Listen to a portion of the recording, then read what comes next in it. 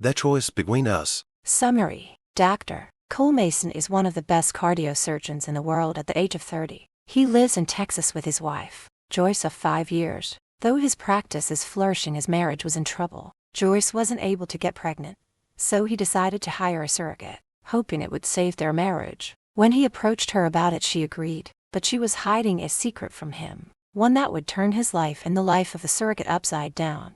Chapter 1. Dr. Cole Mason met his wife, Joyce, in college, and their relationship had its ups and downs. He worked his way up the ladder as the top cardiac surgeon in Texas. He wanted to wait until his career took off before getting married, but Joyce insisted they get married right away, saying she was pregnant. Like a fool, he never questioned it nor asked for proof. It was during their honeymoon that she confessed she had lied. He was angry at first, but after she begged for forgiveness, he caved, forgiving her. In a way, he could understand why she did it. What woman wants to wait years to marry the man she claims to love? 2 years into their marriage, he noticed a big change in her. She wasn't as loving or affectionate, and they started fighting all the time. Their fights were mostly about the hours he worked and how he never took her anywhere. She couldn't understand why he was always working when he could be spending time with her, and she was getting bored being alone all the time. He tried everything he could to make her happy, bought her nice things, and paid for her to go on vacation with her friends when he couldn't take time off work. As time passed, he was the one most people wanted to do the surgery on them or their loved ones. As he was in demand, his career rose and soon became very wealthy, which Joyce was hoping for, and didn't have a problem spending his money. 5 years into their marriage, they drifted further apart. Their sex life ended almost 2 years before that. He threw himself into his work, working long hours, and was hardly ever home, which she didn't seem to mind. At one point he said he wanted to start a family, hoping it would bring them closer together. The response she gave him was a shock. She said she was infertile and could never have or carry a child. He had to find another way to get their marriage on track, but she acted like she didn't want to change anything. At times it felt like all she wanted was his money, and always had an excuse not to have sex, so he gave up. He was in the hospital cafeteria having a coffee and a sandwich when his friend Abe Connor, who was also a doctor, came over and sat her down with him.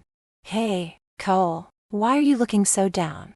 Abe was his best friend since medical school and knew the problems he was having in his marriage. "It's Joyce. We had another fight."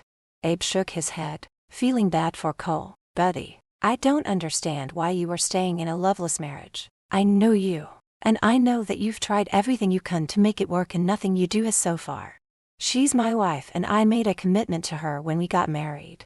So what was the fight about this time? I told her I wanted to have a baby, said it will bring us closer together. Then I find out she's infertile, and that she'd known for years and never bothered to tell me. You could always hire a surrogate." Cole's head snapped up and looked at him. "I never thought of that. I'll run it past Joyce and see what she thinks. It could be a solution to our problem and put us back on track." "Cole, it's none of my business, but do you think it's wise to bring a child into this world when your marriage is a wreck? Having a baby is not the solution. You first have to work on your relationship with Joyce. It's been 5 years and things have only gotten worse. Maybe it's time to give up and find someone that will make you happy. Every nurse in this hospital has the hots for you, and you can have your pick, even if it's just to get laid once in a while. I'm not the type to cheat on my wife."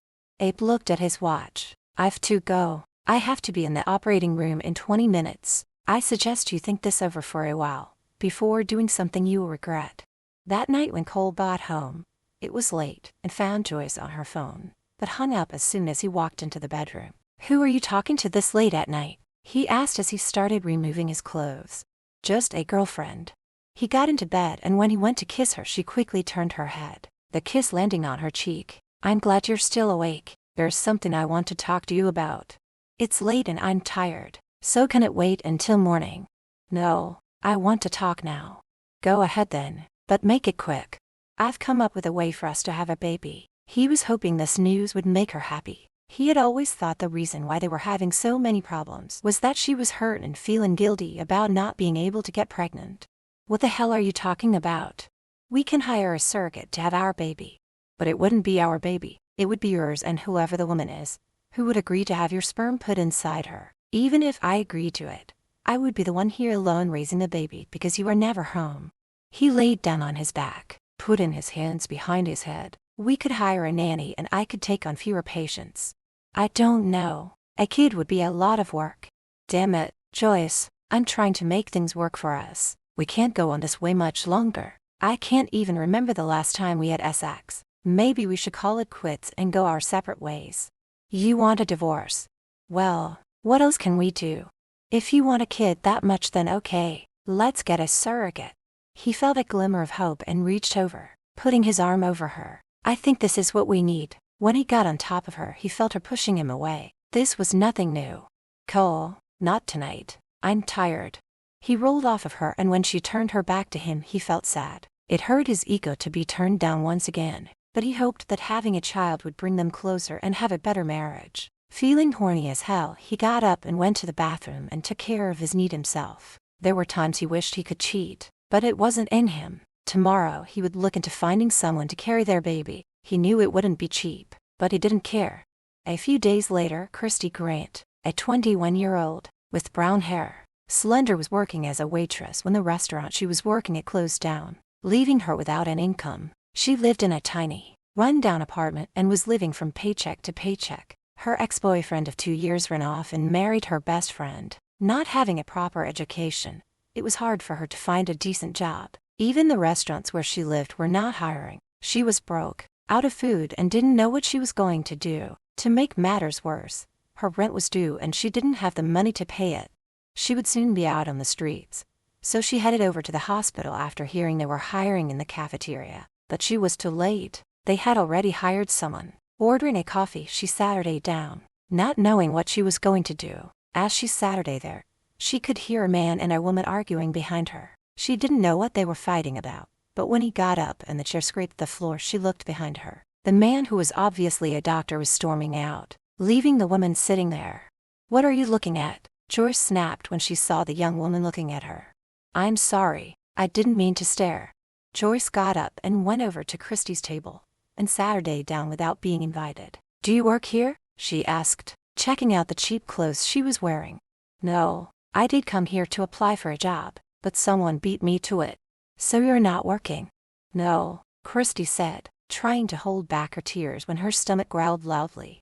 "Do you have a husband or a boyfriend?" "No." "Why are you asking me that? You look like a woman who needs help. Perhaps we can help each other. Let me buy you lunch, and then I'll tell you what I have in mind." Before she could say another word, the woman, whose name she didn't know, got up and went over to the food area and brought back a sandwich and a drink, placing them in front of her. "I figured you were hungry by the way your stomach was growling. Go on, eat while I talk. First, my name is Joyce Mason. My husband is a doctor here, and we have been trying to have a baby, but I'm incapable of giving him a child." "I'm sorry to hear that, but maybe it will still happen." "What's her name?" "Christy Grant." She didn't know what it was about this woman, but she seemed cold, unfeeling, and didn't like the way she was checking her out. "What did you mean when you said we could help each other?"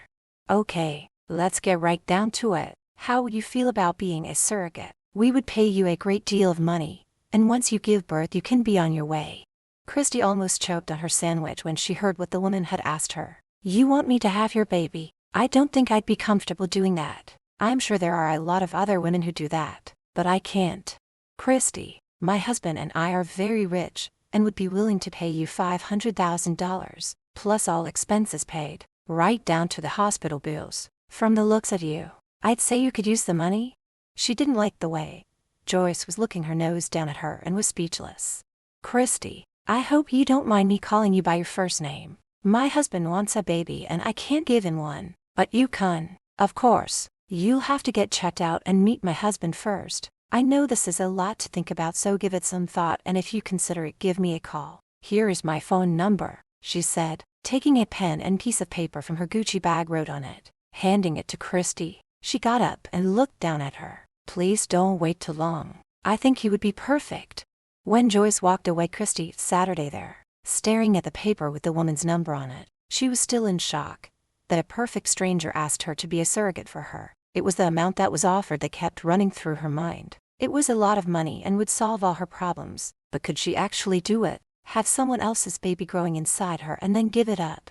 By the time she left the hospital, it was raining and she was soaked by the time she got home. So removing her clothes, she took a hot shower, then changed into her nightgown. With a cup of coffee in her hand, she sat down on the sofa and looked at the paper Joyce had given her. Maybe it was a good idea to take the offer. It would get her on her feet until she found another job. Her landlord would be around soon for the rent, which she didn't have. If only she wasn't estranged from her parents, she could have gone to them for help. But sadly, when she got together with her ex, they hated him and told her if she continued seeing him they would disown her. She, being young and thought she was in love, left their home and moved in with Peter. Everything was good in the beginning, but soon he started doing drugs and was drunk almost every night and couldn't hold down a job. Then one day she came home from her shift at the restaurant. She found a note from him saying he and her friend Helen went off to get married. She should have known there was something going on between them, but she ignored all the signs. Helen was always there with Peter when she got home from the late shift, both looking flush. When she asked him if something was going on between them, he denied it, saying he only wanted her. Like a fool, she believed him, but in a way she was glad he was gone. Since his drinking and drug use was getting out of hand, it was then that she realized she was never in love with him. For 2 days she kept looking at the number Joyce gave her, and made a decision to call her and say she would do it. Picking up the phone, she dialed the number, and after several rings, someone finally answered it. It was Joyce. "Mrs. Mason, I've come to a decision." Chapter 2. After Joyce left Christy, she headed to her husband's office and barged right in. As usual, she found him with his head buried deep into some files. He looked up when she entered, checking out what she was wearing. He had to give her credit. She always dressed up no matter where she was going. Not a hair was out of place, and her makeup looked like it was applied by a professional. "Joyce, I'm a little busy here." She went over and sat on the edge of his desk, crossing one leg over the other. "You're always busy. What do you want? Have you started looking for a surrogate yet?" "No. Why?" "I have found the perfect girl to be our surrogate," she said, smiling at him. "She is 21, single, and is looking for a job. Poor thing came here looking for a job in the cafeteria, but they already hired someone." He sat her back in his chair and looked at her. "What else do you know about her?" "Nothing, but who cares? She's desperate for money and looks healthy and can carry a baby for us. What else is there to know?" He could feel the anger building up inside him. "There are a lot of things to know. Like, does she have a criminal or any mental issues? You have no idea who she is or if she's dangerous. You and I haven't even discussed the details about using a surrogate." "Oh, Cole, I will let you handle all of that." He got up and, going over to the coffee machine, poured himself a coffee. He would have offered her one, but she had always declined in the past. "We can't just hire someone off the street. It has to be done right, through the proper channel." "Oh, why are you always like this?" "What is that supposed to mean?" "Just that you always have to make a big deal out of everything. Like when we were doing some changes around the house, you had to check out the workers, go over the contracts, and it takes you forever to pick someone. That's because if I left it to you, you would pick the first one and never gives it a second thought as to whether they are any good or what it would cost. Money does not grow on trees, and I work really hard for what I make." "You're such a cheapskate." "Cheapskate? The way I let you spend money, I would hardly call me that. Maybe if you had ever worked a day in your life, you might appreciate it more." She got to her feet and looked at him in anger. "Look, it was you that wanted a kid, so I'm trying to give you what you want. I'm not even sure if she will do it. I told her to think about it and give me a call. You could at least meet with her if she accepts my offer, and I think she will. You should have seen the look on her face when I told her we'd pay $500,000. He almost choked on his coffee when he heard that. "Are you out of your mind? Hiring a surrogate isn't cheap."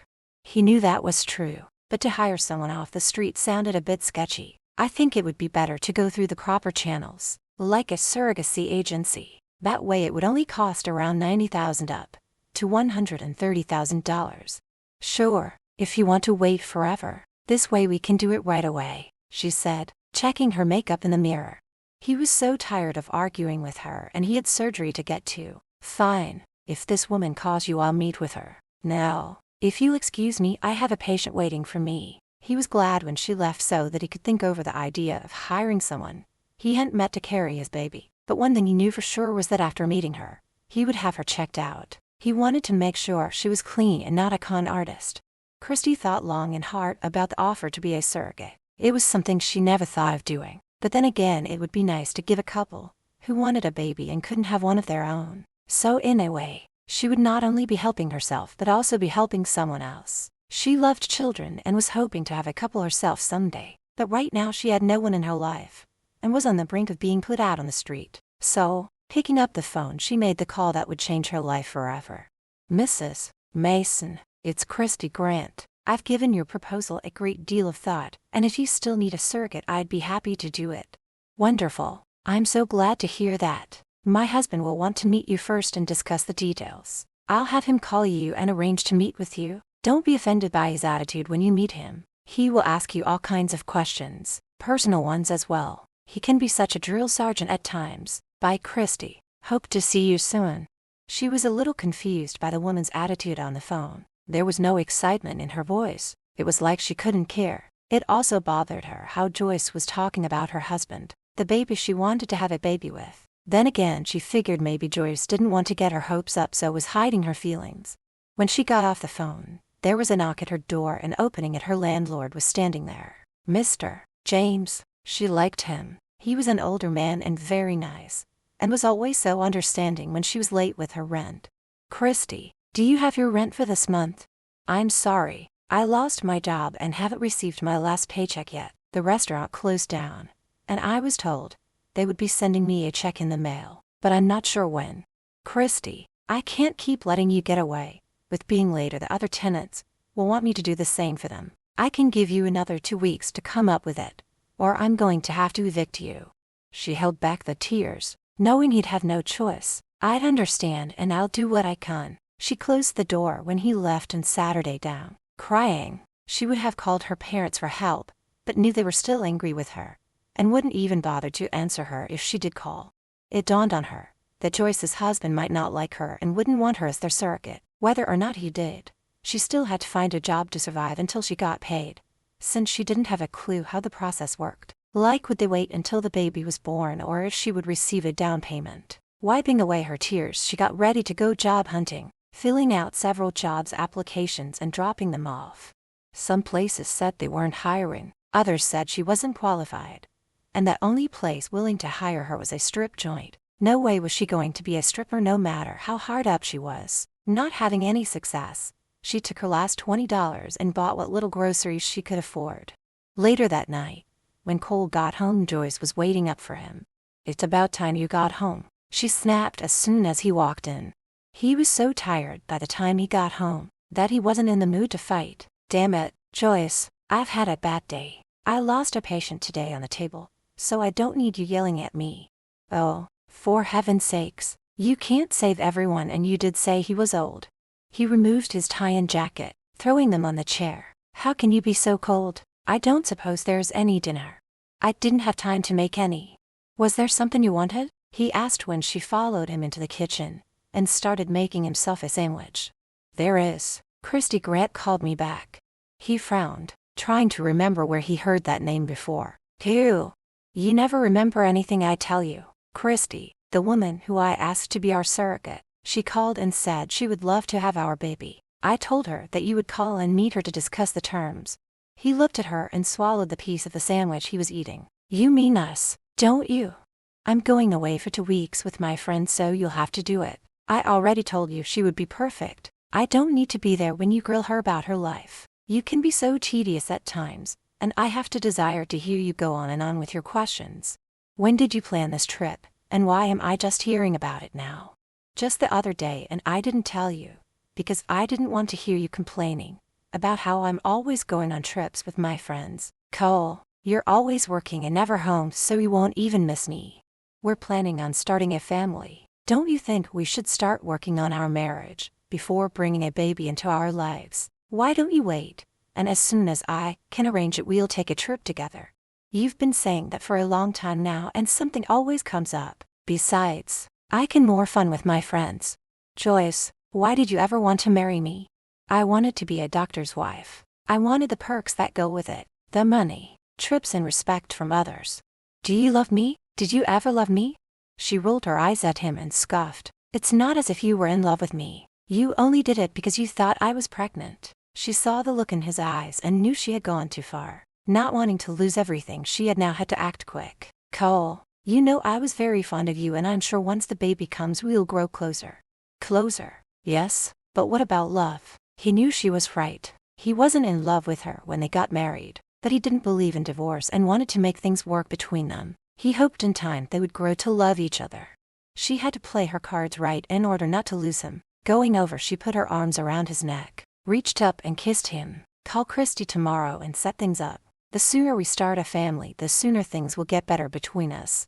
He kissed her back, feeling his member getting hard. It had been so long since they had sex and he was in desperate need of some. But then he felt her hands on his chest as she pushed him away. I'm sorry, Cole, but I'm on my period. Of course you are, he said, moving away from her. In the back of his mind, he was thinking she was lying to him. It wouldn't be the first time. Answer me something. When was the last time we had sex? I don't know. A while, I guess. A while. It's been over a year now. Every time I try, you push me away with one excuse after another. What do you want from me? You're never home. And when you are, you're always so tired or going over your patient's charts. If you're that horny, use your hand to relieve yourself, as I do with one of my toys. It's not the same as physical contact. Damn it, I'm a man and I need to feel a woman's touch, her lips, her body, and to be inside her. She chuckled. Funny. You said a woman's touch, not your wife's touch. So my dear husband, why don't you go fouquet someone else? I have never cheated on you, nor will I ever. That's not the kind of man I am. I need a stiff drink, he said, walking past her into the living room. Going over to the liquor cabinet, he poured himself some whiskey. He was beginning to think that having a baby with Joyce was a mistake. If you're going to sit here drinking, I'm going to bed. I have an early flight tomorrow, so call me when you've had a chance to talk to Christy.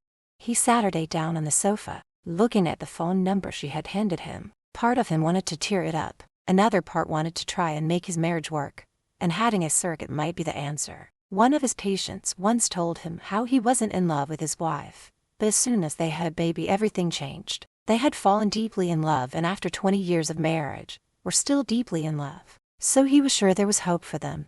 Yes, he would take a leap of faith and call this woman and find out if she was suited to carry his baby. He was also curious as to what kind of woman would carry another couple's baby for them, and if she was doing it for the money.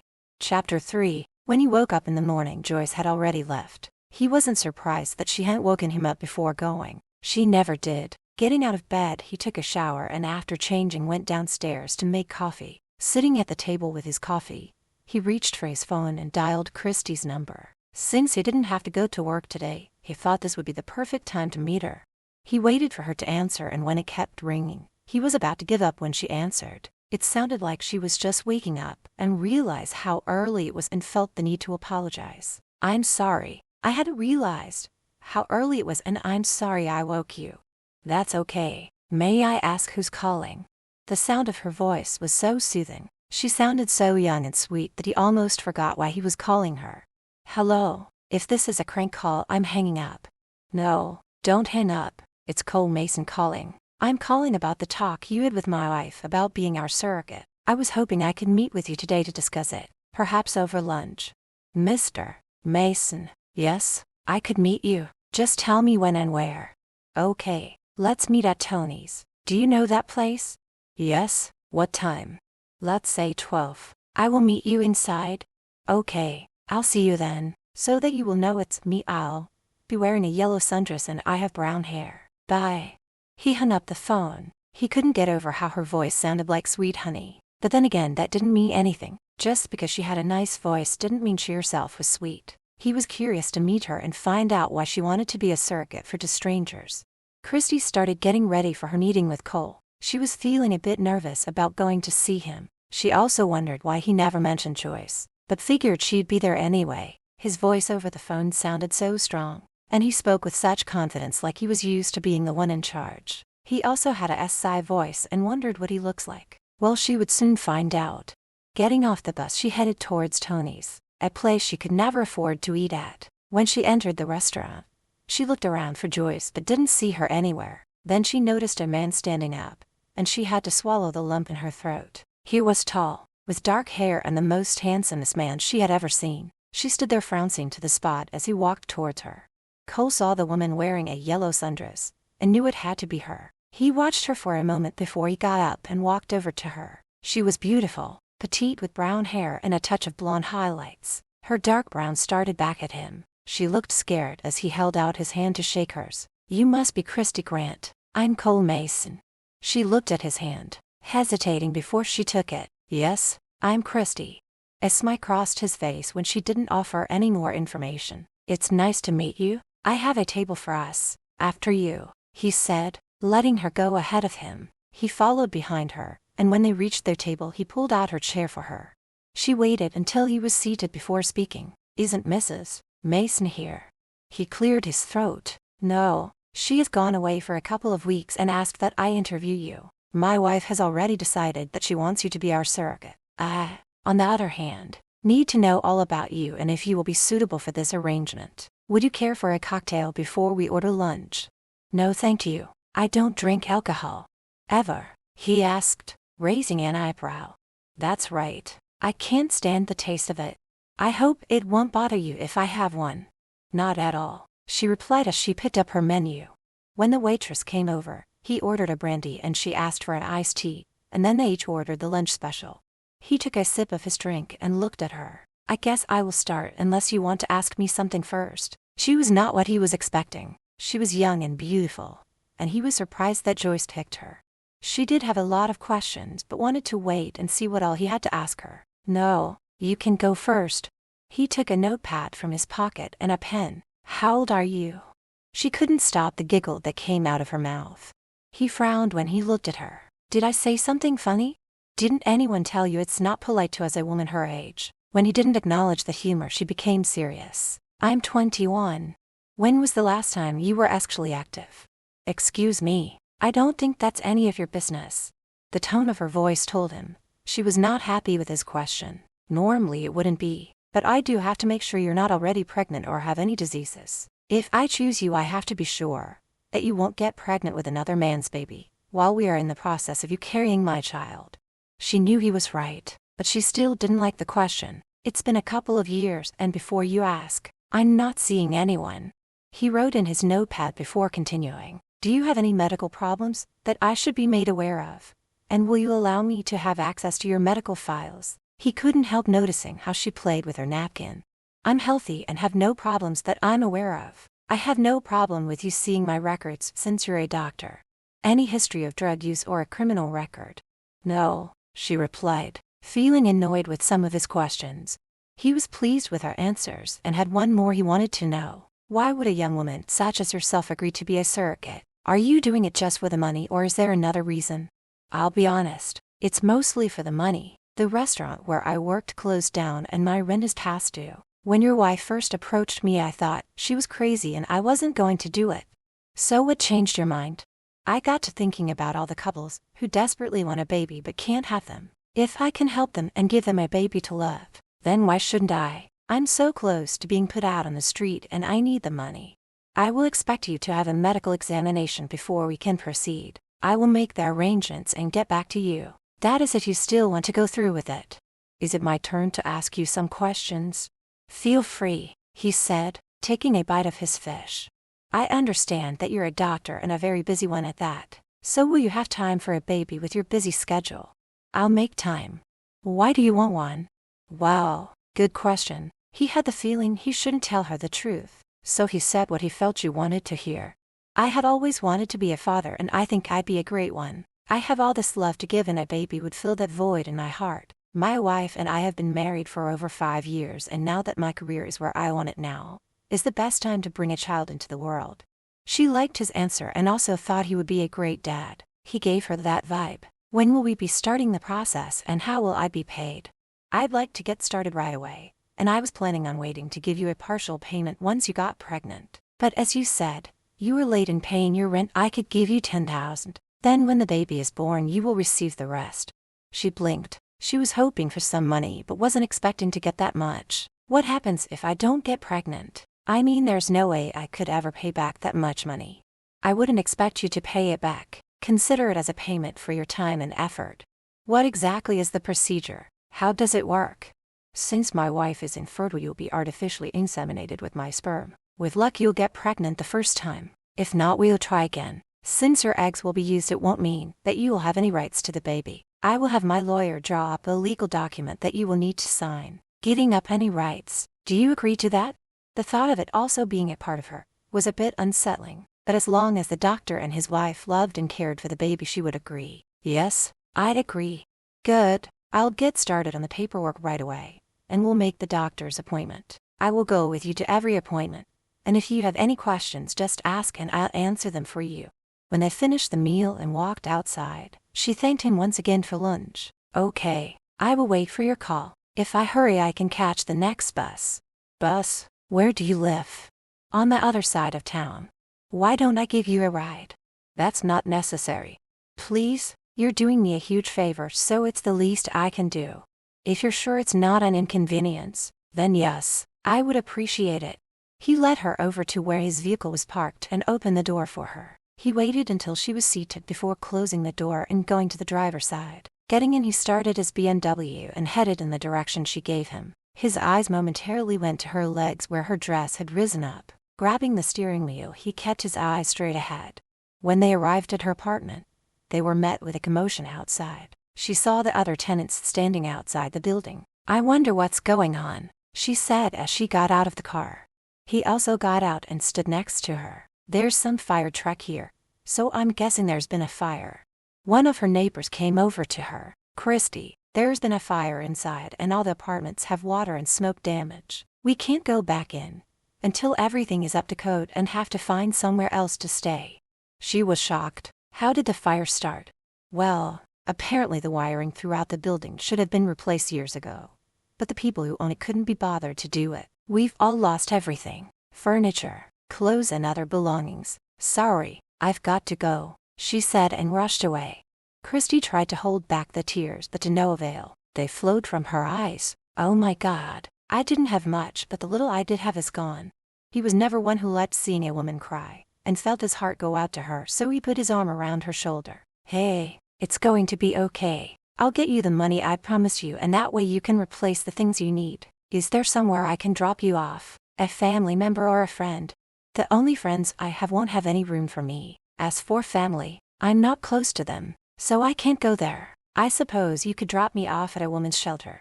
He couldn't bear the thoughts of her going to one of those places, and she had no clothes since they got destroyed in the fire. "I think you should come home with me until you can make other arrangements." "I can't." "Why not?"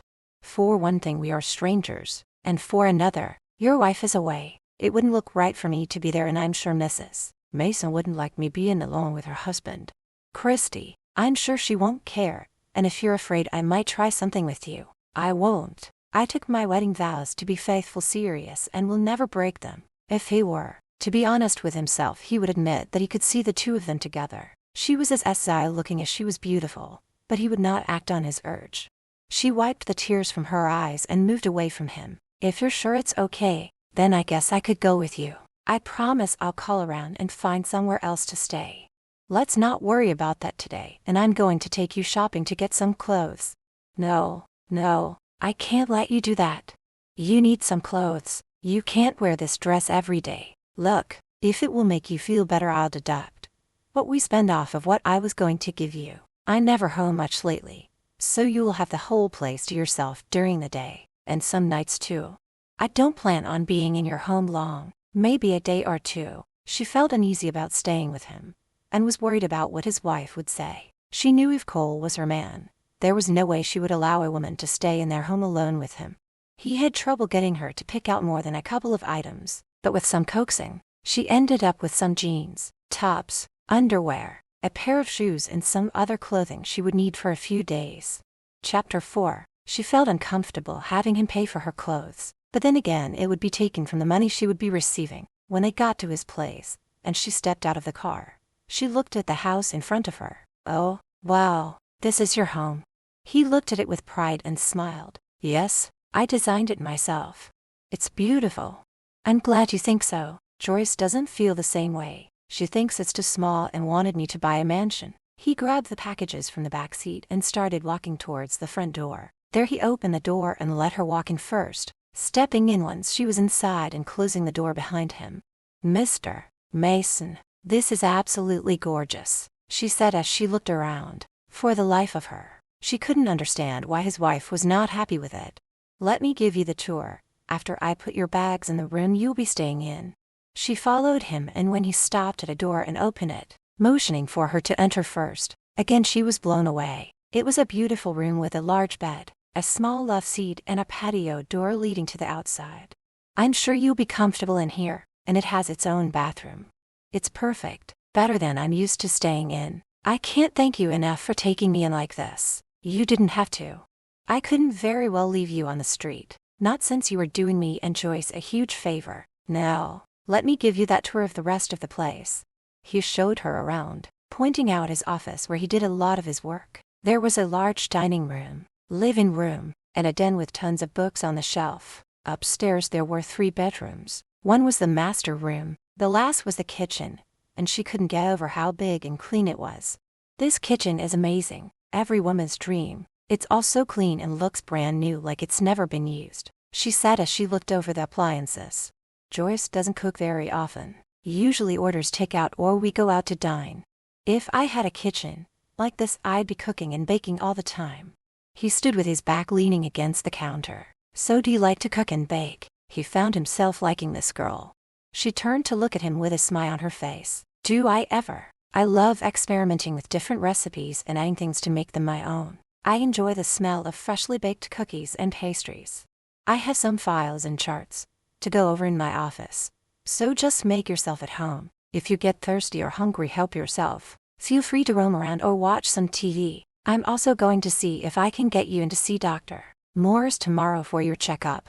"Thank you, and I should put my clothes away before they get wrinkled." When he was gone, she went to the bedroom she would be staying in and took her new wardrobe out of the bags and placed them in the closet and drawers.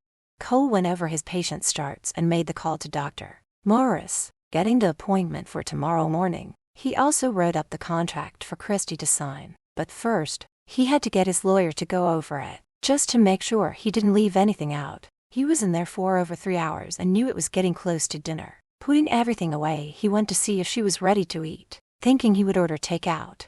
As he got closer to the kitchen, he could smell food cooking, and it smelled delicious. Walking in, he found her at the stove. Music was playing in the background. She turned her head when she heard his footsteps. "Mr. Mason, I hope you don't mind that I went ahead and started making dinner for us." "No, of course not, but you didn't have to."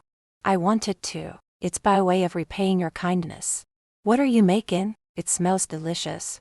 "It's nothing special, just a creamy tomato and spinach pasta. I also made garlic bread with melted cheese on top, and for dessert a peach cake."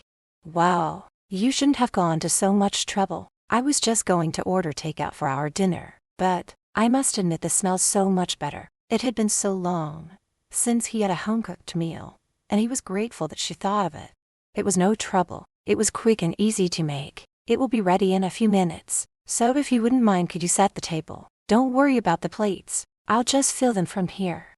His stomach growled from the pleasant aroma that drifted through the kitchen. He couldn't wait to taste the food. After setting the table, he sat there watching her as she dished the food onto their plates. He gave her a warm smile when she put his plate in front of him. "Thanks, I can't wait to try it." "I'll just get the garlic bread from the oven," she said, and went back over to the stove. He quickly turned his head when she bent over, but not before he got a look at her bum. She had a nice one and he got a little turned on, but he was married and wouldn't allow himself to have those feelings about another woman. She placed the bread on a plate and went over and sat her down. "I hope you enjoy it." She watched as he took his first bite of the pasta and felt joy when he closed his eyes and a small moan escaped his mouth. "Oh, this is the best thing I've tasted in a long time," he said, looking over at her. "You really are an amazing cook. Instead of being a waitress, you should have been the cook. Where I was working, they wouldn't let women cook, said that we should only be serving the food." "I am so happy that you like it. Do you like being a doctor?" "Yes, it had always been my dream since I was a young kid. When I was around 6, my parents bought me one of those doctor's kits. I would pretend I was a doctor and went around checking everyone out. It drove them nuts at times, but that was when they knew what I was going to end up being." "Your parents must be so proud of you." "My mother is, but my father died when I was 16 from heart complications. That was when I decided to become a cardiac surgeon." He looked so sad when he mentioned his father and she felt bad for bringing it up. "I'm so sorry, and I can see how much you loved him. Would I be crossing the line by asking about your mother? Not at all. She remarried a few years ago and is living in France with her husband, Stephen. I'm happy for her. She found love and that's what matters. Well, I'm sure she's proud of you, dedicating your life to save people. Yes, she is, but sadly I can't save them all. He didn't know why he was opening up to her. She was still a stranger, but here he was, about to tell her what was weighing on his mind. I recently lost a patient on the operating table. I did everything I could to save him, but nothing worked. I'm so sorry. I can't imagine how you must be feeling. It must be so hard to get to know someone and then lose them. My heart breaks for you when you have to confront the family. It's so sad.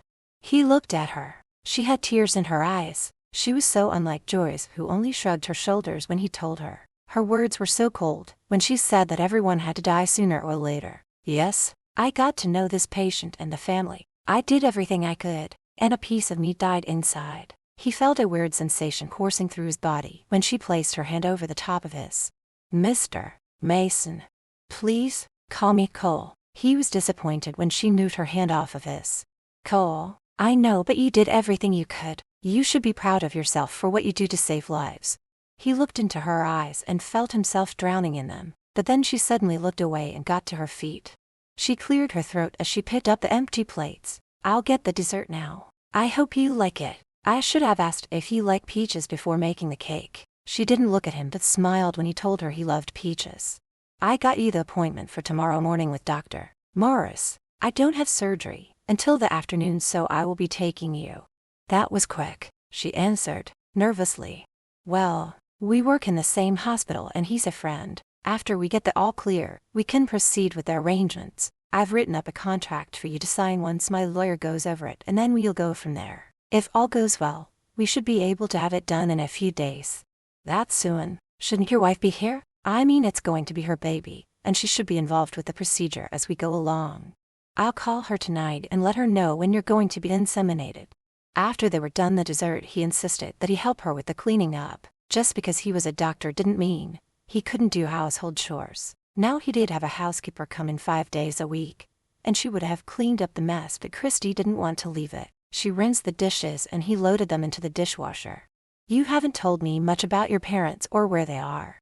I hadn't seen or talked to them in years. Why? He asked, then apologized for being nosy. I'm sorry. It's none of my business, and you don't have to answer that if you don't want to. Since I'm your surrogate, I suppose you have the right to know about my background. My mother and father are very religious and have high morals. When I started dating my ex, they hated him and ordered me to break off. When I didn't and moved in with him, they disowned me. If they knew what I am doing now, they would say the devil has entered my body and taken over. That's terrible, and I don't understand how any parent could disown their child, no matter what she or he does. She started wiping down the counter, not looking at him. They were right about him. He was no good. At first, he was so loving, but after I moved in he changed. He started drinking and doing drugs. Couldn't hold down a job longer than a week or two. But you did the smart thing by leaving him. I thought my love could change him, but it got worse. I found him in bed with who I thought was my friend. Now they're married and I haven't seen either one of them since. He was a jerk to leave someone as sweet as you, but you are better off without him, and will someday find a man that will love and treat you the way you deserve to be treated. One who will be faithful. She looked at him and smiled. Maybe, but right now I'm not looking for anyone. It's kind of hard trusting anyone after being betrayed. He felt the same way. I know, it would be hard. I was raised right by my parents to believe that marriage was a sacred commitment. No matter how bad things get, you should always do everything in your power to make it work. Lord knows he was trying with Joyce. Your wife is lucky to have you. He cleared his throat. If only she knew that the marriage was on the rocks, she wouldn't agree to be their surrogate, and he wanted her to be the one. And hopefully once the baby arrived, Joyce would change and they could make their marriage work. Is everything okay? She asked when he turned quiet. Yeah, I just have some things on my mind. I know it's early, but I think I'll head up to bed now. So feel free to do whatever you want. Watch TV, or if you like reading, there are plenty of books in the den. Thanks. I think I will go and check out the books. Good night, and I guess I'll see you in the morning. Oh, what time is my appointment? 10 o'clock. Night. Christy. After he left the room, she went to her bedroom. took a shower and put on the new nightgown he had bought for her. Then she went to the den and picked out the books to take with her. Feeling thirsty, she went to the kitchen to get a drink and found Cole there, and he was shirtless. Her heart skipped a beat when she noticed what a great body he had. He turned around when he heard her enter. His eyes moved up and down her body. "Oh, I was just coming to get a drink to take to my room," she said, hugging the books to her chest. She had to control her breathing when she noticed the way he was looking at her before he turned his back to her. "Yeah, same here. I was just leaving, so help yourself to whatever you want." He couldn't believe how he was staring at her, imagining her naked under the nightgown she was wearing. He walked past her and said goodnight once again. He cursed himself for having those thoughts about her. He was, after all, a married man, and shouldn't be thinking about another woman other than his wife. But damn, he can't remember the last time he saw Joyce naked or the last time they were intimate with each other. Chapter 5. He reached his bedroom and picked up his phone. He then dialed Joyce's number and Saturday on the bed. It wasn't late, so he knew she'd still be up, but whether she answered or not was a good question. It did surprise him when she answered on the fourth ring. "Cole, why are you calling me?" "I'm calling to let you know I've met with Miss Grant and agree with you. She will be perfect. She has an appointment with the doctor tomorrow, and if everything goes okay, we'll start the procedure right away." "Good, but why bother me about it when I'm on my holiday?" "Well, you should be here seeing that you're going to be the mother." "Oh, for crying out loud. I'm not coming back now. It's not me that's getting inseminate, so there's no need for me to be there. I'll be back in a couple of weeks. Bye, Cole." All he could do was shake his head as he hung up. She should want to be a part of the process, he thought to himself. He was beginning to think that maybe this was all a big mistake. Then he got to thinking that once Christy was carrying their baby, she would get excited and become more involved. The next morning when he went downstairs, Christy was busy making them breakfast. He felt a little guilty that she was doing it, but when he saw how happy she looked, he kept quiet. She turned her head in his direction and smiled. "I've made French toast and scrambled eggs. I have your coffee ready. It's on the table. I wasn't sure how you liked your eggs, but I figured I'd take the chance and make them anyways." He sat her down, picked up his coffee and took a drink. "Scrambled eggs are fine, and I do like French toast." He started thinking what a great wife she would make for some lucky guy. She had such a beautiful smile, but what was more beautiful than her smile was her personality. After they ate, he wouldn't let her do the washing up. Said that the housekeeper was coming and would take care of it. The only reason she didn't do it was because they had to leave for her appointment. When they got to the hospital, Dr. Morris took her in right away while Cole waited in the waiting room. He was getting some strange looks from the receptionist who knew him and Joyce. She was probably curious as to why he was here with another woman, but it wasn't any of her business. So he sat her down and tried to ignore the stares coming his way. Half an hour later, he was told he could go in back now that the examination was over. Christy was sitting across from Dr. Morris when he walked in. "So how did it go?" "Cole, this young lady is in perfect health and won't have any problem conceiving. I won't get the blood test results until tomorrow, but I don't see any problems. The best time to do the procedure will be within the next 48 hours. Shaking Dr. Morris's hand, he thanked him and walked with Christy out of the building into his car, opening the door for her. Getting in behind the wheel, he turned to her. "I can get us in tomorrow if you still want to go through with it." "I said I would, and I never go back on my word," she replied with confidence, but inside she was nervous as hell. "Okay, I'll arrange it and have the contract ready for you to sign, along with the advance I promised you. That way you can start looking for a place to live." The truth was he didn't want her to leave. He liked having her around. "What happens if I don't get pregnant the first time?" "Then we'll wait and try again. I've heard that it can take several tries." He dropped her off at his place, saying he would be home late and would have the papers for her to sign. Back at the hospital, he made the call and was able to get her in the next day. Since he was a doctor, he had connections. Otherwise, they might have had to wait weeks, maybe even months to get in. So he cleared his appointments for that day, and also called his lawyer to send the papers over for Christy to sign. When he dropped her off at home, his housekeeper was there, so she introduced herself, saying she was a guest of the Masons. She never mentioned why she was really here, knowing that they probably wanted to keep it a secret for now. "I'm so sorry for leaving the dishes, but I was running late for an appointment." "That's okay, miss. That's what I'm here for." "And how long will you be staying, if you don't mind me asking?" Christy liked June right from the start. "Not long. Only until I find a small apartment. If you know of one, please let me know. I don't want to be an inconvenience to Mr. and Mrs. Mason. Oh, dear, apartments around here are very expensive. But if I hear of something, I'll definitely let you know. Since I'm here, can I make you some lunch? I would do it for Mrs. Mason whenever she's home. No, thank you. I'm not hungry, so I think I'll take the newspaper to my room and start looking for a place. After talking for a few minutes, she went to her bedroom and opened the paper to the rentals. June was right. Every rental was at the high end, and she might have to look for a place in a different area. It was late when Cole arrived home. He had emergency surgery to perform at the last minute. As soon as he walked in, she was there to greet him, helping him off with his jacket.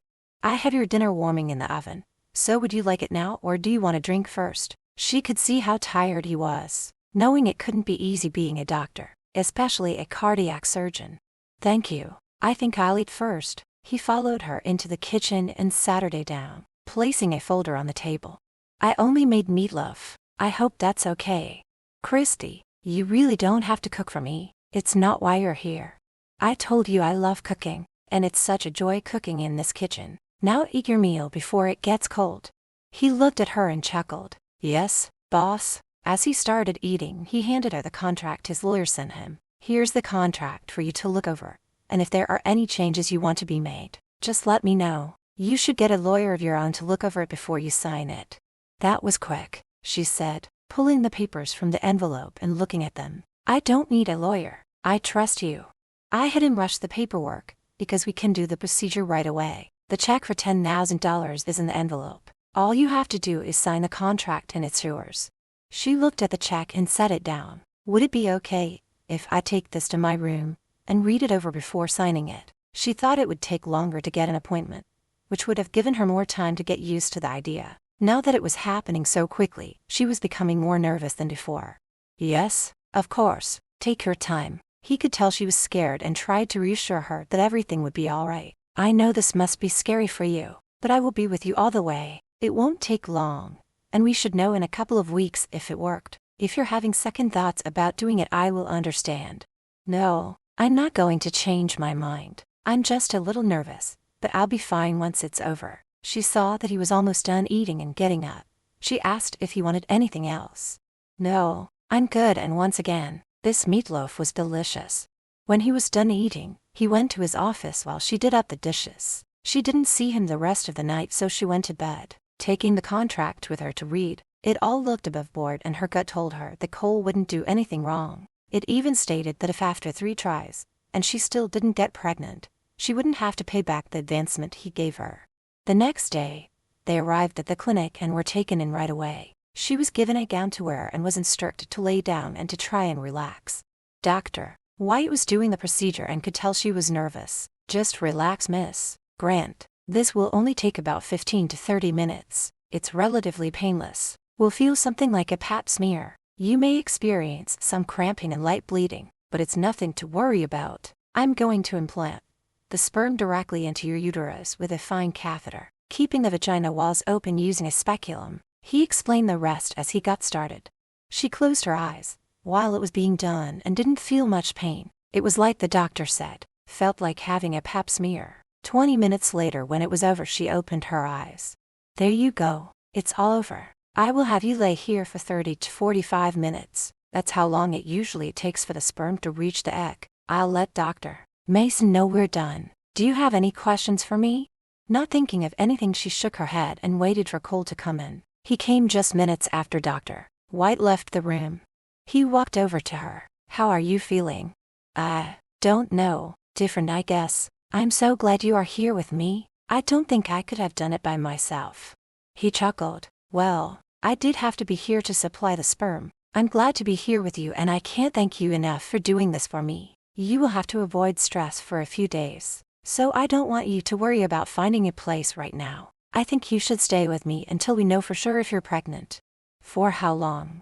We should know in a couple of weeks if the procedure worked. Then we'll go from there. I know you probably want to get your own place, but I don't want you to stress. So a couple of weeks won't hurt, will it?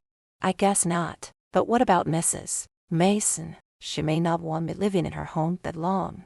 I'll talk to her. I'm sure she won't mind. Without thinking, he reached over and moved a strand of hair that had fallen over her face. His eyes locked with hers for a brief moment, and he moved his hand away from her hair. "I don't want to cause any problems between you and your wife." "You won't," he replied, thinking how sweet she was, being concerned about him and Joyce. "As soon as the time is up, I'll take you home and you can rest. I don't want you getting up to cook. Tonight I will pick up some takeout for our dinner." Looking into his eyes for those few seconds, she felt something but wasn't sure what it was. The way he was looking at her, she had the feeling he wanted to kiss her, but she knew that wasn't the case. After all, he was married and wanted a baby with his wife. So she pushed those thoughts away, and the one where she was wanting him to kiss her. There was no way in hell that she was going to come between a husband and wife, no matter how she felt. But there was no denying that she was attracted to him. 45 minutes later, they were on their way home.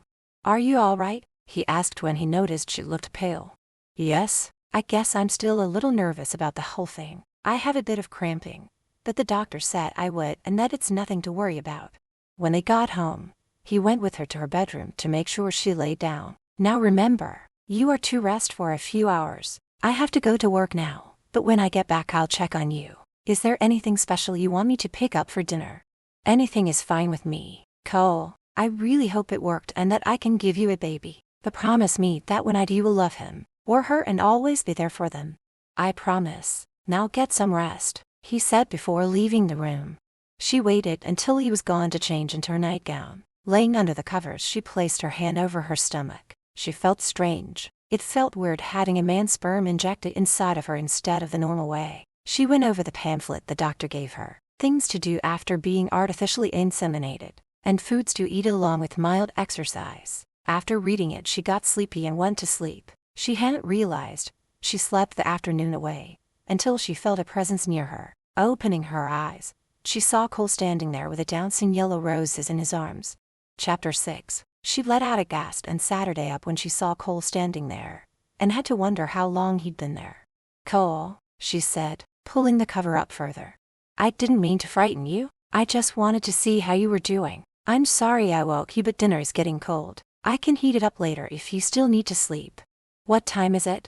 "After 6, he replied. When he saw her looking at the flowers, he smiled. "I stopped on the way home to get these for you. It's to say thank you for what you went through today. For me, I'll put them in some water. I can't believe I've slept the whole afternoon. The flowers are beautiful. Thank you. Just give me a few minutes to get dressed and I'll be right out. I'm so hungry right now." "Okay, I'll go heat up our dinner." When he was, she got up and threw on her jeans and top. She still couldn't believe that she had slept so long, and she was still tired. Going to the kitchen, she saw Cole dishing out the food onto plates. "Chinese, good choice," she said as she sat her down. "I'm glad, and I wasn't sure what you liked, so I got everything I could think of." He placed her plate in front of her and sat her down with his. "I'm sorry about coming into your room, but when I knocked and didn't get an answer, I got worried. I want you to know that I won't make a habit of going in there." "It's okay. This is your home after all. Thanks again for the flowers, and I'll take them to my room when I go to bed." "You're welcome. I was going to watch a movie later and was wondering if you'd like to join me. I'll even make us some popcorn." She was so touched by his offer. "I'd like that. But what movie were you planning on watching?" "Braveheart, with Mel Gibson." "Oh, I love those types of movies." He looked at her with admiration. Most women he knew only liked steamy romance movies. "We have that in common. I even like the old black and white movies."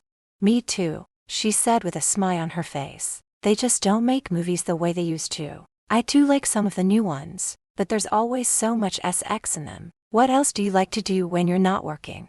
"Well, I do go bowling with a friend every now and then. I enjoy it. I also like going to art museums and cruising the outdoor flea markets." "What about you?"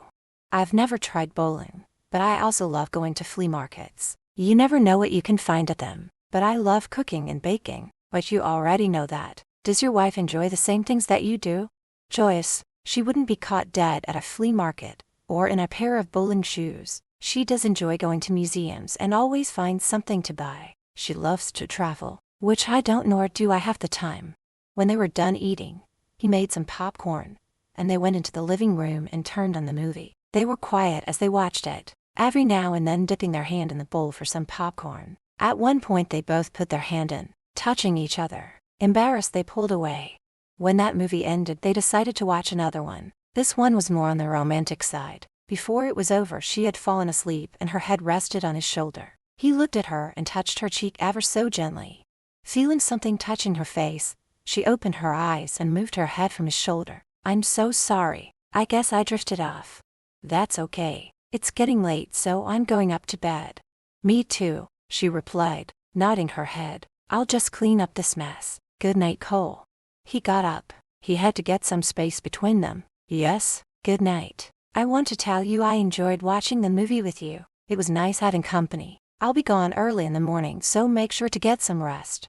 When he was gone, she picked up the empty bowl and the 2 glasses and took them into the kitchen. She enjoyed her evening with him also, maybe a little too much. It was then that she realized it wouldn't be wise to stay living here. So tomorrow she would search the papers again and look for a cheap apartment. The next day he got up early and left for work. He had a patient's chart to look over before the operation. His friend, Abe, walked into his office and sat her down in the chair across from Cole. "So how did it go at the clinic yesterday?" "It went well. Now we just have to wait and see if it took. We should know in a couple of weeks." "So will she call you or do you have to call her?" "She is actually staying at my place for now. Before you ask why, I'll tell you. There was a fire in her apartment building, and it's been shut down and she needed a place to stay. She had no friends or relatives to go to and no money for a hotel. So I suggested she stay at my place until she can find another apartment." "Damn, I can't see Joyce going along with that." "She doesn't know yet, and I hope by the time she gets back from her vacation, Christy will have moved into her own place." "So what is she like?" He couldn't stop the small smile that crept upon his face. "She's 21, petite with brown hair and brown eyes. She's so sweet, has a great smile and a personality." Abe sat her back in his chair and stared at Cole. "You really like her, don't you?" "Well, yeah, as I said, she's really nice." "No, I mean you really like her, more than you should." Cole looked back at Abe. "If you are insinuating that there is something going on between us, I can assure you that there isn't. I know you, and I know you would never cheat on your wife. But just now when you talked about Christy, you had the starstruck look on your face. Just be careful, my friend. I would hate to see this young lady take advantage of you." "She wouldn't do that. As much as I would like to sit here and talk to you, I really have to get ready to operate on my patient." Abe stood up. "I'd really like to meet her." "Why do you want to meet her?" "As you know, I'm a very good judge of character, and once I meet her I'll know if she's on the up and up, or if she's up to something." "Maybe later. I'll see you later." For the next few days, he left for work early and came home late. In the meantime, she had checked the newspaper for apartments and found two that she wanted to go look at. On the 5th day, he came home early and Christy was waiting for him. "Cole, do you have a few minutes to talk?" "Yes. Do you want to go into the living room?" "We could talk in the kitchen. I've already had dinner, but I made a plate for you, in case you hadn't eaten before coming home." "No, I haven't eaten, and thank you for thinking of me," he said as he followed her into the kitchen and sat her down. She took food out of the warmer and placed it in front of him and sat her down. "So what did you want to talk to me about?" "I found a couple of apartments that is affordable and I'd like to go look at them. I was just wondering if you would like to go with me, but if you're too busy I can do it on my own." "I don't have to go to work tomorrow, so I could go with you then. Are they close by?" "The one is close, but the other one is about an hour's drive from here. They're both bachelor apartments, so they will be quite small, but I figure it would be good enough until later, when I find a job and can afford to get something bigger. If this surrogate thing works out, you'll have plenty of money to live in a nice place." "That's true, but it won't last forever, so I will need to find a job. So how has work been going?" He looked up at her. He was surprised that she asked him how his day was, because Joyce never wanted to know or cared to know. "It was a good day. I operated on a woman in her 50s, and it was a success." "That's wonderful. You should be so proud of yourself for the work you do. To save someone's life must make you feel so good." "It's the best feeling in the world. I guess I'll go to my room now, so tomorrow morning after breakfast, we can go look at the apartments." "Sounds good." The next morning, she made them breakfast and when they were done, they headed out in his car to the first apartment. As soon as they walked into the apartment that was closest to where he lived, he shook his head. "No way, This place is a dump. She looked around and then turned to look at him. It's not that bad. Not that bad, he said, raising his voice as he looked around in disgust. Christy, this place is infested with cockroaches. I don't see any cockroaches. No, take a look at this, he said, and going over to the cupboard under the sink he opened it. I saw one crawling in. She let out a gasp and stepped back. Gross, I hate cockroaches. He took a hold of her arm and they walked out of the apartment. They were both creeped out after seeing the bugs, so then they drove to the other apartment. That was just a little over an hour away from where he lived. But the other place did not have bugs. It was so run down that there was no way he was going to let the woman, who would be carrying his baby, live in a place like that.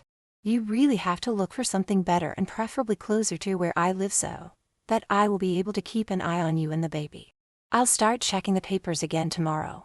A thought crossed his mind. Since he didn't have to work today, and he knew that there was a flea market going on, he turned to her and smiled. Would you like to go to a flea market with me?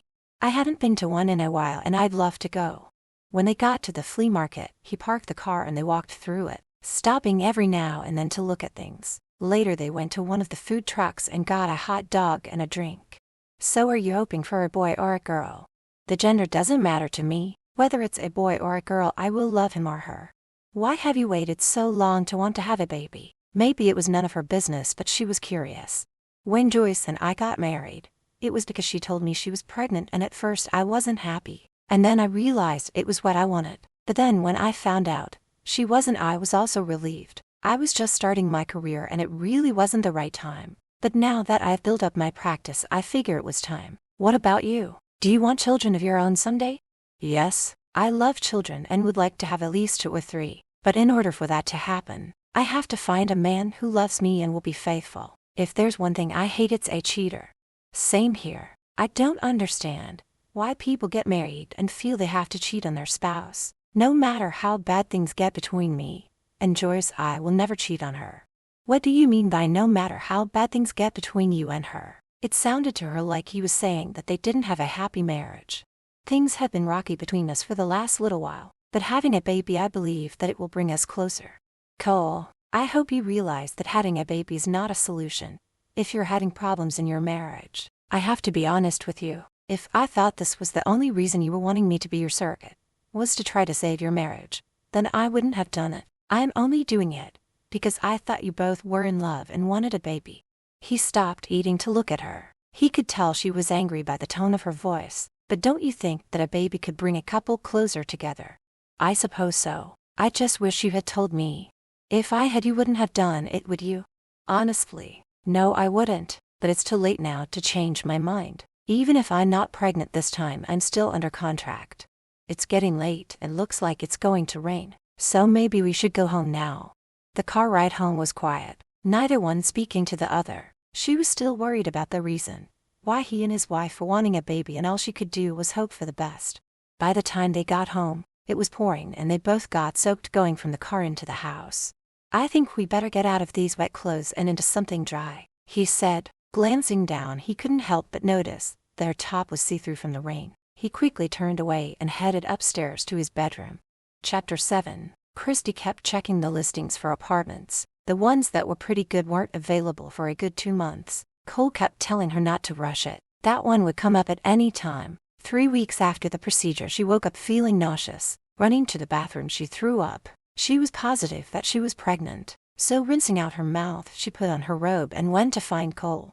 He was in his office when he heard the knock on the door. Come in, he said, putting down the file he was going through. He looked at the nightgown she was wearing. It wasn't like her to leave her room wearing it. Is anything wrong? He asked, noticing how pale she looked. She studied his face to see his reaction. I think I'm pregnant. When she saw his face light up, she knew he was happy with the news. He got to his feet and walked over to her, placing his hands on her shoulders. Are you sure? I didn't have a test to take, but I threw up and my breasts feel tender. But I'm pretty sure I am. So now what? She could feel the heat from his hands on her shoulders, sending a tingling feeling coursing through her body.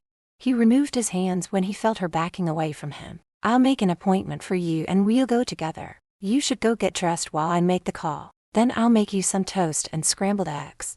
She nodded her head and left his office. He was humming to himself while he scrambled the eggs. He was excited about becoming a father. When she walked in, he smiled at her. "After you've eaten, we'll go, Doctor. Morris was kind enough to feed you in." When he placed the eggs in front of her, she started to gag, pushing the plate away. "Oh, God, they're making me sick." He quickly removed them, tossing them into the garbage. "I'm sorry. I wasn't thinking. I've heard that some pregnant women can't stand the smell or taste of them, but you should be able to keep down some toast." "Cole, we don't know for sure if I'm pregnant." "We'll soon find out," he said as he poured her some juice to go along with her toast. When they got to Dr. Morris's office, she was taken in, and he went in back and waited in the office while she was being examined. It wasn't long before she and the doctor came into the office. They were laughing as they walked in and sat her down. "Are you going to keep me in suspense?" he asked, looking at both of them. Dr. Morris looked at him and smiled. "Congratulations, Cole. You're going to be a father. Everything looks good, but there is one thing I'm a little concerned about." "What's wrong?" Cole asked, praying that it wasn't serious. "Christy's blood pressure is a little high, but with the proper rest and no stress, she should be okay." He looked at Christy then. "You're lucky that the father is a doctor, and he will be able to keep an eye on it. Now, get plenty of rest and I'll see you in a few weeks. If there are any problems, I want you to come in right away." Getting up, he shook Cole's hand and gave her a smile. When she stood up, so did Cole, and in his excitement, he put the palms of his hands on each side of her cheeks. Pulling her close, he kissed her but pulled away when he realized what he had done. "Christy, I'm so sorry. I don't know what possessed me to do that. Please forgive me and it will never happen again." Her face had turned red and she looked away from him. "That's okay. You were just happy to hear that you're going to be a father." It did shake her up when he kissed her. It wasn't just a peck. It was a warm and deep kiss. She felt something when he kissed her. A warm feeling shot through her and her heart started racing like mad. "Thanks for understanding. I should get you home now." As they were driving, he glanced over at her. "I was thinking about what Dr. Morris said about your blood pressure." She looked back at him, suddenly feeling worried. Is it serious having high blood pressure during a pregnancy?" "It can be. During pregnancy, it can pose a variety of risks." She got scared and her voice cracked when she spoke. "Like what?" "It could include decreased blood flow to the placenta. If the placenta doesn't get enough blood, the baby might receive less oxygen and fewer nutrients. It could lead to slow growth, low birth weight, or premature birth. There could be other risks." He stopped talking and looked over at her when he heard her gasp. "Christy, I'm not saying that will happen or that anything else will, but we do have to keep checking it. What can I do to keep my blood pressure down?" "You have to avoid stress and I will keep an eye on it, so please don't worry. I've been thinking that maybe you should stay at my place until after the baby is born. It would make it easier for me to check your blood pressure constantly." "I can't stay at your home. I'm sure your wife wouldn't like it. Once I explain everything, I'm sure she'll agree to it. You need to get plenty of rest and the right foods to eat." "I won't agree to stay until you call Mrs. Mason and ask her if it's okay. I thought she would have been home by now. She left me a text a few days ago and said she was staying for a few more weeks. I will call her tonight and talk to her about it. Now I don't want you to worry. Just let me take care of everything." She leaned back in her seat and her hand automatically went over her stomach. Even though she wasn't going to be in its life, she still felt a motherly connection to the baby, so she would do whatever she had to in order to make sure the baby was born healthy. Back at home, he went inside with her and said she should lay down and get some rest. He was going to talk to his housekeeper about keeping an eye on her when he was at work. "I'll have June bring you some lunch, then I have to go to work."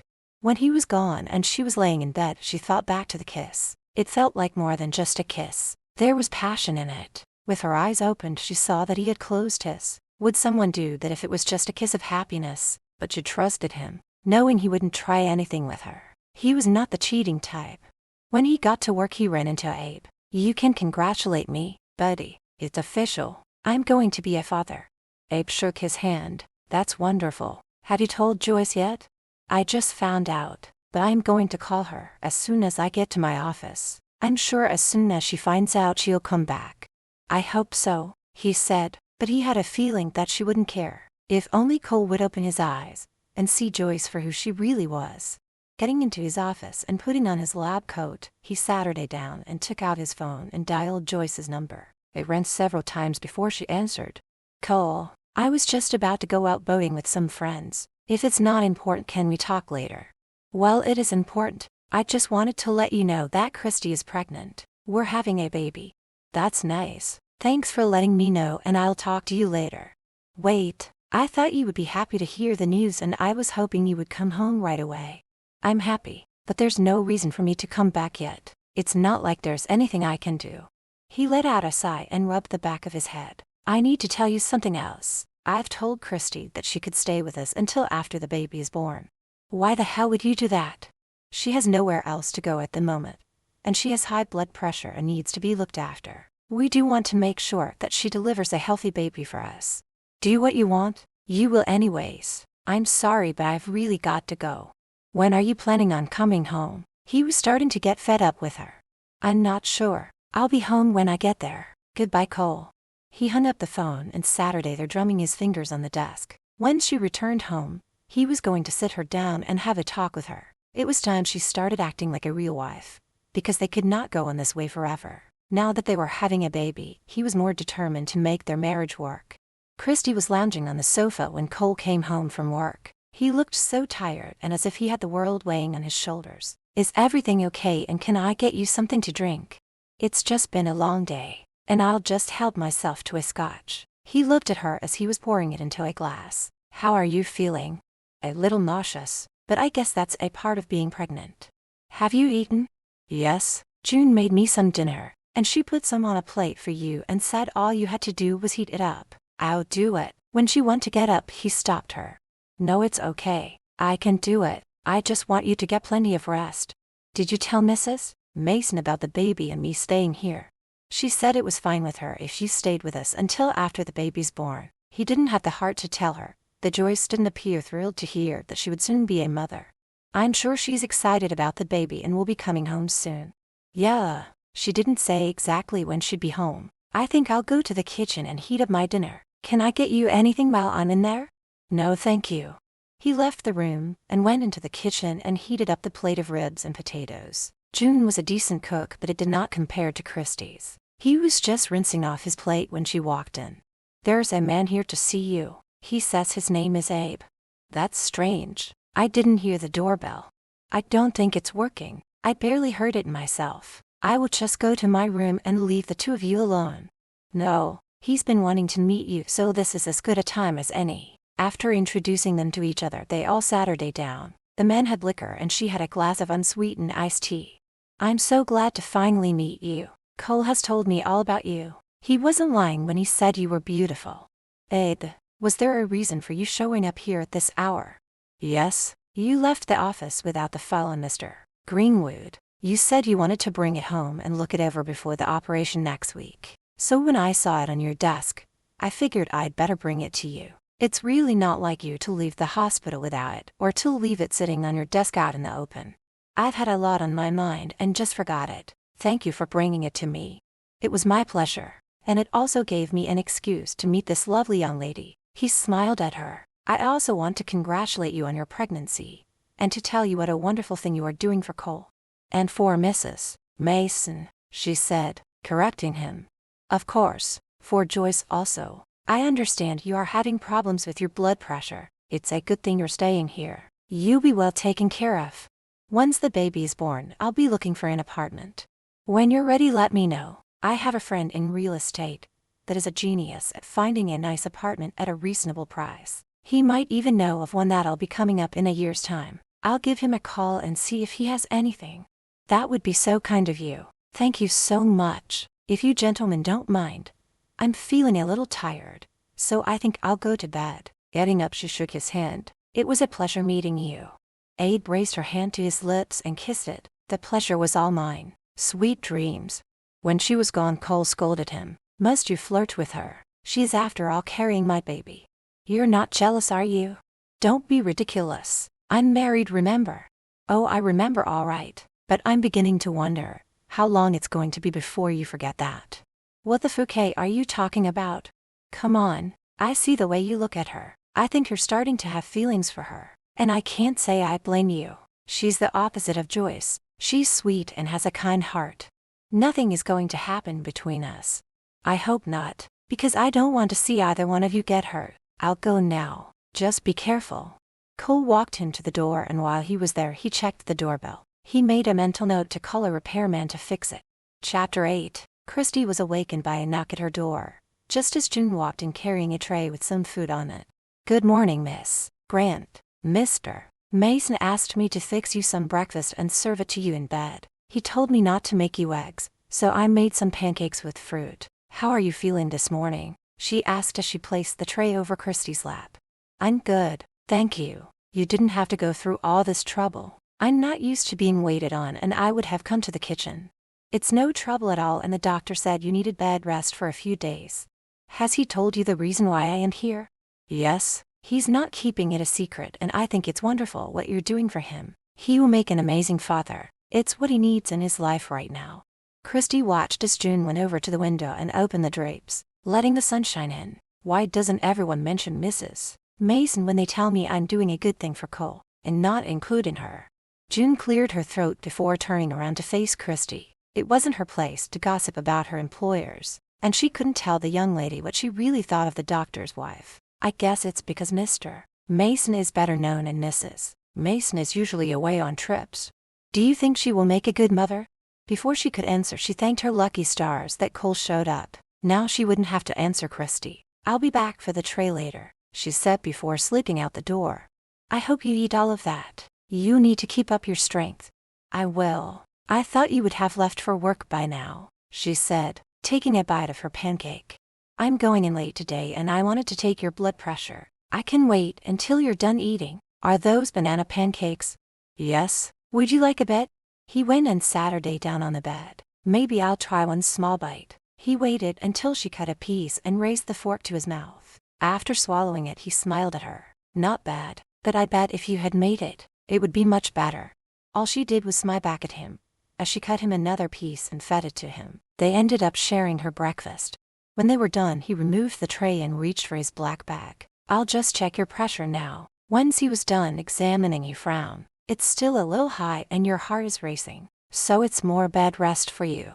No wonder her heart was racing. He was so close to her and his scent was driving her crazy. Not to mention how handsome he was, and probably every woman who got close to him, their hearts would also race. He knew he could have just taken her blood pressure, but decided to use his stethoscope to check her heart and lungs. His finger slightly brushed against her skin. His hand shook a little and he hoped she hadn't noticed. How long do I have to stay in bed? Let's give it another day or two and then we'll see. I should get going now. Stay in bed and I'll check in on you when I get home. He spent the day making rounds, visiting his patient that was still healing. One was a young boy who now had a chance to live life to the fullest, to love and someday have a family of his own. Mickey was his favorite patient. He was so full of life and was anxious to go home. Dr. Mason, can I please go home? He sat her beside him, giving him a big smile. Well, Mickey, you're improving so much that if you keep it up, I will let you go home by the end of the week. But you have to promise me you will take it extra easy for a few more weeks.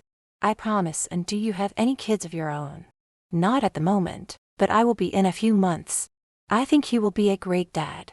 Thank you. I'll sure try. Now, get some rest before your mom and dad get here. I'll see you later, buddy.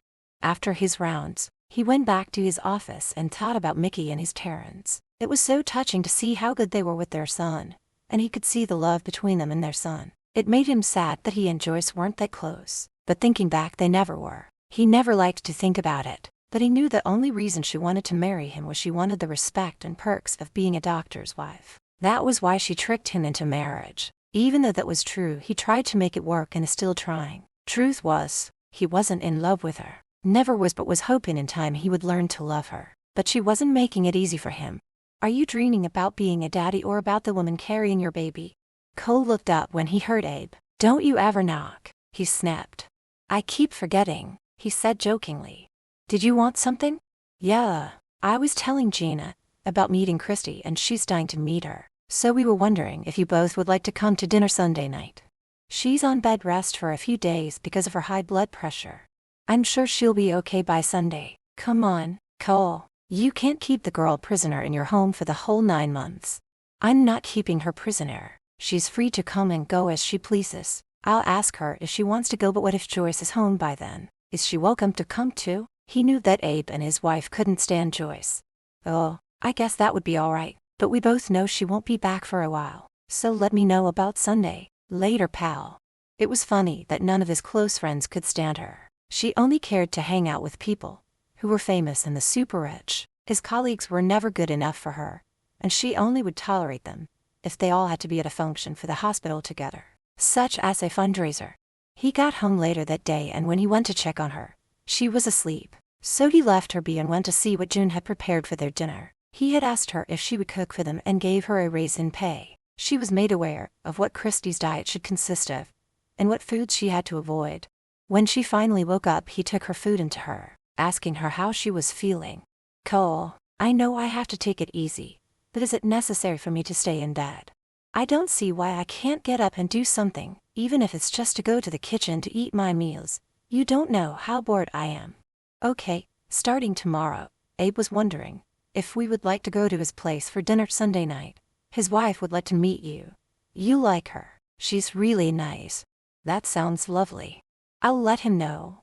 Now eat your dinner, and after I'll check your blood pressure. The next day while he was at work, she got up and went outside with a book and Saturday in one of the lounge chairs to read. It was a beautiful day out, and she enjoyed feeling the sun warming her skin. Sunday rolled around, and she wore the yellow sundress to their dinner with Abe and his wife. She was looking forward to getting out and meeting someone new. "Is this dress okay to wear to your friend's place?" He smiled when he saw her wearing the same dress she wore when he first met her. "Yes, it's lovely. We should get going now." When they arrived at Abe's place, and she was introduced to Gina, she liked the woman and knew they would get along. While the men went outside to talk, she and Gina Saturday in the kitchen, talking. "So, I just want to say how nice it is that you're doing this for Cole. I'm also doing it for Mrs. Mason." "Yes, of course. I get the feeling you don't like Cole's wife." "To be honest, I don't. Can I ask why?" "It's no secret. Cole knows how I feel about her. She's a bit cold and heartless, and all she cares about is having a rich husband. I don't understand how he could be with a woman like that when he has so much to offer. Maybe once the baby comes she'll be different." Gina looked at her. "Let's hope so. You do think she'll be a good mother, don't you? I mean, I wouldn't have agreed to this if I thought she wouldn't love the baby." Gina knew she had said too much when she saw how upset Christy was getting. "Christy, I'm sure she will. Please don't mind me or what I've said. I'm only saying these things because I hate the woman." They had a delightful meal, and later Saturday, around playing board games, she found out that Abe and Gina had just started talking about starting a family of their own. She could see how much in love the couple were, and she really liked them. She also knew that she and Gina were going to become good friends. When it was time to leave, the two women made plans to meet in town for lunch the following week. Of course, Cole had to turn into a protector and say he would have to examine her to make sure she was up to it. As they were driving home, he turned his head to look at her and was pleased to see how happy she was. "I'm glad you and Gina hit it off. I've never had a close girlfriend before, and I really like her. She likes you too." When they arrived home, she said she was going to bed. After putting on her nightgown, she finished the book she was reading. Not feeling tired, she decided to go down to the den and pick out another book to bring to bed. Cole was in bed and he couldn't sleep, so he also decided to go down and grab a book, pulling on a pair of pants headed down, and got there just in time to see her on the ladder, reaching for a book on the top shelf. It started wobbling and he got to her in time just as she started falling and caught her in his arms. Her arms automatically went around his neck, and they stared into each other's eyes. "You shouldn't be climbing a ladder in your condition. You could have been seriously hurt." It felt so good holding her and feeling her arms going around his neck. He swallowed the lump in his throat, and he was in no hurry to put her down. The feel of his strong arms holding her, she felt safe in them. His skin made her body tingle and she started breathing heavily. I couldn't reach the book I wanted," she said, not knowing what else to say. "Next time ask me and I'll get it for you." She nodded her head. "You can put me down now." "Oh, yeah, sorry," he said as he sat her down on her feet. He then grabbed the book she wanted and handed it to her. "Thank you, good night," she said and walked out of the room. Her heart was still racing. This was the second time she had seen him shirtless, and again she was drooling. She couldn't stop thinking how lucky Joyce was to be sleeping next to him every night. He watched as she left the room in a hurry. She only had on her nightgown and not the robe. The way the light was shining, he could see the outline of her body and he got aroused. He felt guilty for looking, so he went into the kitchen to get a glass of cold water. The next morning, they avoided looking at each other while they ate the breakfast that June had made for them. He hurried to finish and said he was leaving for work. "Aren't you going to take my blood pressure?" He always did every day before leaving, but for some reason, he didn't mention it. "I'm going to be late if I don't leave now. Just take it easy, and if you need me, call and I'll come right home. Unless you're not feeling well. Are you okay?" he asked as he finally looked at her. "I feel great. So good, in fact, that Gina is picking me up. And we're going shopping and then stopping for lunch. Don't worry, I'll take it easy and I'll make sure to watch what I eat. Have a good day at work." It didn't go unnoticed by June the way they were acting. She could see that something was building between them. If only he wasn't married to that witch Joyce, she knew that he could be happy with Christy. Cole got to work and had just Saturday down when his phone beeped. It was Joyce. "I was wondering when you'd call. You sound grumpy." "What do you want, Joyce?" "I just called to say I'll be home tomorrow night. It's about time. You've been gone a month now." "Don't be like that. See you tomorrow." He was dreading her coming back. It had been so peaceful without her, and he hoped she would be nice to Christy. The last thing she needed was any stress in her condition. He couldn't help wishing that things were different. Now he was single and free to get closer to Christy. But that wasn't going to happen, so he had to push those thoughts out of his mind. Chapter 9. Hearing from Joyce ruined his day, and by the time he got home his muscles were all tensed and he wasn't in a good mood. "You look like you had a bad day," Christy said when he walked into the living room. "I've had better days and my shoulders are killing me." He walked over to the cabinet and took out the bottle of brandy and poured some into a glass. "So how was your day out with Gina? I hope you didn't overdo it." "We had a good time and I bought some clothes. You don't have to worry, because I took it really easy and I followed my diet. I'd better check your blood pressure now, since I didn't do it this morning. If you'll just sit down on the couch, we'll get started." "So Doc, will I live?" she asked jokingly when he was finished. "It's still on the high side," he said, reaching his hand up. He tried to rub the back of his shoulder. "You're having trouble reaching. Take off your jacket and let me give you a back massage. Come on. I promise I won't hurt you." Standing up, he removed his jacket and Saturday back down on the edge of the couch. "I think it would be better if you removed your shirt and laid down on your stomach. That way I can work on your whole back." She was a little nervous about touching him after the last time, but she could see that he was in a lot of discomforts. As soon as he was positioned, she straddled him from behind and started massaging his back. "I'm not too heavy for you, am I?" He let out a moan when he felt her hands massaging his muscles and helping them to relax. "I hardly feel you at all, except for your hands, which are working miracles on my back. I can already feel the knots going away. There really are a lot of knots back here, mostly around the shoulder blades. What in the world got you so tense?" Joyce called and said she'd be home tomorrow night. When he felt her hands stopping, he realized how he made it sound. So he tried to reword it so it didn't sound so bad. "She called just before I was going into the operating room. We didn't have much time to talk, but that's where she told me she was coming home. I'm sure you'll be glad to have her home, and that way she can participate with the baby when we go to the doctor's appointment and the ultrasound." How was he supposed to tell her that he wasn't looking forward to her coming home? If she knew how he really felt, she would feel so guilty about being a surrogate for them, and that would cost her stress. Instead of answering her, he told her that she could get off of him now and that he was feeling much better. She climbed off and reached for his shirt and handed it to him. "A hot shower might help your back even more, so why don't you do that while I take out your dinner and reheat it for you?" He didn't bother putting his shirt on since he was going to take a shower. "Thanks for the massage. It really did help me." He left and went upstairs. He ran the shower and got in under the water. He couldn't stop his thoughts from going to her. He was thinking about what it would be like if she were to join him. Joyce was coming home tomorrow, and he had to get those thoughts out of his head before then. All the next day, Christy was feeling nervous about Cole's wife coming home. She still wasn't convinced that Joyce was okay with her being there, but from what he and Gina had told her about how Joyce was always away on trips, made her feel just a tiny bit better. Cole only had half a day that he had to be at the hospital, so he and Abe went golfing for a couple of hours before he went home. When he did get home, he didn't see Christy anywhere, so he went to her room and knocked on the door. When she told him to enter, he walked in and found her laying down on the bed. She looked pale. "Are you not feeling well?" "Just a touch of morning sickness at night," she said, trying to laugh it off. "I'll get my bag and I'll be right back." He returned moments later and examined her, also taking her blood pressure.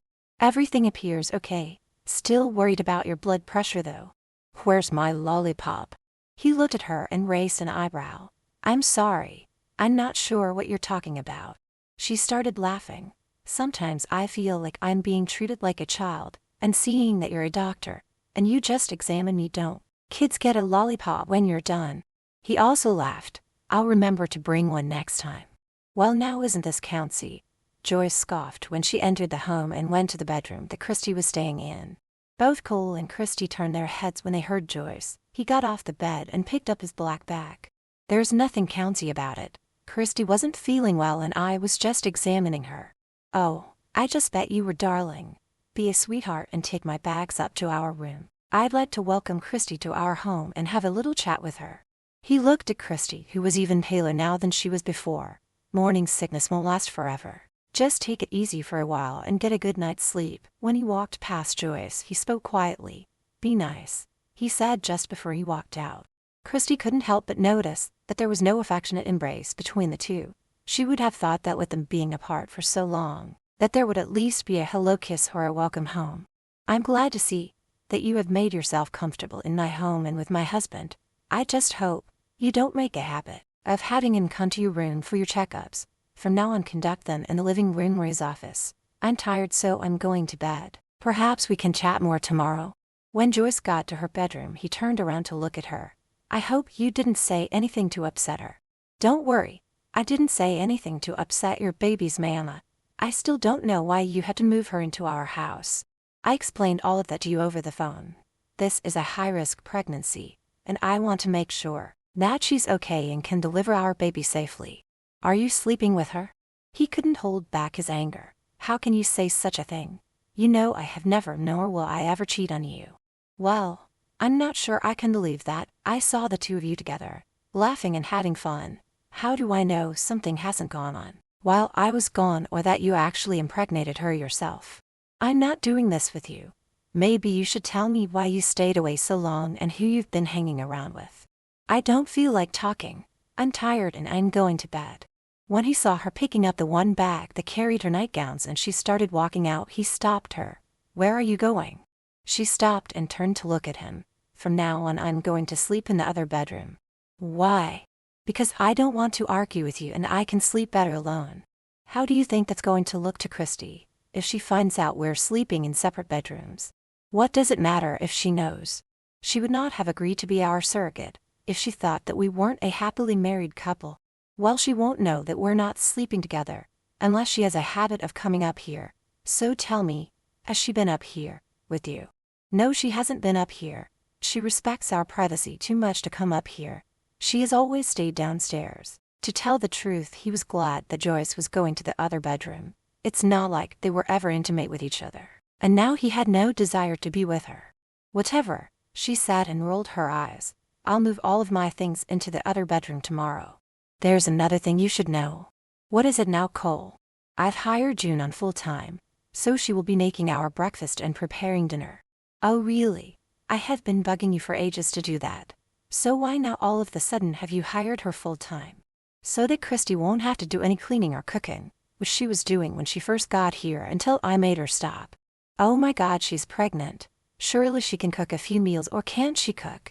Actually, she's an excellent cook, but in her condition, it's not wise. I don't want her to have any stress while she's here, so try and be nice to her. As soon as she walked out of the bedroom, he realized that things were only going to get worse between them. He even had a suspicion that she was cheating on him, but didn't have the guts to bring it up. He sat her down on the bed and ran his fingers through his hair, trying to figure out what to do. All he knew was that he couldn't keep going on like this, and maybe it was time to ask for a divorce. But what was he going to do about Christy and the baby? He still wanted the child she was carrying, but how would she feel about him being a single parent? Then maybe again he should try to make it work with Joyce. He could maybe start spending more time with her, take her out and maybe even go on a trip with her. But right now all he wanted to do was sleep.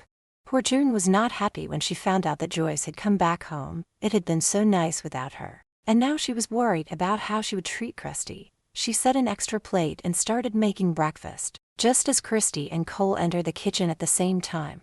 Is Mrs. Mason joining you for breakfast? I doubted June. She got in pretty late last night, so she's probably still asleep. His choice of words confused Christy when he said she was probably still asleep, having just left his bedroom. Wouldn't he have known if she was asleep or not? June, this was a delicious meal, and if you two ladies keep feeding me like this, I'm going to start putting on the weight. June couldn't stop laughing. I doubt that will happen, since you keep yourself in good shape in your downstairs gym. Christy looked at him. I didn't know you had a gym downstairs. Well, it's not really a gym. It's just a room with some exercise equipment in it. I work out when I have the time, which isn't very often. Have a good day at work, Cole, Christy said when he got up to leave for work. And wouldn't you know it, Joyce just happened to walk in at that moment. Yes, have a good day, darling, she said with a smirk on her face. When he was gone, she looked over at June as she sat her down across from Christy. I'll just have some coffee and toast. You must be happy to be home. She looked at Christy when she said that. You would think so, wouldn't you? I couldn't help but notice that you were calling my husband by his first name. He told me to. Well, I don't think that is proper, so from now on I want you to call him Mr. Mason. After all, you're not going to be here forever. Christy wanted to slap the woman's face, but she bit her tongue and nodded her head instead.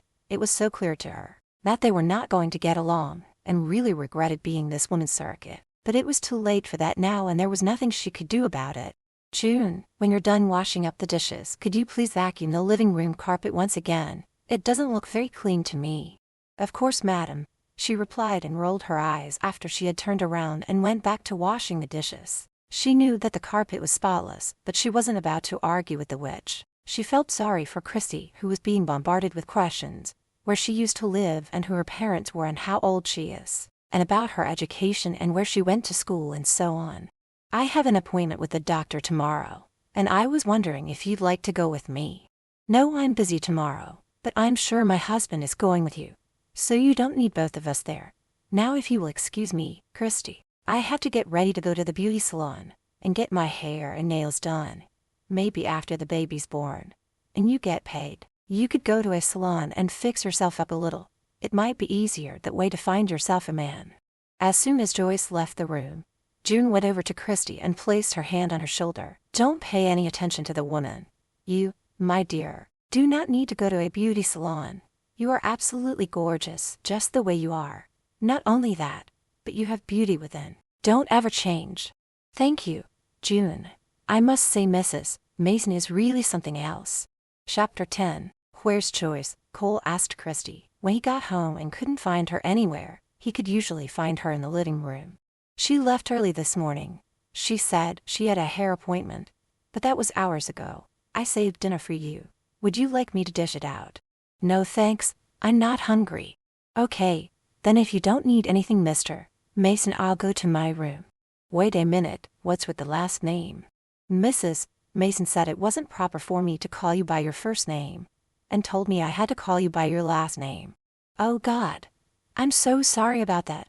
She had no right. Actually, she does. She's your wife. I don't care. It's up to me who calls me either by my first or last name. I want you to call me Cole. Okay. Well, why don't I call you that when she's not around? All right, but I still don't like it. I'll be in to see you in a few minutes to examine you. I think it's better if from now on we do it out here, she said, knowing he was going to question her about it. Let me guess, my wife, she put you up to this. Cole, I can understand where she's coming from. No wife would want their husband going into another woman's bedroom for whatever reason.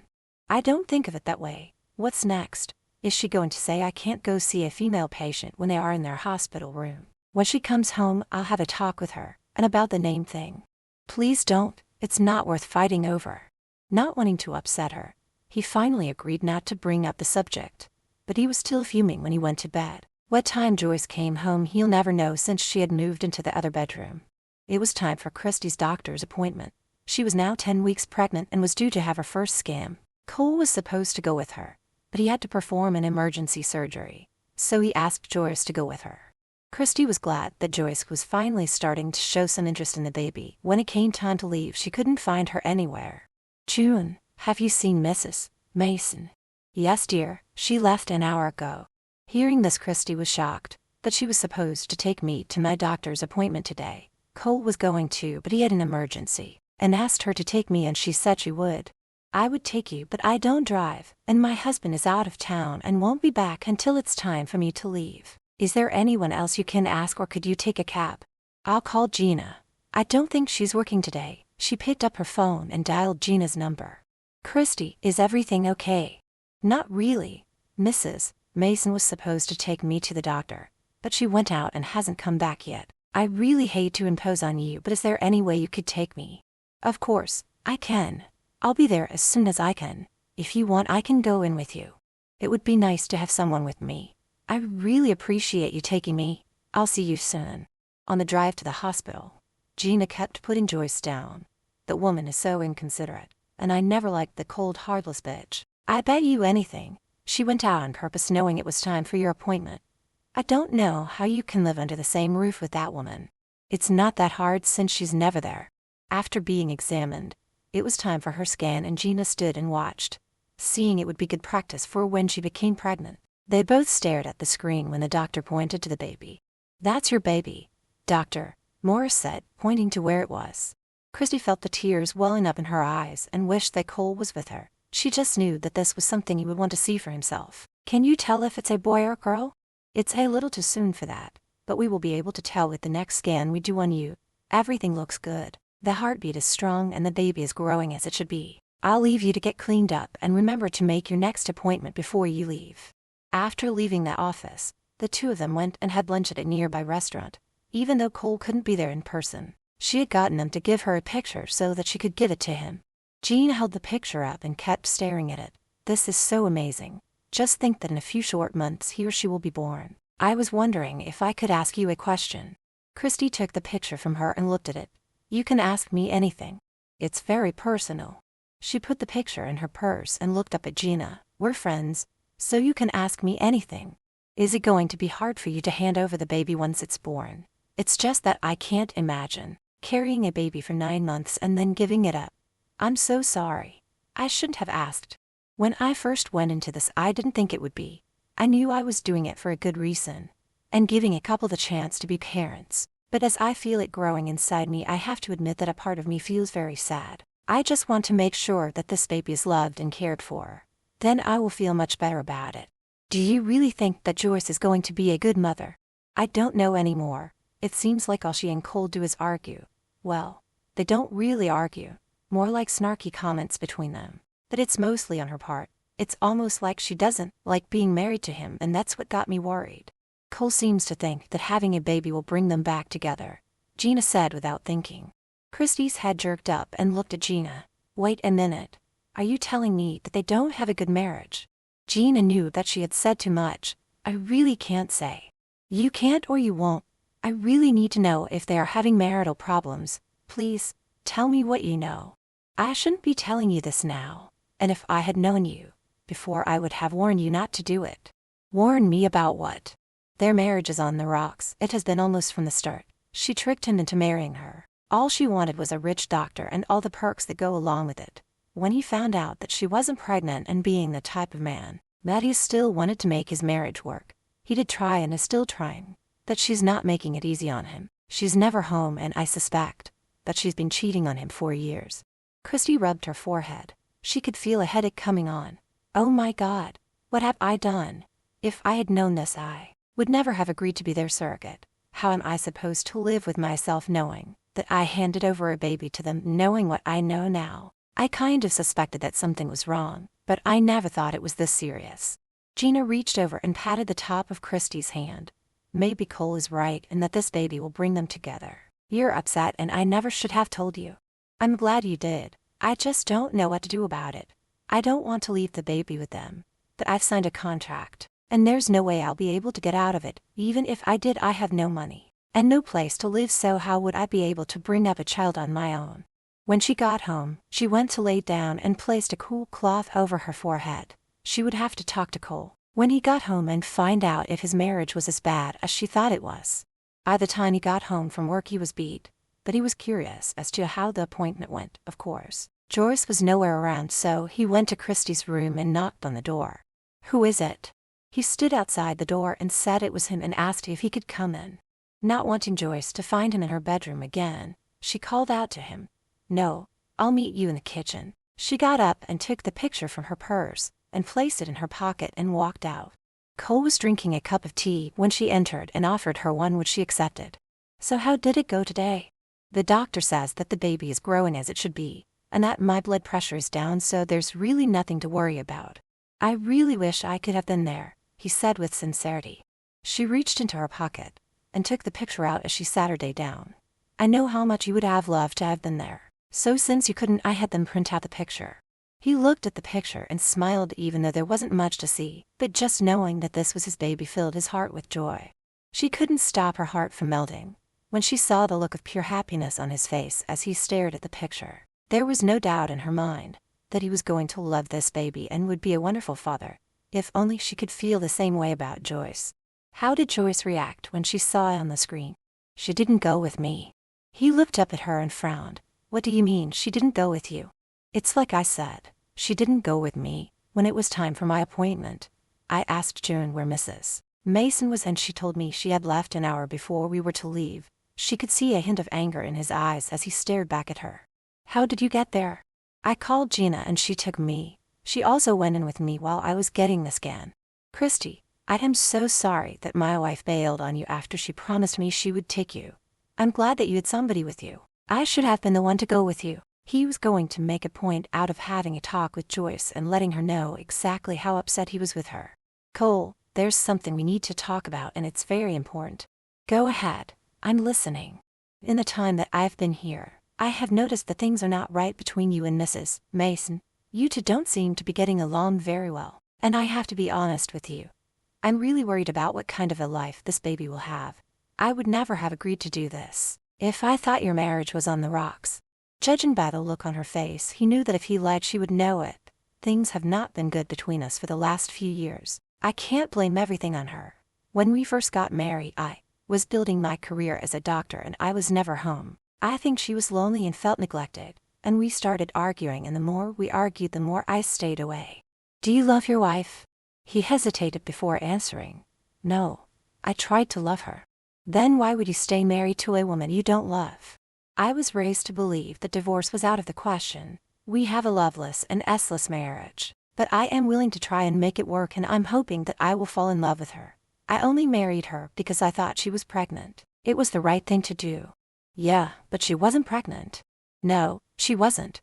I'm hoping that having a baby will bring us together. I'm beginning to think that I was wrong, and I am so sorry that I dragged you into this. Tell me something. Do you really want this baby?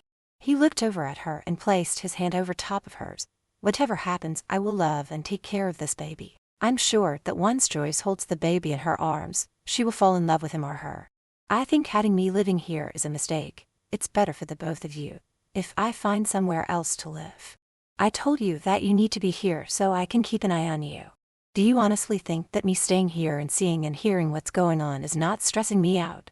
No, I'm going to start looking for somewhere right away. You could still check on me and go to the appointments with me, even Joyce if she wants to. He didn't want her to go, but he also didn't want her to be stressed. The first thing he was going to do was confront Joyce about today, and then help Christy find a nice apartment. Then he would try to work on repairing his marriage. She got up and put her cup in the sink and turned to look at him. June has supper in the oven. Take it out in about 20 minutes. Aren't you going to have any? I mean, you have to eat for the sake of the baby. I had something before you came home, and if I get hungry later I'll heat up some leftovers. But I'm tired and I'm going to bed. Good night. Chapter 11. Cole deliberately waited up for Joyce to come home. It was past midnight when she staggered in and saw him standing there with his arms crossed over his chest. It's about time you came home, and you're stinking drunk, he barked at her. Her hair was a mess and the top 3 buttons on her dress were open. It didn't take a genius to know what she had been up to when he noticed her lipstick was smeared. Oh, shut up. You're not my father. When she went to walk past him, he grabbed her arm. No, but I am your husband. Where the hell have you been and who with? Out with friends. I have to do something for fun since you are such a boring person. You were supposed to take Christy to her doctor's appointment. Christy, that's all you ever talk about. She's a big girl and can go by herself. So screw the both of you. You know what, Joyce? I no longer give a damn what you do and to whom. I'm so done with you in this marriage. You aren't fit to be a wife, much less a mother. I give up. It's over between us and better we part ways now. This sobered her up. She wasn't about to lose her meal ticket until she found someone better. One who was filthy rich. Cole, I'm sorry. It won't happen again. Give me one more chance to change. She went over to him and tried to put her arms around his neck, but he pushed them away. How can I trust you after everything? Just wait. I'll prove it to you. We could start by going to bed and having sex. It's been so long since we've been intimate. There was a time he would have jumped at the chance to have sex with her, but now he couldn't bear the thought of touching her. Are you kidding me right now? It's been over 2 years and sex isn't going to make me forget the way you treated me for the last few years. She lowered her head, pretending to feel bad. I know, but we could start over again and take things slow. When you're ready to sleep with me, I promise you won't regret it. We're having a baby, so we should try and make it work. Will you start being nicer to Christy and take interest in the baby? Yes, I give you my word. Just so you know, she has made up her mind to find an apartment right away. I will expect you to come to all the appointments with us. I will. It's late and I'm tired, so I'm going to bed. Joyce, tell me the truth. Are you cheating on me and were you with a man tonight? He wondered if she would tell him the truth. He doubted she would. No, of course not. Night, Cole. The next day Christy was sitting outside on the patio reading when Joyce came out, wearing dark sunglasses. I want to apologize for not being here to take you to the doctor for your checkup. I've been going through some stuff and my head wasn't in the right place. Can you ever forgive me and can we start over?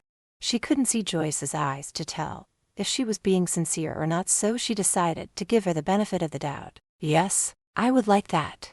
I'm so happy to hear you say that. No, my husband said you are wanting to move out. I want you to stay here with us. It would make Cole happy knowing you're close by and better able to take care of you. So what do you say? I'm not sure me being here is a good idea. Just try it for a few weeks, and if you still want to leave, we'll help you find a nice place and we'll take care of all the costs such as first and last month's rent. I'll think about it. Joyce reached over and patted her on the hand. Wonderful. Let me know when you've decided. I'll leave so that you can finish your book. And if you need anything, don't be afraid to come to me. I think there's a chance we could become good friends. Walking away and with her back to Christy, she smirked and rolled her eyes. A plan was forming in the back of her mind, and in order for it to work, she had to stay living with them.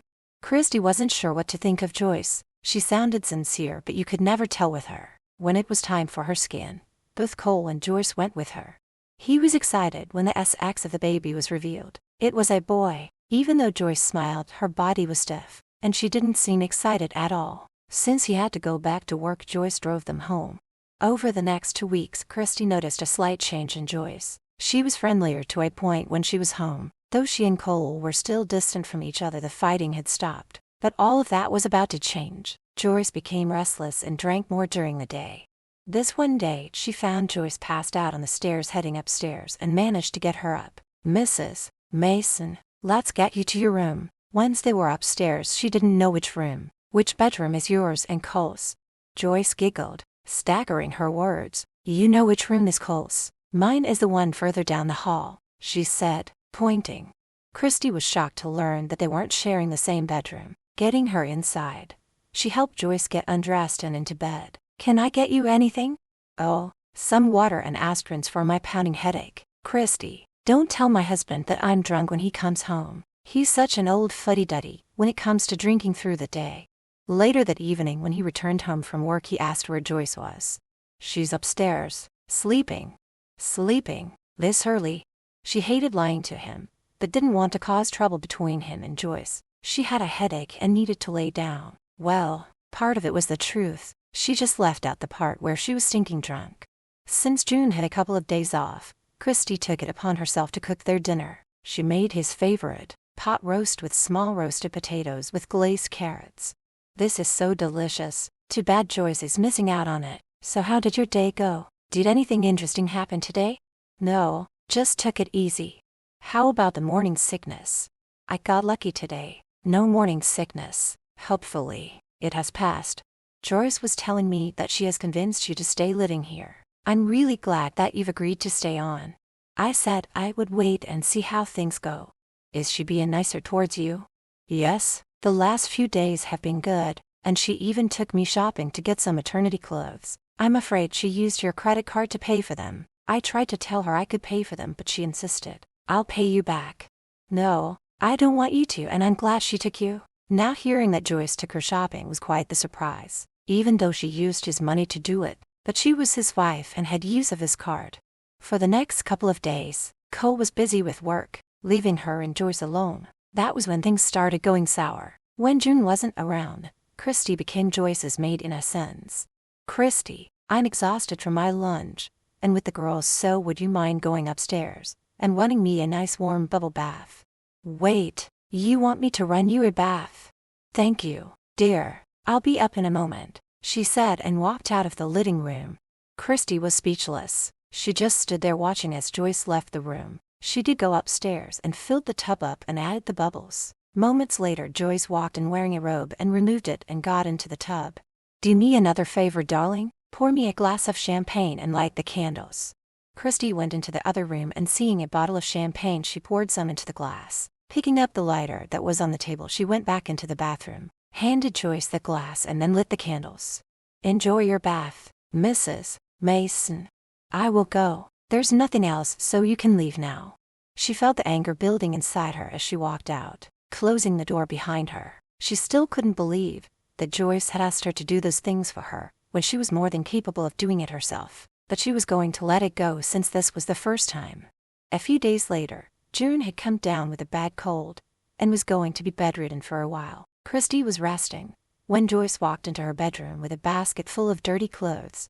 Be a dear and wash these for me. Make sure to wash the delicates by hand. Mrs. Mason, I'm not feeling very good, so I think I should just stay in bed for a while. Oh, nonsense. You'll feel better if you get up and do something. I'm sure doing the laundry is not going to hurt you, and after all, I did spend all that money on your new maternity wear. Dropping the laundry basket on the bed, she walked out without saying another word. After the laundry was finished and folded, Christy took it up to Joyce's bedroom. The woman was nowhere to be found, but there were empty wine bottles laying on the table. Not giving it another thought, she started picking them up to throw into the trash. By this time she was exhausted and went to lay down. When Cole got home, his wife had left a note saying she was going out with her girlfriends. He went into the kitchen expecting to see Christy making dinner, even though he had told her on many occasions she didn't have to. When she wasn't there, he became concerned and went and knocked on her bedroom door.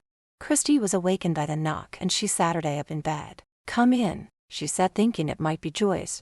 Cole walked in, and when he saw how pale she looked, he went over and sat on the bed. You don't look too good, so I better check your blood pressure. When he was done, he shook his head. I don't understand. It's been normal for such a long time, but now it's a little high, so you better take it easy for a while.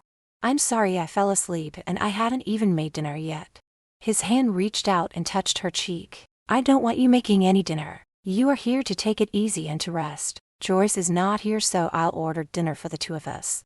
She felt the heat from his hand on her cheek. Putting her hand over the top of his, she moved it from her cheek. Thank you. That would be nice. He didn't even try to stop his hand from going on her. He loved how soft her skin was, but once again he realized he crossed the line by doing it, and even though he was sad that she removed it, he was also glad.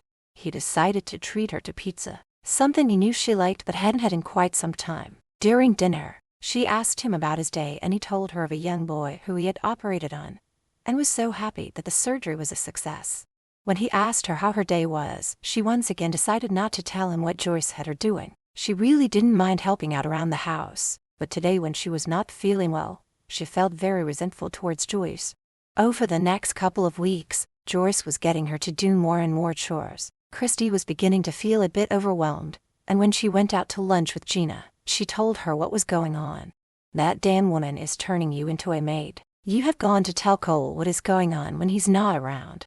I can't. It will only cause trouble between them. I hadn't heard them argue in a long time, and I don't want to be the reason for them to start fighting again. Next time Mrs. Mason asks me to do something, I'll have a talk with her.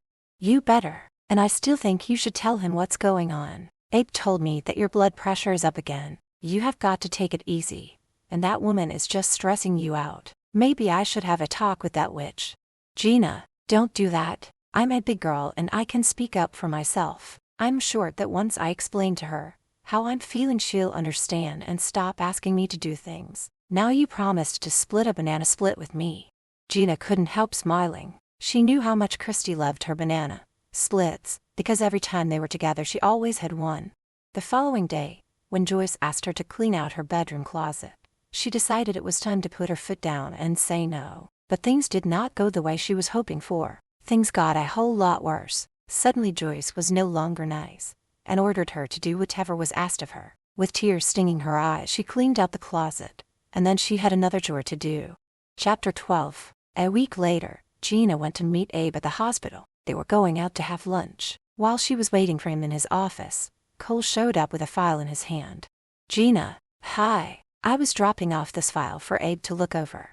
He should be back in a few minutes. How has Christy been? The last time we were together she looked a little tired. Her blood pressure has been a bit high." "Is it any wonder?" she replied, scoffing. He noticed the sarcasm. "What's that supposed to mean?" "Oh, I guess Christy hasn't told you. Maybe you should ask her." "Gina, if there's something I should know then tell me." He became very worried, thinking something bad had happened that she was keeping from him. "It's that damn wife of yours." "Joyce, what about her?" "Christy is my friend and I shouldn't betray her by telling you this when she should be the one. She has the kind of a heart to say anything that might start trouble, but I can't stand by and watch how Joyce is treating her." But they'd been getting along and Joyce even took her shopping. "Cole, wake up. She's only being nice when you're around. When you are not, she is using Christy as her own personal maid, getting her to run her bath, take her snacks to her room, do her laundry and God knows what else." Cole was furious as he raced out of the room and headed outside to his car. He had to get home to find out what was going on in his home while he was away. When he arrived, he looked around. Joyce was nowhere to be found, so he went looking for Christy. He got to the kitchen and saw her hunched over a mop and bucket on the floor and knew she had been washing the floor. He rushed over to her side and got there just in time before she collapsed and caught her. Lifting her up, he carried her to the living room and laid her down. "Christy, what do you think you were doing?" Her face was drained of color and she placed her hand over her stomach. "I'm okay. I just felt a little dizzy." He went and got his bag and started examining her. "Thank goodness everything appears all right. But answer my question." "The floor felt sticky, so I was just washing it." "Did my wife ask you to do it?" When she didn't answer him, he gave her a stern look. "You need to tell me what's been going on around here. Gina has already told me that Joyce has you doing household chores. I don't want to start trouble." "Damn it, Christy, you shouldn't be doing any cleaning in your condition, especially scrubbing floors. Now, what else has she been making you do?" "Cleaning her room, taking her muse up to her, among other things. I don't mind helping out when June's not here." "Cole, something is wrong. I'm getting a lot of cramping." She looked at him. Fear raced through her body, thinking she might be losing the baby. "I'm going to take you to the hospital," he said. Picking her up, he carried her out to his car and got her settled in. "Try not to worry. I'm sure it's nothing," he said, tenderly touching her cheek. As he drove, he made the call to the hospital and told them he was bringing her in and to get a hold of Dr. Morris. Cole waited in Dr. Morris's office while Christy was being examined. After a short time, a nurse came in and told him that she was now in a room and that he could go see her. When he got there, he went right over to the bed that she was laying in and looked at the doctor. "Is everything okay with her and the baby?" "Miss Grant will be all right and so will the baby, but I'm going to keep her in overnight for observation." When the doctor left, he sat her down on the bed next to her and took her hand in his. "This is all Joyce's fault. She never should have gotten you to do the floor. I tried to tell her I wasn't feeling well, but she said it would do me good to get up and do something. I should have stood my ground and said no."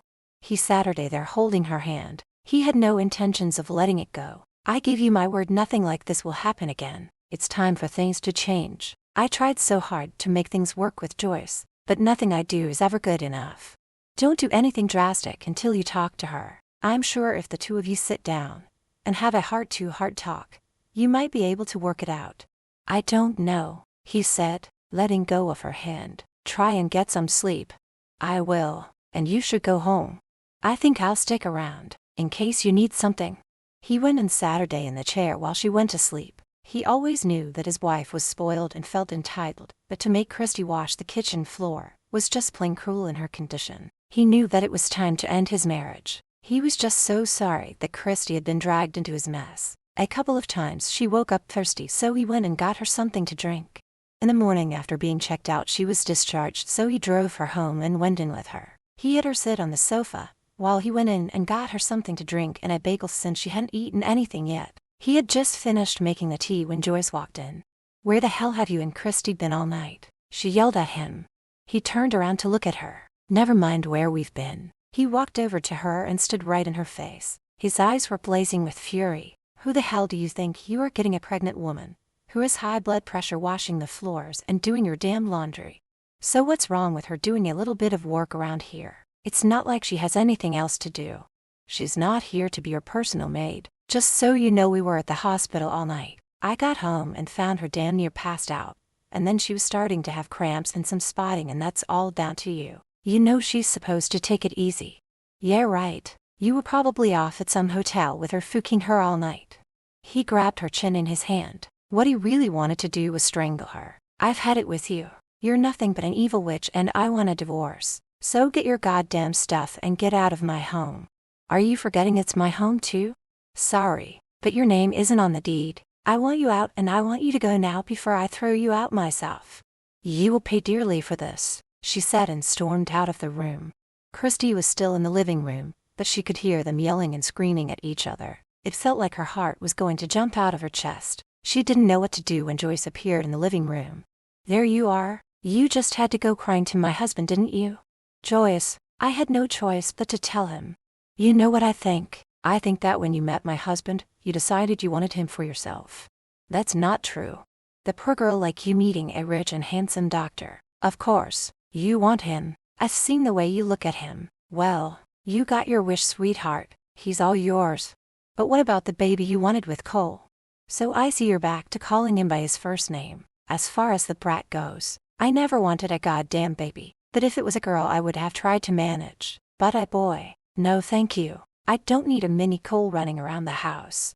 Christy didn't know what to say when she heard that. To know that Joyce never wanted a baby in the first place was so hard to digest. Cole walked in just as Joyce was leaving with the tray in his hands. He placed it down on the coffee table. "Christy, I'm so sorry you had to hear all of that. I don't know what to say. Are you really going to divorce her?" "Yes, I just can't take living in a loveless and S-less marriage any longer. I'm so sorry you've been dragged into my mess."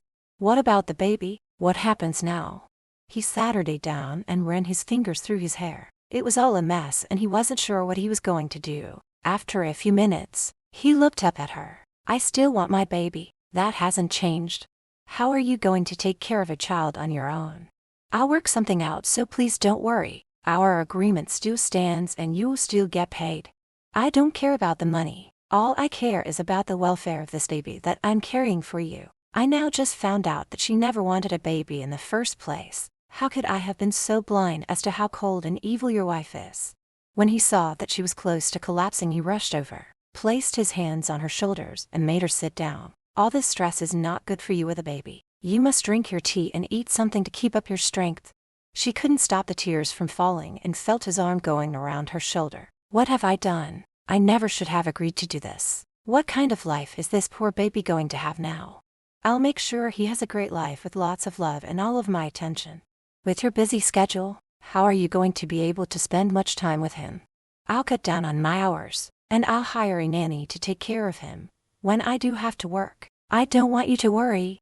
Well, don't you to look so countsy. I'll just leave you two alone to do whatever it was you were about to. I'll send for the rest of my things when I get settled." She looked at Christy. "He's all yours, you fucking homewrecker." Cole got to his feet. "She has nothing to do with us breaking up and there was never anything between us. This is all down to you. Now get out of my sight before I do something we will both regret." They looked at each other when they heard Joyce slamming the door behind her. "She's really angry." She had to wonder what Joyce meant when she said that she would make him pay. What's going to happen now? "I'll call my lawyer in the morning and start the divorce proceedings." He walked over to the cabinet and took out a bottle of whiskey and poured himself a shot. Swallowing it in one gulp, he poured himself another one. "Everyone told me that I should have left her years ago. I should have listened to them. And my biggest regret is her hurting you." She walked over to him and took the glass from his hand and placed it back on the cabinet. "Getting drunk isn't going to do any good. You have to stop worrying about me. I'm not as weak as I may appear." He placed the palm of his hand against her cheek. Why couldn't I have met you 5 years ago instead of her? I think we would have been good together. If that were to have happened, I think you would have been in a lot of trouble, she said with a smile on her face. Why do you say that? 5 years ago I would only have just turned 16, and you would have been almost 25. You have a way with always making me feel better. You have no idea how amazing and beautiful you are.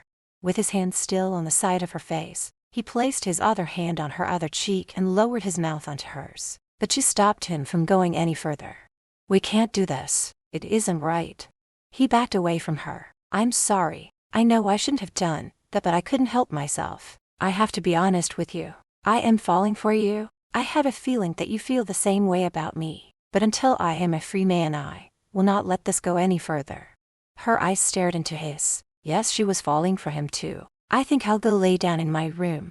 Yes, you do need a couple of days bed rest. Now that Joyce is gone, you won't be as stressed out, and you definitely will not be lifting a finger. As she was leaving, she stopped when he called her name, and turned to look at him to hear what he had to say. I'm pretty sure I know the answer, but I still have to ask you. Are my feelings one-sided, or do you feel the same way? I shouldn't, but yes I do. I tried to fight it. I tried to tell myself that I was just grateful to you for being so kind to me. She didn't have the chance to say anything else when he rushed toward her and pulled her into his arms and kissed her passionately. She didn't stop him, but instead, she put her arms around his neck and kissed him back. That's all I wanted to know. I will wait until my divorce is final, and once it is, I am going to make you mine. Now go, get some rest, and I'll come to check up on you later. Chapter 13. Over the next 2 days, he made sure she stayed in bed. He didn't try to kiss her again. He was going to wait until the time was right. He tried to keep Gina away, but on the 3rd day, she insisted she was coming over to visit Christy whether he liked it or not. Look, I know you want her to rest, but I'm her friend and have been worried sick about her. So, Abe and I will bring over some steaks for you men to BBQ while we women visit. He chuckled to himself when they hung up. He liked Gina and was so glad that she and Christy were friends. Being overprotective of her, he made sure she had a long nap before they showed up. While the men were outside, Gina and Christy had a long talk.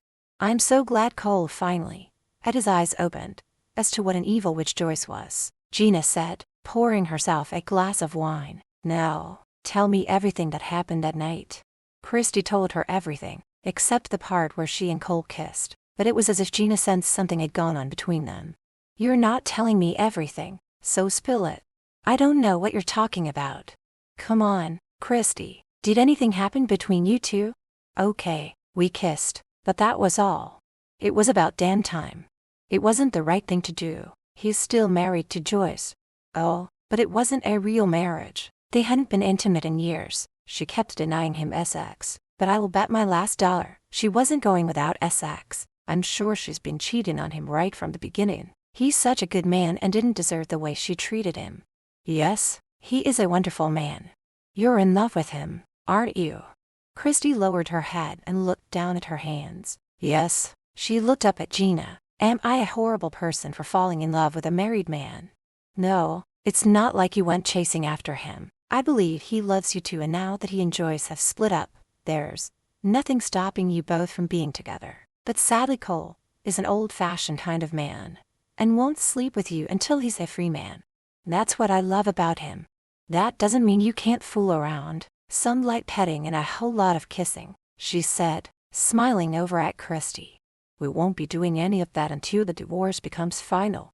Gina smiled and nodded. She was pretty sure that before too long, there would be a lot of necking and touching between them. Outside, the guys were drinking beer as they cooked the steaks on the BBQ. Abe couldn't help but noticed how more relaxed Cole was compared to when Joyce was here. I've got to say, it was about time you threw Joyce out. When you were with her, you were always so uptight and on edge. Now I can see the old Cole coming back to life. Were you able to get that lawyer I recommended? He's one of the best divorce lawyers around. Yes, thanks for getting me his number. I know it's only been a couple of days that Joyce left, but it feels like a weight has been lifted off of my shoulders. So what does this mean for you and Christy? What are you getting at? I know you have feelings for her and her for you. Now you can be with her and not feel guilty about it. I am in love with her, but I don't want to rush things, and neither does she. After the divorce is final and the baby is born, we'll go from there. Why wait? You deserve to be happy, and how can you keep your hands off her? The woman is gorgeous and you two are meant to be together. It's not like you can get her pregnant. He chuckled at his own joke. Sorry man, I couldn't help myself. I'll be honest, it's hard staying away from her. Have you kissed her yet? Cole smiled to himself as he turned his back on Abe, remembering the passionate kisses they shared. We're taking things slow for now. I don't want to give Joyce any ammunition to use against me during our divorce proceedings. I have a feeling she is going to try and take you for everything you have. I'm sure she'll try, but I'll offer her a decent settlement. They all Saturday outside enjoying their meal and talking. Cole kept looking over at Christy. He was falling hard for her. She was so different from Joyce. Her smile made his world so much brighter. He couldn't wait for the day that he could finally make love to her. He loved seeing the tiny baby bump that was visible under the dress she was wearing. It was getting late, so Gina and Abe said it was time for them to go home. Hey, Gina and I are going to our cabin this weekend. So why don't the two of you come with us? Abe said just before they were leaving. Cole looked at Christy. They really do have a nice cabin by the lake. It might be nice for us to get out of the city for the weekend. Would you like to go? I think that would be lovely. Gina was beaming from ear to ear. Oh, I'm so happy you're coming with us. We'll leave early Friday and come back Sunday night. Abe touched Gina's arm. Sweetheart, I won't be able to get off work until late Friday, so we won't be able to leave till then. But then he had a thought and turned to Cole. But since you don't have any surgery or patients to see on Friday, you and Chrissy could go up in the morning and we'll join you later on. You've been there plenty of times, so you know the way and where we've hidden the spare key. Cole looked over at Christy. Would that be all right with you? Sure, and we can stop on the way and pick up a few groceries. You really don't have to do that. I mean, there's plenty of food there already, but if there's something in particular you want, then you'll find a nice grocery store in the town just before you get to our cabin, Gina said, and gave her a hug before she and Abe left. When they were gone, Christy and Cole started cleaning up the rest of the mess that was left from their evening. That was so nice of them to invite us to their cabin, she said as she put the leftover salads in the fridge.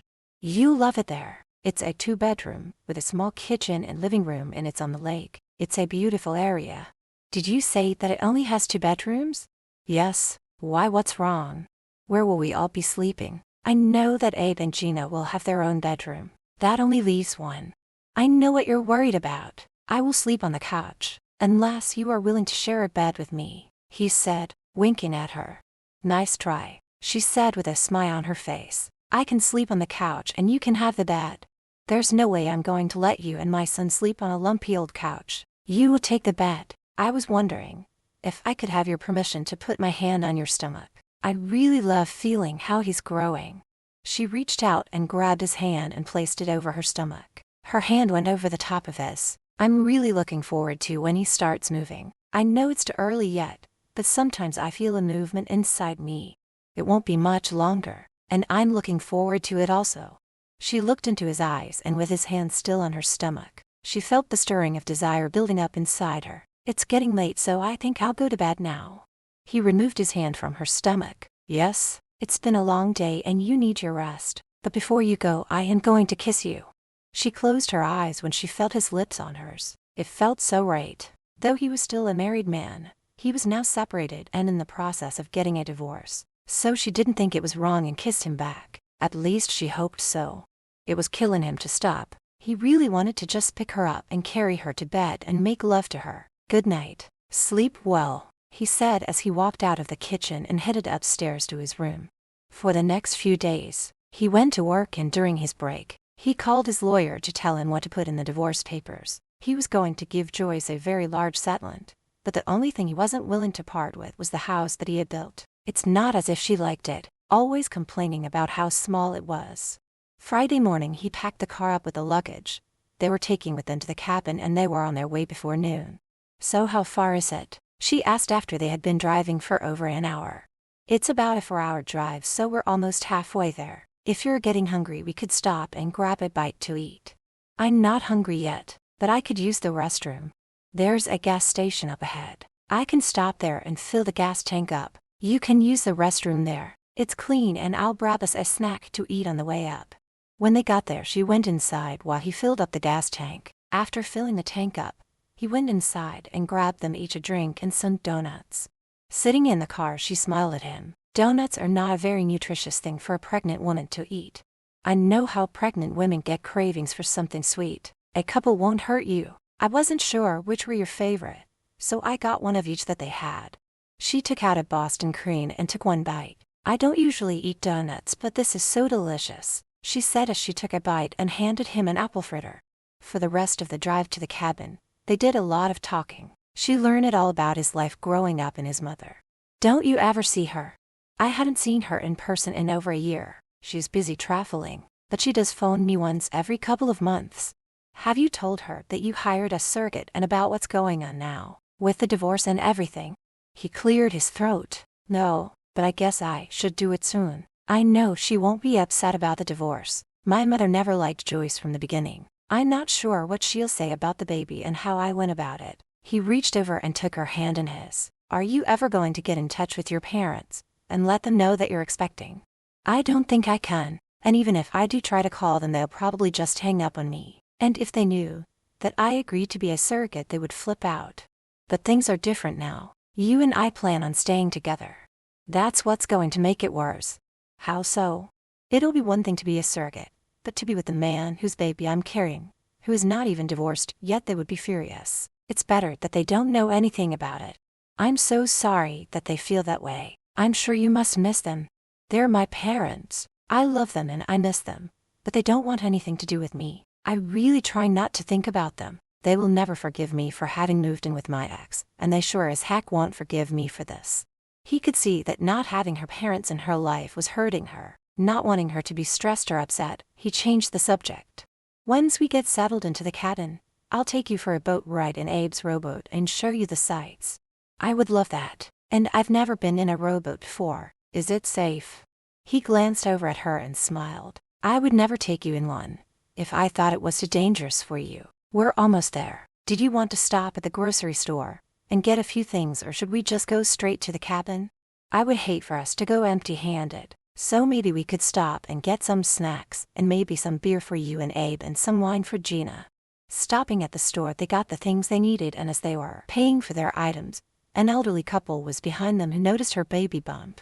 Oh, you two make such a lovely couple. When are you and your wife expecting? The woman asked, smiling at them.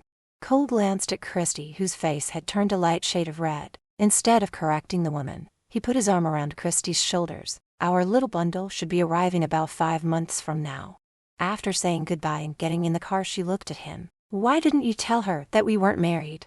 I didn't think it was any of their business. Besides, I'm hoping that someday we will be married to each other. A warm feeling flowed through her. He really was planning on a future with her. In her wildest dreams, she never would have thought that she would be someone's surrogate and end up being with that person even after the baby was born. Then she started wondering if he was rushing into something that he wasn't ready for. She didn't want to think about it this weekend. She just wanted to have a nice and peaceful time at the cabin with her new friends. Chapter 14. When they pulled up to the cabin and got out, she turned and looked at him. What a cute cabin, and I love the scenery here. I'm glad you like it. I helped Abe build it and he's so proud of it. Wait until you see the inside. Gina, being an interior decorator, did an amazing job on it. They both wanted a place where they could go to relax from their hectic schedule. I can't wait to see inside. I'll grab our stuff and we'll go in, he said, going around to the trunk of his car, pulled out their luggage. She carried some of the bags, and as soon as she stepped inside, she was blown away. Though it was small, it was beautifully decorated. No wonder Gina was as famous as she was in her business. Cole gave her the grand tour. Each room looked like it came out of a magazine. The kitchen was so cute and had all the modern appliances. He placed her bags in the one bedroom. This will be your room. I'm sure you'll be very comfortable in here. It's beautiful and I know I will be. He stood in front of her. His hand reached out to touch her cheek. I've slept in here many times and I can assure you that the bed is very comfortable, and it's a double. She took a step back. Her face became flushed when she realized what he was insinuating. We should put the food and beer in the fridge now. He smiled and followed her into the kitchen. He was hoping she would take the hint and invite him to stay with her, but she didn't. Well, who could blame him for trying? Are you still up for going out on the lake? Or would you like to rest for a while? It's such a beautiful day, and I don't want to spend it inside, so let's go boating. Okay, I'm ready whenever you are. When they got down to the dock behind the cabin, he helped her into the boat and had her put on a life jacket. He then put his on and Saturday down and grabbed the oars and started rowing. She Saturday back enjoying the view, and that view was him. He was wearing a white, short-sleeved t-shirt and her eyes kept staring at his biceps. She loved how they flexed with every movement. Oh, how she wanted to go over and touch them. He was starting to sweat and had to smile when he saw the way she was staring at him. "So I see you like my guns." When she heard him, her eyes moved up and she felt guilty for getting caught. "I don't know what you're talking about. I caught you staring at my biceps, which we guys like to refer to as guns. It's okay. You don't have to be embarrassed. I was not staring at anything." "Oh yes you are. I've also been checking you out." "I haven't noticed." "That's because I do it when you're not looking. I like looking at your legs, and when you walk in front of me I can't help but check out your amazing bum." She rolled her eyes and turned her head and looked out over the water. She was already turned on and didn't want it to go any further, so she changed the subject. "It's so beautiful out here, so calming and relaxing on the water." He stopped rolling and went over and Saturday down beside her. "Yes it is, and you should see it at night, with the moon shining over the water, and the stars sparkling above in the sky. It's so romantic. Did you ever bring Joyce here?" He looked at her, his eyes narrowing and wishing that she hadn't brought up his wife. "I wanted to, but she would never come here. She said she hated the woods and being outdoors. I really don't want to talk about her. She's history and that's where I want her to stay." She could tell that he wasn't happy about her bringing up Joyce. "I'm sorry, I shouldn't have asked you that." "It's okay. I'm here with you now and that is what is important to me." He put his hand behind her head and pulled her in for a kiss. At times like this, he wished he didn't have such high morals. Most men who were going through a divorce wouldn't hesitate to make love to another woman, but he wasn't raised that way. He had to stay true to his beliefs, no matter how hard it was. "Cole, how long do you think it will take for your divorce to go through once it is filed?" She too was waiting for the day that they could act on their desire to be with each other in the special way that two people in love should be. "Joyce will be receiving the papers on Monday, and if she doesn't contest it, it should be granted in about 30 days or so." He put his arm around her shoulder. "Once it is finalized and I'm a free man, you better watch out, Lee." "Why?" "Because I'll be on you so fast and have you naked that it will make your head spin." She started laughing. It wasn't what he said, it was more the way he said it and the look on his face that had her laughing. "Man, you act like you hadn't had it in years." He became very somber when you looked at her. "It has been years. Joyce and I hadn't had sex in way over 2 years." "You're kidding me." "Nope. Every time I tried to make love to her, she always had an excuse. She had a headache or she was too tired, among other reasons. After a year of trying I gave up." "That's terrible and I don't know how a wife can treat her husband like that. I'm so surprised that you didn't cheat on her. I mean, who would have blamed you?" "I'm not a cheater, never have been and never will be. Don't get me wrong. A lot of women have come on to me and I've been tempted, but I never gave in to temptation." She shivered, and it wasn't because it was cool out. It was because she had an idea of what she was going to be in for once. They were able to consummate their love for each other. It was almost as if he knew what she was thinking when he spoke. "Don't worry, I will be very gentle with you until after the baby is born." "I'm not worried about anything," she said, lying to him. "Right," he replied with a smirk on his face. "After the baby's born I will not hold back. So sweet cheeks, be prepared for some very hot lovemaking." Oh Lord, if she didn't feel her panties getting wet. How in the world was she going to wait until then? "Can we go back to the cabin now? I'm getting hungry." He pulled her into his arms and gave her a long and passionate kiss before releasing her and then headed back to the cabin. Once inside, the two of them made sandwiches. They took their food outside and Saturday on the deck and ate them while enjoying the scenery around them. It was getting late when his phone rang and noticing it was Abe, he picked up right away. "Hey man, where are you? I thought you would have been here by now." He listened as Abe talked, looking over at Christy. "Okay, thanks for letting me know. Is there a problem?" she asked, worried that their car might have broken down. "There was a family emergency and they can't make it, but he said for us to stay and enjoy ourselves." "I hope it's not too serious." "No, not really. It's just her sister is having boyfriend problems, and she's really broken up about it. So he and Gina are staying with her over the weekend." "Well, now you won't have to sleep on the sofa." "I guess not, but I was kind of hoping you'd share your bed with me. After all, it is big enough for two." She chose not to answer and asked them what they should do now. It's getting too late to go for a walk. I guess we could watch a movie or play some board games. What would you like to do? Movie or games? Playing a game might be nice. What one do you have in mind? How about strip poker? She smiled and shook her head. Nice try, doctor. Now be serious. What kind of board games do they have here? Monopoly, Scrabble. Not sure what else they have, but I can go look. He went over to the closet and pulled out a bunch of board games. She looked through the games and was trying to decide on either Battleship or chess. I'm not very good at chess, so let's do the Battleship one. As he was setting it up, he looked at her and smiled. I have to warn you, I'm really good at this game. We'll see about that, she said with a smirk on her face. What he didn't know was that she had played this game a lot and was very good at it. When the game was almost over, he crossed his arms over his chest and stared at her. You didn't tell me that you were an expert at this game. You didn't ask me. After the game was over, she raised her arms and said, woohoo, I beat you. Want to go again? I think I've had enough for tonight. And you deserve a reward for winning. What's my reward? He got up and went over to her. Taking her hand, he pulled her up from the chair and kissed her. It wasn't a sweet kiss. It was a long and passionate one that left her breathless. Now that's my kind of reward, she said when he released her. It's getting late. We better go to bed, he replied, caressing her cheek with the back of his fingers. I know that I have a bed to lay in, but I was wondering if maybe I could sleep next to you tonight. Cole, I don't really think that would be a good idea. No, you've got it all wrong. I just want to sleep with you in my arms. No sex involved. No one will know that we slept in the same bed together. I can't. I'm sorry. He felt so much disappointment when she refused him and left to go to bed. Going into the room that he would be sleeping in, he removed his clothes and got into bed. He found it hard to fall asleep, and when he was just about to, he heard a light knock at the door and Chrissy walked in. If that offer is still available to sleep together, I would really like to take you up on it. He sat her up and pulled the covers down on the other side of the bed. I'm really glad you changed your mind.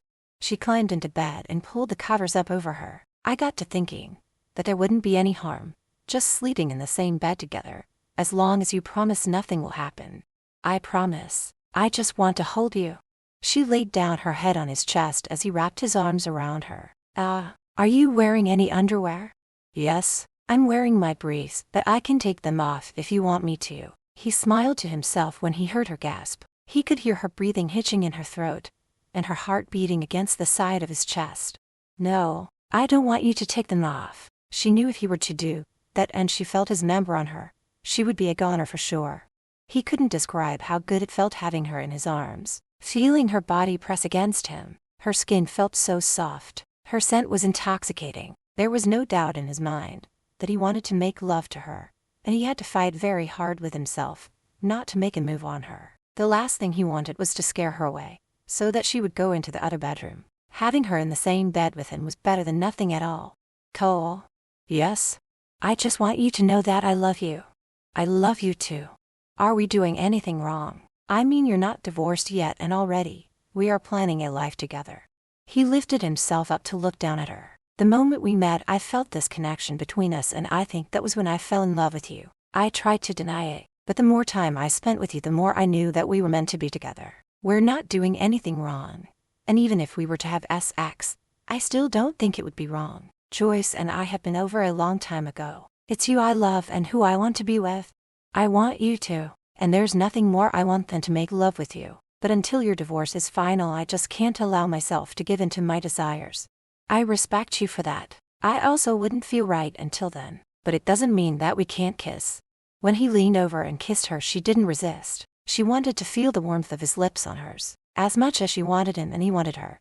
She knew that it would be even more special when the time was right. That night they slept so peacefully in each other's arms. When morning came and they woke up, neither one wanted to get out of bed or leave the warmth of each other's arms. But being pregnant, she was always hungry and finally suggested that they get something to eat. Yes, after all, you need to eat for the sake of this little one growing inside of you, he said, running his hand over her belly. Chapter 15. After having some breakfast, they went for a walk. He held her hand. Being out in the fresh air and with the woman he was in love with made him feel like a new man. He no longer felt that ache of loneliness in his heart. You're so deep in thought. What are you thinking about? He stopped, turned to look at her and placed his hand on the side of her face. I'm thinking about you. You have given me a reason to love. You make me feel like I am loved. Oh, Cole, you are loved by so many. Your friends adore you and you know that your mother loves you. And I love you? He put his arms around her waist and pulled her close. I never knew the true meaning of love until you came into my life. I love you with all of my heart. And I belong to you in every sense of the word. He then kissed her, showing her just how much he loved her. They kept walking until they reached the small town and stopped to have a bite to eat. They were unaware that the man sitting at a table not far from them was watching them. He held his phone in his hand and appeared to be looking at something on it. That night they watched a movie and ate popcorn, and when it was time for bed, she went and took a shower. She had just stepped out of the shower and let out a scream which had him running to see what was wrong. He ran to the bathroom and opened the door. His eyes moved down her naked body until she grabbed a towel and wrapped it around her. I'm so sorry that I heard you scream. Her heart was pounding so hard in her chest, which got her breasts heaving when she saw the look on his face when his eyes traveled over her nakedness. His eyes were full of lust, so she quickly covered up, but she wasn't quick enough. He had already gotten an eyeful. There is a huge spider in the shower. Get rid of it, please. I hate spiders so much. They creep me out. He looked in the shower and saw the reason for her screams. To him it didn't look that big, but being a gentleman, he caught it in a wad of toilet paper and flushed it down the toilet. There, it's gone now. He felt his member twitch when he saw droplets of water falling between her breasts. All he had to do was grab the towel and pull it off of her, take her in his arms and carry her to the bed. Cole. His thoughts cleared when he heard her say his name. Yes, he replied, moving his eyes to meet hers. Thanks for coming to my rescue, but you can leave now so that I can put on my nightgown. She could see how turned on he was when her eyes briefly moved down to his briefs. He cleared his throat and slowly backed away. Yes, I'll just wait for you to come to bed. After seeing her totally naked, how was he going to be able to control himself? He went and got in bed, laying on his back with his hands behind his head. She felt nervous about sleeping in the same bed with him. Their feelings for each other were getting stronger. Maybe I should go into the other room tonight. He pulled himself up to look at her. Why? Why do you think? Christy, if it's because of the shower incident, I just want you to know I didn't see anything. So come on, get into bed. Liar. A smirk appeared on his face. Okay, I saw, and may I say that you have an amazing body, but I will keep my promise not to try anything until I'm a free man. He pulled the covers back, motioning with his hand for her to get in. Getting into bed, she tried to stay as far from him as she could, but he pulled her over and wrapped his arms around her. There was no escape.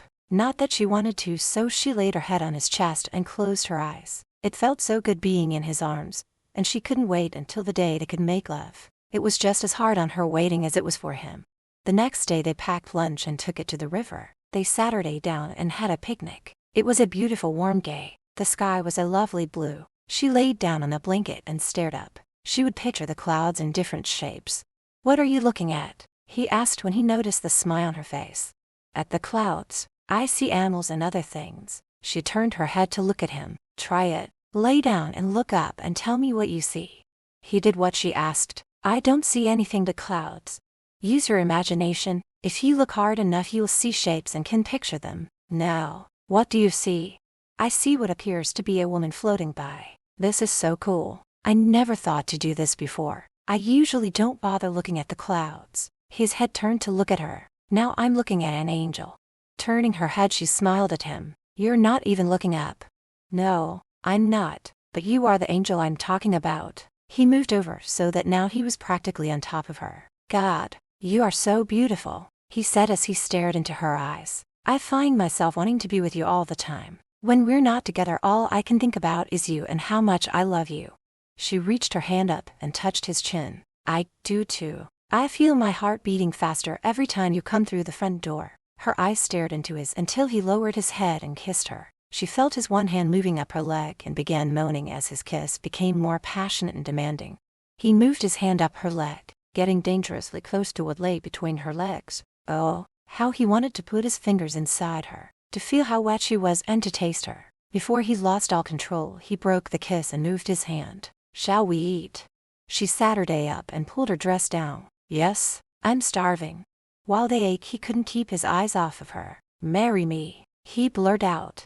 It took her by surprise to hear him proposing. "Cole, you can't ask me to marry you. Not when you're already married. I know this isn't the right time, but I couldn't help myself. I also know this is the most romantic way to ask. It's just that knowing we're engaged gives me the strength to go through whatever Joyce might throw my way during the divorce. I won't answer you now. It wouldn't feel right." He turned his head and looked in the opposite direction, feeling deeply hurt. This was the first time he had ever given a woman his heart, and it felt like she had crushed it. "Okay."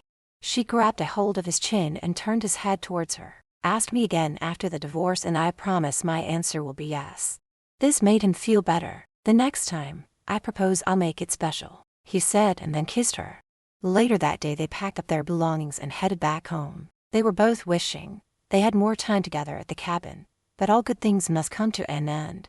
As much as they enjoyed being at the cabin, they were just as equally glad to be back home. It's like the old saying goes, there's no place like home. She never did go back to her own bedroom. He insisted once again that she stay with him. By this time June knew that there was something special going on between the two of them. She was glad to finally see him happy and only wished that he had broken up with Joyce a long time ago. Tuesday night, Abe and Gina came over to the house for a visit. "So did you have a good time at the cabin?" Gina asked. "Yes, it was amazing. And you have a beautiful cabin. I'm just so sorry that you and Abe couldn't make it. So how is your sister doing?" Gina looked at Christy. "I guess she's okay. Why do you ask?" "Well, the breakup." Gina mentally slapped herself for forgetting the excuse they made up. "Oh yeah, everything is fine now. They managed to work out their problem and are back together," she said, glancing over at Abe. When the guys went outside with their beer, that was when Cole confronted Abe. Gina's sister and boyfriend weren't having any problems, were they? A smirk crossed Abe's face. Gina did slip up with Christy. "No, there were no problems. They are happier now than they've ever been. We just wanted the two of you to have some time alone together. Please don't be mad at us." "I'm not mad. I'm actually glad you did it. We had a great time. We talked, went for walks and played some board games. So did you and she get freaky under the covers." "For your information, no. Not that it's any of your business, but to be honest, we came very close. Here comes the girls, so let's not continue this conversation. The last thing I want to do is embarrass her, and don't worry, I won't tell her you and Gina tricked us." After having ordered Chinese takeout, and they were just about finished their meal, there was a knock at the door. Cole went and answered it and came back into the room holding some papers. His face had turned pale, and there was a hint of anger in his eyes. Christy stood up when she saw him. "What's wrong, and what are those papers you're looking at?" Normally she wouldn't have been so nosy, but she could tell he was very upset. He lifted his eyes from the paper and looked at her and the others. "It's from Joyce's lawyer. She's countersuing me." "What do you mean?" He walked over to her. "She's filed her own divorce papers, asking for a larger settlement and monthly payments after that. She also wants the house and my car and any investments I have. That witch is trying to take everything from me, every last dime, and the things I worked so hard for." Abe was furious. "She must be out of her damn mind. There's no way she can win. Not with the way she's treated you right from the beginning of your marriage. According to her, I've been unfaithful, and that is why she wants a divorce. That's outrageous. If anyone has been cheating, it's her." Gina snapped. "Besides, you've never cheated, and there's no way she can prove that." Cole cleared his throat and placed his hands on Christy's shoulders. "I'm not sure how you're going to take this. Joyce is claiming that you and I have been sleeping together from the beginning. She's claiming that I got you pregnant, and that it wasn't from the insemination." She looked back at him, and could feel herself trembling beneath his hands that were still placed on her shoulders. "That's a lie. You and I have never slept together." "I know, but she's saying that we did and that I impregnated you. It's going to be hard proving it. I just want to warn you that this could get very ugly. This will probably go before a judge and you may be asked to testify." "I don't mind talking to the judge and telling him the truth. I can tell him how she was never home and how much she drank when she was here, not to mention all the things she had me doing for her. I don't want to put you through all of that. Maybe I should just give her everything she wants." Abe got up and poured him and Cole a shot of whiskey and handed one to him. "You can't give up everything you worked for. It's not only your money and the home that you lose, it's also your reputation." Christy looked at Abe. "What do you mean he could also lose his reputation?" "Cole is a well-known specialist in his field. People believe and trust him. If it gets out that he's been cheating on his wife with his surrogate, it could possibly turn people against him. Their trust in him will be tarnished. What am I supposed to do? How am I supposed to prove that Christy and I have not been sleeping together? Gina was sitting back listening, and finally, she put in her 2 cents worth. Now you listen to me, Cole. You are going to fight that evil witch. As soon as Joyce opens her mouth to the judge, he will see right through her and how phony she is. It's going to be her word against yours. You are a well-known surgeon and well-respected, whereas she is a woman who only spends your money and goes on vacation all the time. Without you, may I add. Cole scratched his chin as he gave it some thought.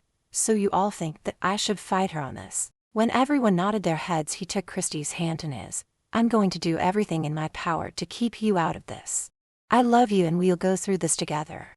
Somehow I knew you'd say that. I just want you to take it easy and not get upset. We have to make sure that this little one is okay. She placed his hand over her belly. He's going to be okay. And so will I. The 3 of us are a team, and what one goes through, we all go through. He didn't care that Abe and Gina were watching as he pulled Christy into his arms and kissed her, telling her how much he loved her. Chapter 16. The next morning, as he was getting ready to leave for work, he could tell she was worried. So going over, he hugged her. Hey, everything is going to be all right. She rested her head on his shoulder. It tore her apart just thinking of what Joyce was putting him through.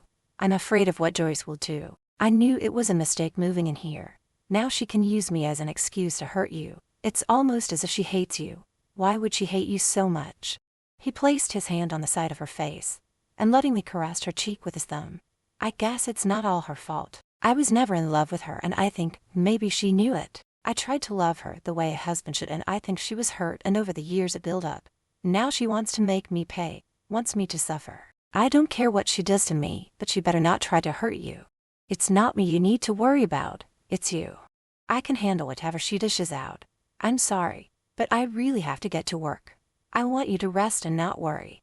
I love you, he said, giving her a kiss before leaving. His morning rounds at the hospital kept him busy until lunchtime. When he got to his office, he sat her down and called his lawyer and discussed with him the papers he received from Joyce's lawyer. I want you to get this thing rolling, and I want it over with as soon as possible. After talking with his lawyer for over half an hour, he hung up. Now all he had to do was wait to hear back from him as to when they can go in front of the judge. Christy knew that he had a busy schedule and was worried that he wouldn't take time to eat lunch, so she made up something and decided to take it to the hospital. When she got there, his receptionist told her to go right in. Cole looked up when he heard a light tap at the door and then walked Christy. His face lit up as he got to his feet. Now this is what I call a pleasant surprise. Something told me that you wouldn't take the time to grab lunch, so I thought I would bring you something. As soon as she placed the bag containing his lunch, she was pulled into his arms. That's so thoughtful of you. And to be honest, I could sure use something to eat, but first I want my kiss. Just one touch of her lips stirred the desire in him. He shoved the articles on the desk over to the side, and lifting her up, Saturday her down, and got between her legs as he continued kissing her. He then moved his lips, leaving a trail of kisses over her chin and onto her neck. His member grew hard when he heard the soft moans coming from her mouth. Oh God, I'm so sorry, Dr. Mason, his receptionist said when she walked in and caught them. He stopped kissing Christy when he heard Terry. He cleared his throat and took a step back. What is it? Mr. Fuller is online too, she said and closed the door behind her. He took one look at Christy, whose face had turned red, and knew she was embarrassed. I'm so sorry about that. It's not like her to just walk in. I don't know why she didn't buzz me on the phone. Just let me answer this call and then you can share my lunch with me. She got off the desk and went over to the window and looked out. She had never been so embarrassed in her whole life, and was worried that Terry might spread gossip around the office, which she was sure wouldn't be good for his reputation. Moments later, he hung up the phone and walked over to where she was standing. Please don't worry about her walking in on us. How can I not worry? What she caught us doing was very inappropriate, and what if she tells everyone about it? So what if she does? Cole, you're going through a divorce. If people find out that we were making out in your office, Joyce could use it against you. No one here at the hospital even likes Joyce, and I'm sure that they're glad she's going to be out of my life and theirs. She was always so rude to the staff and the other doctors I work with. Now come on, let's eat before I have to get back to work.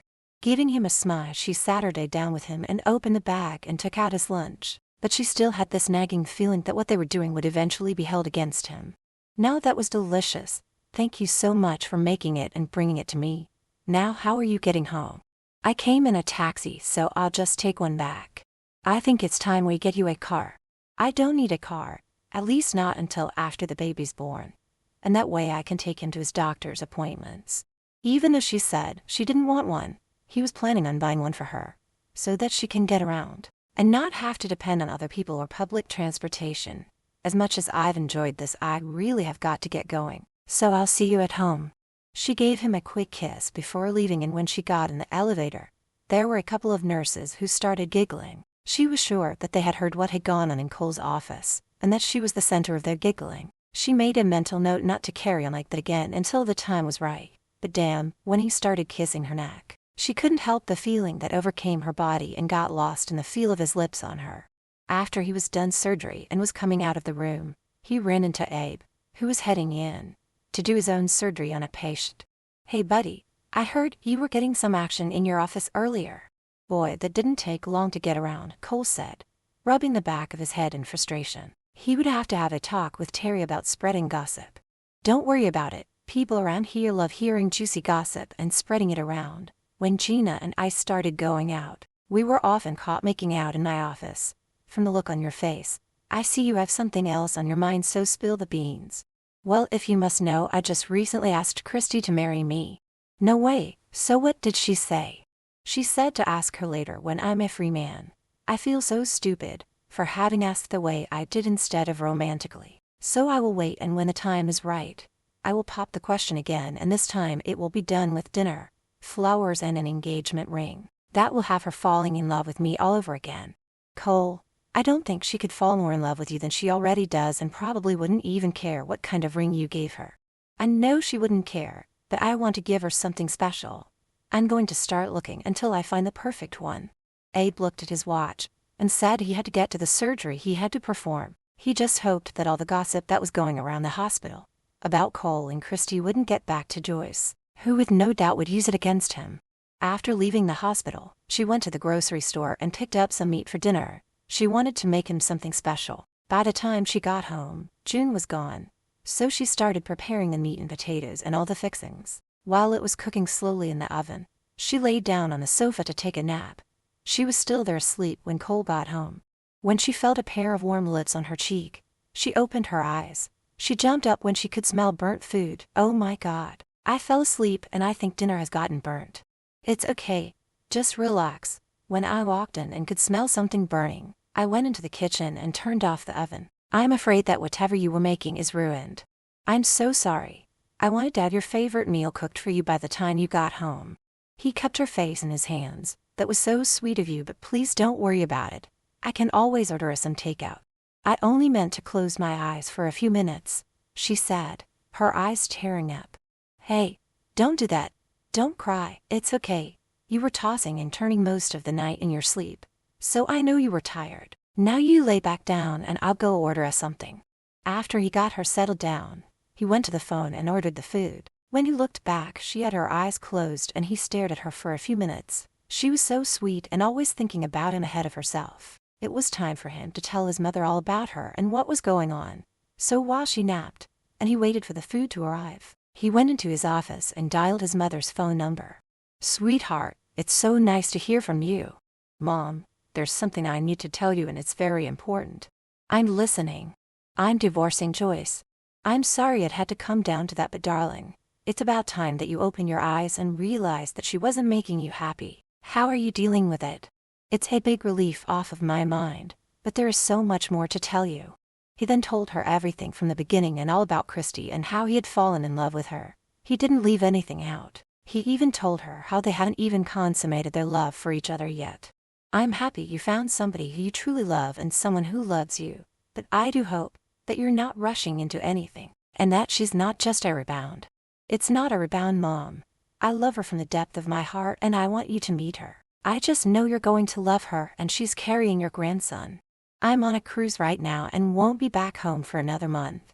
But as soon as I get back, I'll jump on a plane and come visit you and this young woman you're in love with. I also want you to know that I am thrilled to death to be a grandmother, and I can't wait to meet him. You take care now, sweetheart, and I'll see you very soon. I love you. I love you too, Mom. He was so glad that she took it better than he expected her to. He loved his mother, but never really had a close relationship, but he was hoping that this baby would change all of that. As soon as she hung up with Cole, she turned to her husband, Stephen. Well, you're not going to believe this. My son has finally come to his senses and is divorcing Joyce. Well, it's about time, Gloria. And that's not all. He has fallen in love with someone else and they're having a baby. When she saw Stephen lifting his eyebrow, she held up her hand to stop him from saying anything. Now, before you go off on how he's still a married man, let me tell you the whole story. When she was done revealing everything her son had told her Saturday, Stephen nodded his head. As much as I hate Joyce, I'm glad that he did not cheat on her. It's also a good thing that he found true love, and I'm very happy for him. So am I, but according to Cole, she is accusing him of adultery and sleeping with the poor girl. We both know what kind of a woman she is, and I'm sure that she's been up to no good all during their marriage, and I plan on finding out everything. What are you going to do? I'm going to hire a private investigator to find out what she's been up to. Cole needs my help, and if we can get the dirt on Joyce, it will help him in the divorce proceedings. No, my dear, we're going to help him. I'll make some calls and get someone right away. I might only be a stepfather, but I do think of him as a son. I can't wait to meet this Christy. From the way he talks about her, she must be really special. Just think, honey, we're finally going to be grandparents. So what are you doing sitting there? Get on the phone and make the call before he has to go in front of the judge. Stephen got to his feet and went over and kissed her on the cheek. Yes, dear. I'll do it now. When he was gone, she sat there smiling to herself. She just knew that Joyce was and has been cheating on Cole for a long time, and now she was finally going to be able to prove it. She would have done it a long time ago, but since her son was still married to Joyce, she didn't think he would believe her, and would be furious and never speak to her again. Chapter 17. It felt good talking to his mother, as she took the news about Christy well. There was no doubt in his mind that the two would get along. The food had arrived and they sat down to eat. Then later they went and sat outside. I think we should start coming up with some names for our son, he said while he had his arm around her. Have you got any in mind? A couple. Jacob or maybe Wesley. What are your thoughts on those names? I'm not sure. They're good names. Let's think of more before we decide. Oh, I just felt him kicking a little. She grabbed his hand and placed it over her stomach. Do you feel that? He smiled. Yes, I do feel some movement. It's not very strong yet, but pretty soon you will be kicking up a storm. He looked into her eyes. I thank God every day for sending you into my life, and in a way, I should thank Joyce. What do you have to thank her for? Because she was the one that found you and said we should hire you. Yes, I see your point, and I also have her to thank. But I won't. I can't stand her, and she'll only try and make me feel bad. Let's not talk about Joyce. We have much better things to do. Like what? Like this, he said. Putting his hand behind her neck, he pulled her close and kissed her. He slowly lowered her down onto her back on the lounge chair they were on and laid on top of her. He was careful not to put all of his weight on her. I've been thinking that since Joyce is accusing me of adultery, why shouldn't we go ahead and make love? Cole, you know I want you to. It's just that when you go to your divorce proceedings, and they ask you if we've slept together, I don't want you to make things worse for you. This way you can say with a clear conscience that we haven't been physical. I don't know how much longer I can wait. She reached up and stroked his cheek. I know it's not easy, but you can do this. I'm sure it won't be much longer. He got off of her and stood up. Knowing Joyce, she will keep this thing going just out of spite. We can't let her ruin our life this way. I want you and I know you want me. I don't want to wait another night. It's time we did what we want. She also stood up, shaking her head. No, I won't let you give her any more ammunition than she already has. That night, as he got ready for bed after taking a shower, he only had a towel around his waist. He watched her as she brushed her hair, and after placing it down on the table, and as she was walking to the bed, he grabbed a hold of the back of her neck and pulled her back towards him and turned her around. He didn't give her a chance to speak as his lips came down hard on hers. There was something so SI about the way he grabbed the back of her neck and pulled her into him. He had lit the flames inside her, and she knew right then that there was no turning back. She wrapped her arms around his neck and kissed him back with as much passion as she could possibly muster. She could feel his hands sliding the straps of her nightgown down past her shoulders as it piled around her feet. She used her fingers to tear the towel he was wearing from his body. With his arms still around her and his lips on hers, he slowly walked her backwards toward the bed. Very gently, he lowered her down onto the bed, sliding her panties down her legs. His member was hard and throbbing. He couldn't wait to have it inside her. He managed to tear his lips from hers and looked down at her as he hovered over top of her. If you want me to stop, I will, but I'm really hoping you won't. It felt as if her insides were on fire, and her core was throbbing, and she knew that she was wet down there. If what they were about to do now was wrong, then she didn't want to be right. I can't wait any longer for you. I don't want you to stop. I want you so much, just be gentle. Even though he was a man who had been starved for sex for so long, he took his time, getting her pleasure before he took his. He ran his hand down her body in between her thighs, as he kissed her lips down to her neck. He moved a couple of fingers inside her, and when he felt how wet she was, he became more aroused than he had ever been. He continued to kiss down to her breasts, his tongue circling around her nipple and moving to the other one. Taking one in his mouth, he began sucking, his tongue tickling the tip of her erect nipple. He could feel her squirming, and heard the moans that were escaping from her lips as she ran her fingers through his hair, moving down further. He removed his fingers and placed his mouth over her moistened pussycat. His tongue moved along her lips as he slowly slid his tongue inside of her. He licked and sucked until he felt her body convulsing with an orgasm that had her screaming his name out loud. He got up on his knees, and with his hands on her knees, he looked down, loving how he had finally gotten to the place he had been dreaming of since he had met her. It was as amazing as he knew it would be, and he knew that being inside her would be a hell of a lot better. So slowly moving up her body, he kissed her hard on the lips, as he used one hand to rub his snake against her wet pussycat before he entered her. He knew he had to be gentle, and as much as he wanted to just pound into her like crazy, he took it slow. She really had no idea that being with him in this way was going to be so amazing. As much as she would have loved for him to be a little bit rougher, she understood that he was taking it easy for the sake of her and the baby. Faster. I'm almost there, she called out, digging her nails into his back as she felt the orgasm coming. When it did, it left her breathless and panting like crazy, and when she felt him release inside of her, and the way he was moaning, it made her feel so good. After catching his breath, he leaned over and kissed her before rolling off and onto his side. Ow. There are no words to describe how fantastic that felt. He turned his head to look at her and reached for her hand. I love you, and I hope that it was as good for you as it was for me. Oh, it sure was. Even though I could tell you were holding back a little, it was still amazing. I want you to know that I don't regret what we've done, and I just hope it doesn't cause you any trouble later on.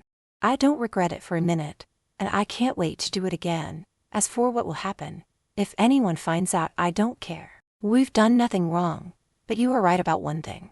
What's that? The part about how I was holding back.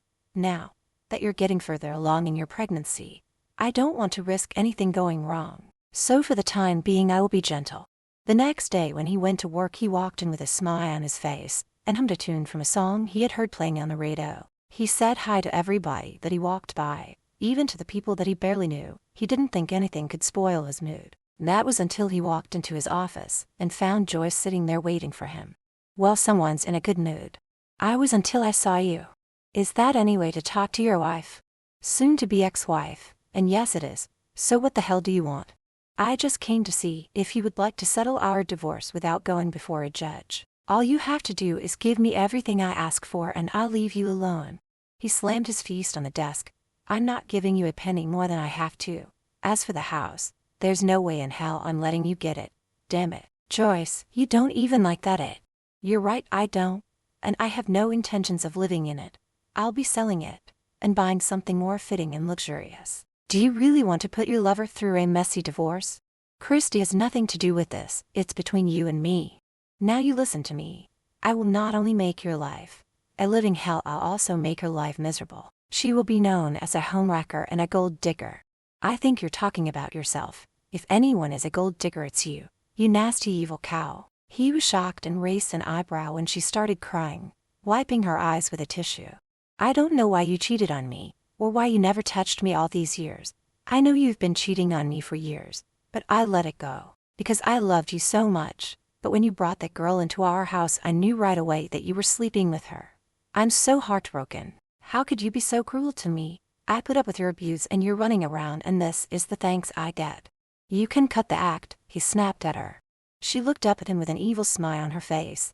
You have to admit it was a good act, and I'll guarantee that the judge will believe me.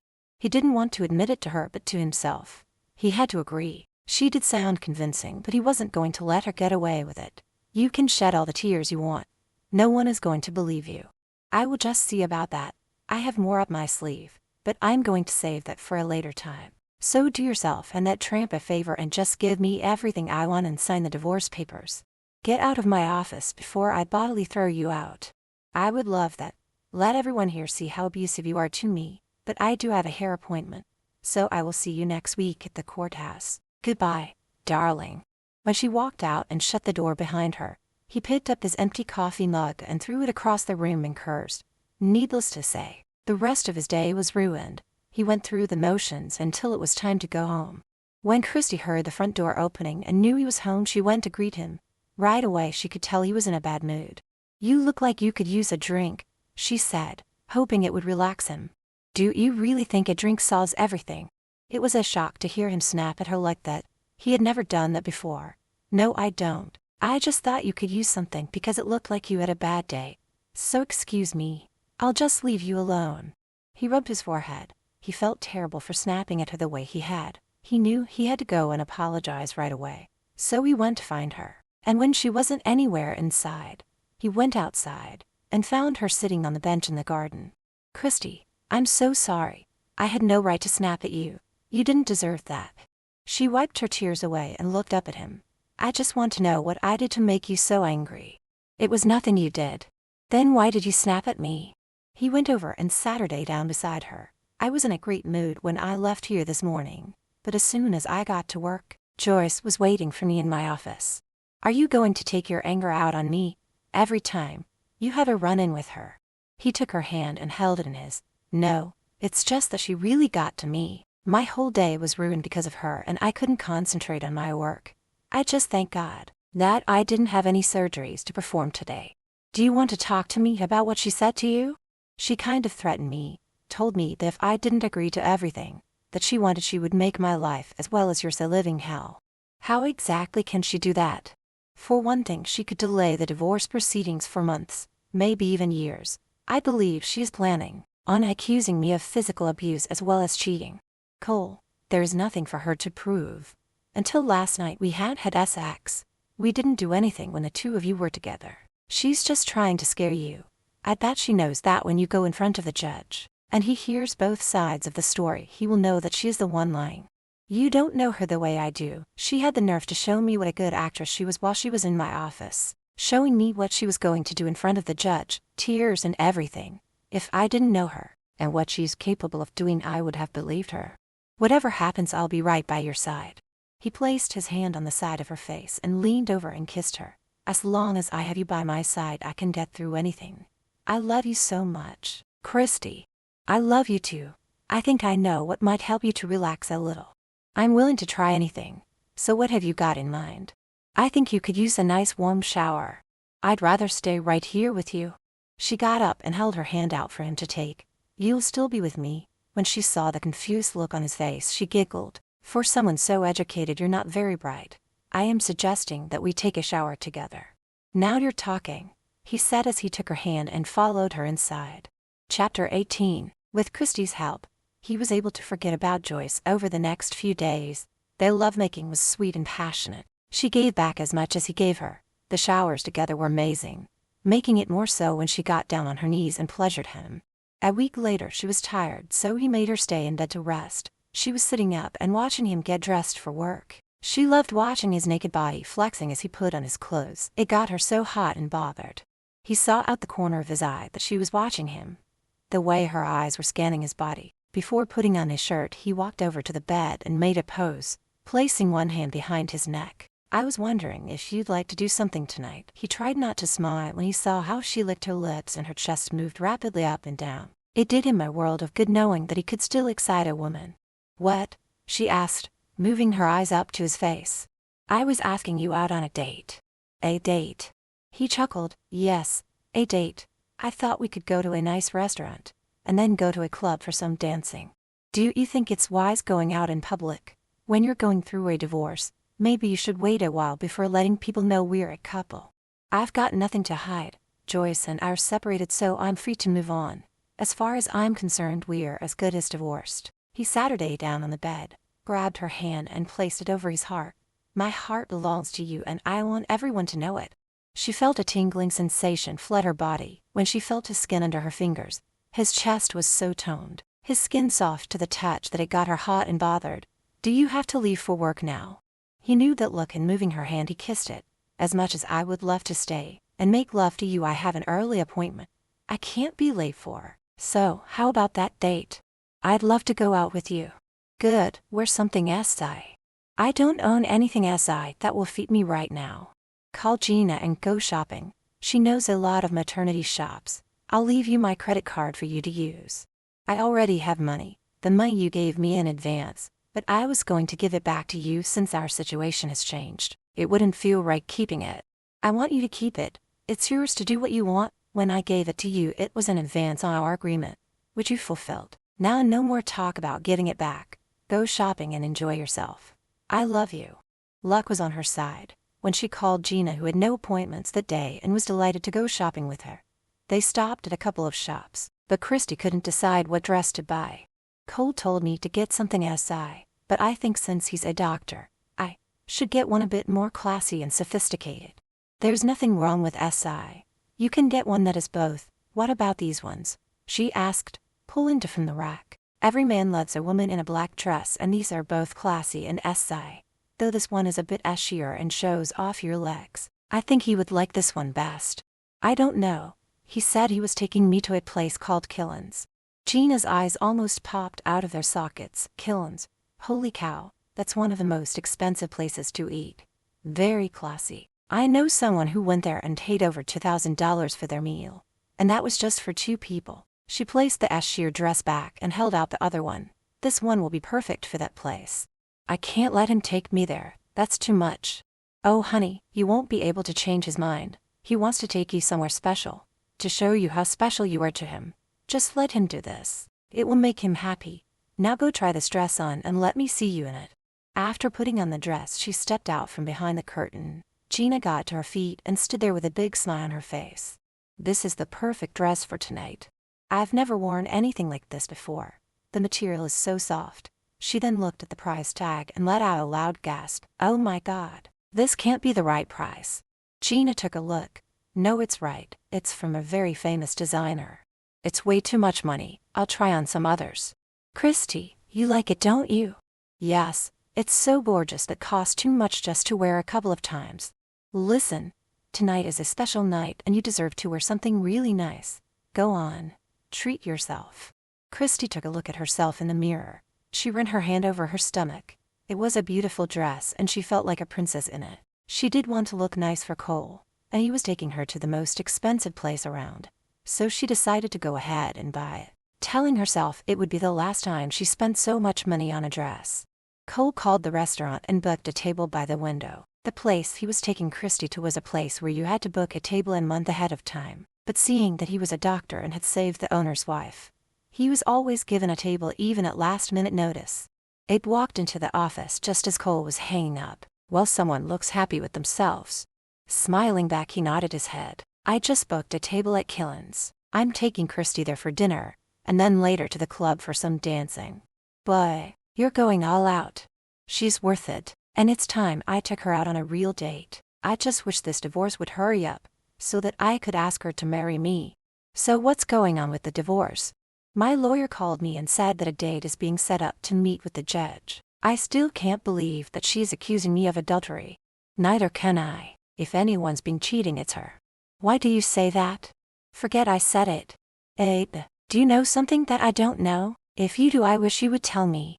I really don't know anything, but you've got to wonder what she's doing when she's away. Just think about it. Sometimes she's gone for weeks and hasn't given you sex in way over a year. Gina and I both suspect that she's been cheating on you, and probably right from the beginning. No, she wouldn't do that. Even though he was defending Joyce, he really did wonder at times if she had been cheating on him. There was one night she came home not too long ago. She was drunk and her hair and makeup were messed up. I guess I didn't want to see it. I wanted to believe that she felt the same way about cheating as I did. I had been such a fool all these years. Don't beat yourself up. At least now you're getting out of that marriage, and you have found yourself the perfect woman.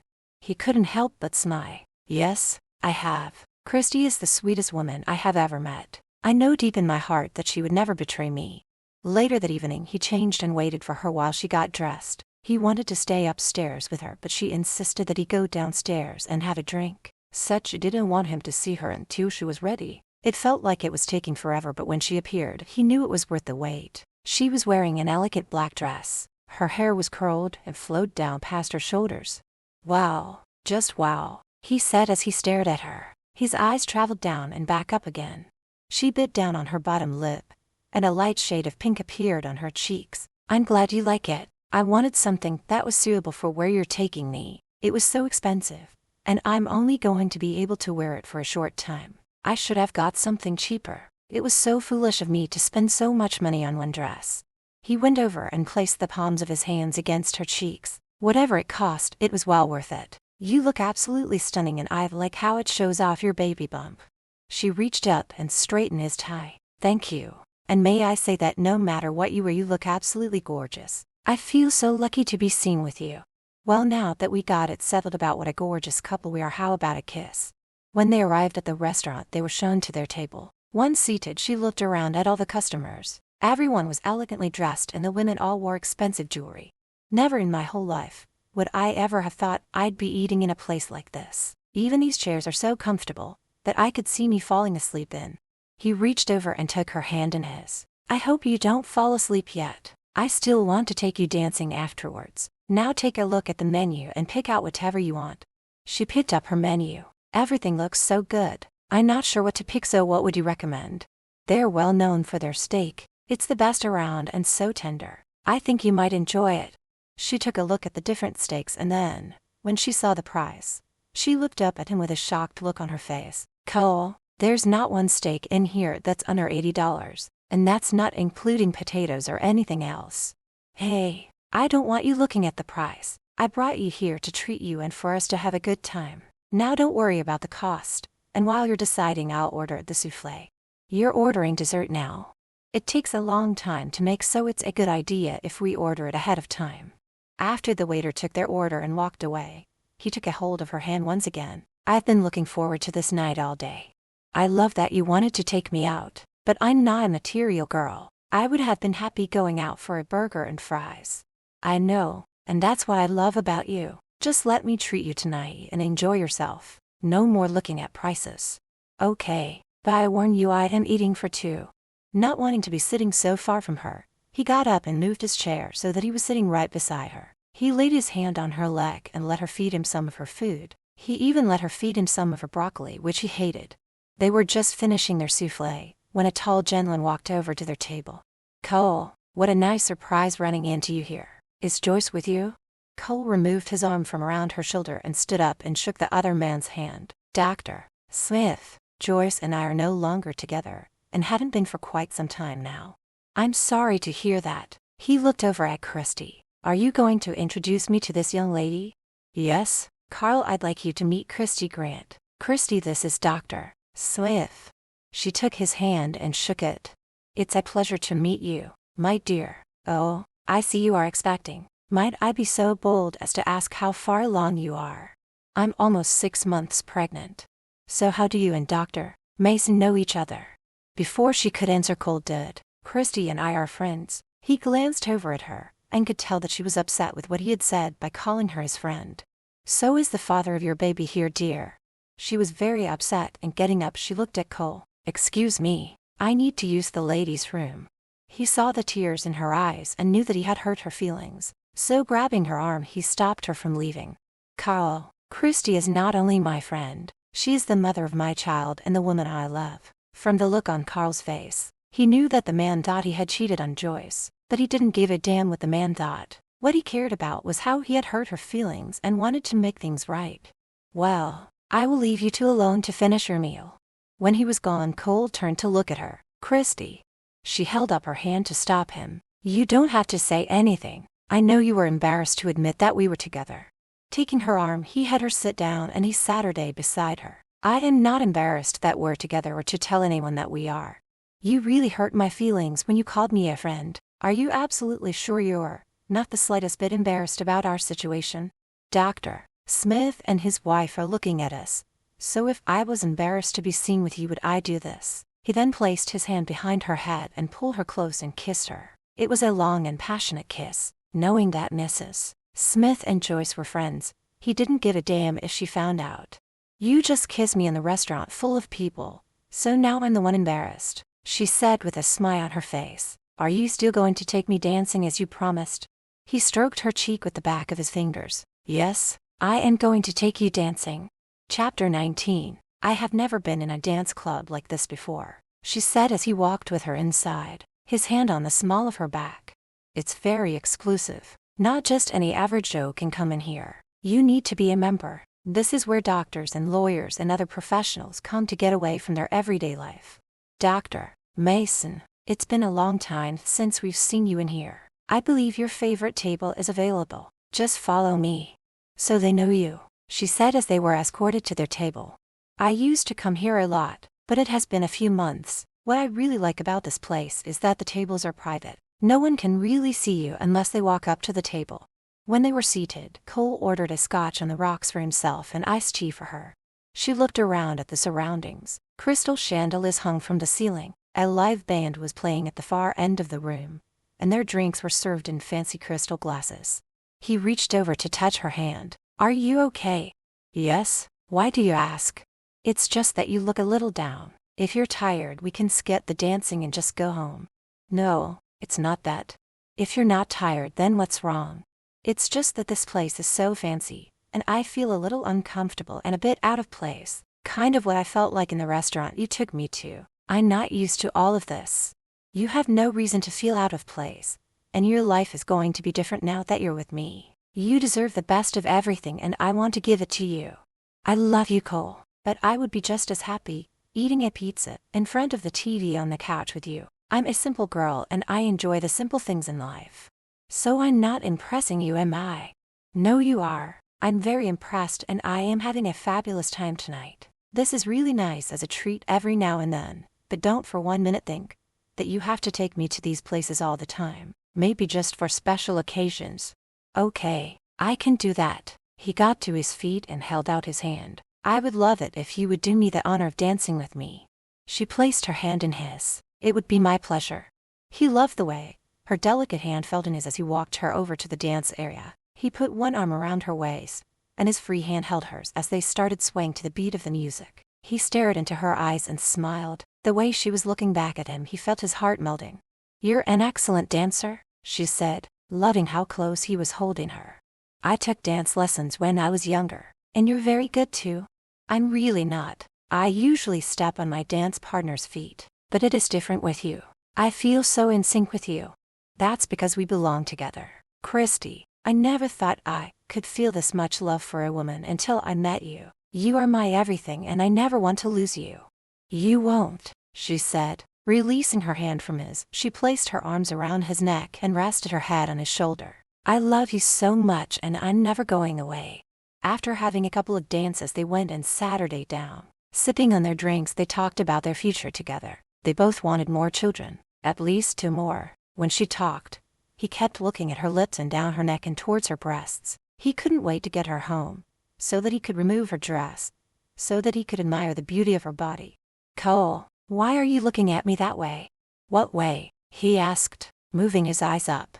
Like you want to rip off my clothes and devour me. Oh, that way. You caught me. That is exactly what I want to do, so let's go home before I lose my mind. Okay, let's go, but you better not ruin this dress. I just bought it and I would like to be able to wear it again, hopefully before I get too big.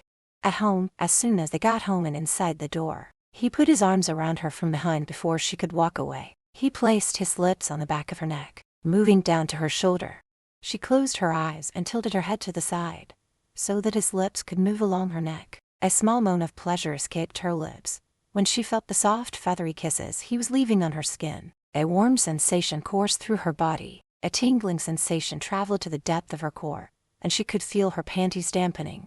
He was starting to have a hard time controlling himself from taking her right there on the floor. But being that she was pregnant, he knew that was not a good idea. His manhood was straining to be released and knew he couldn't wait any longer.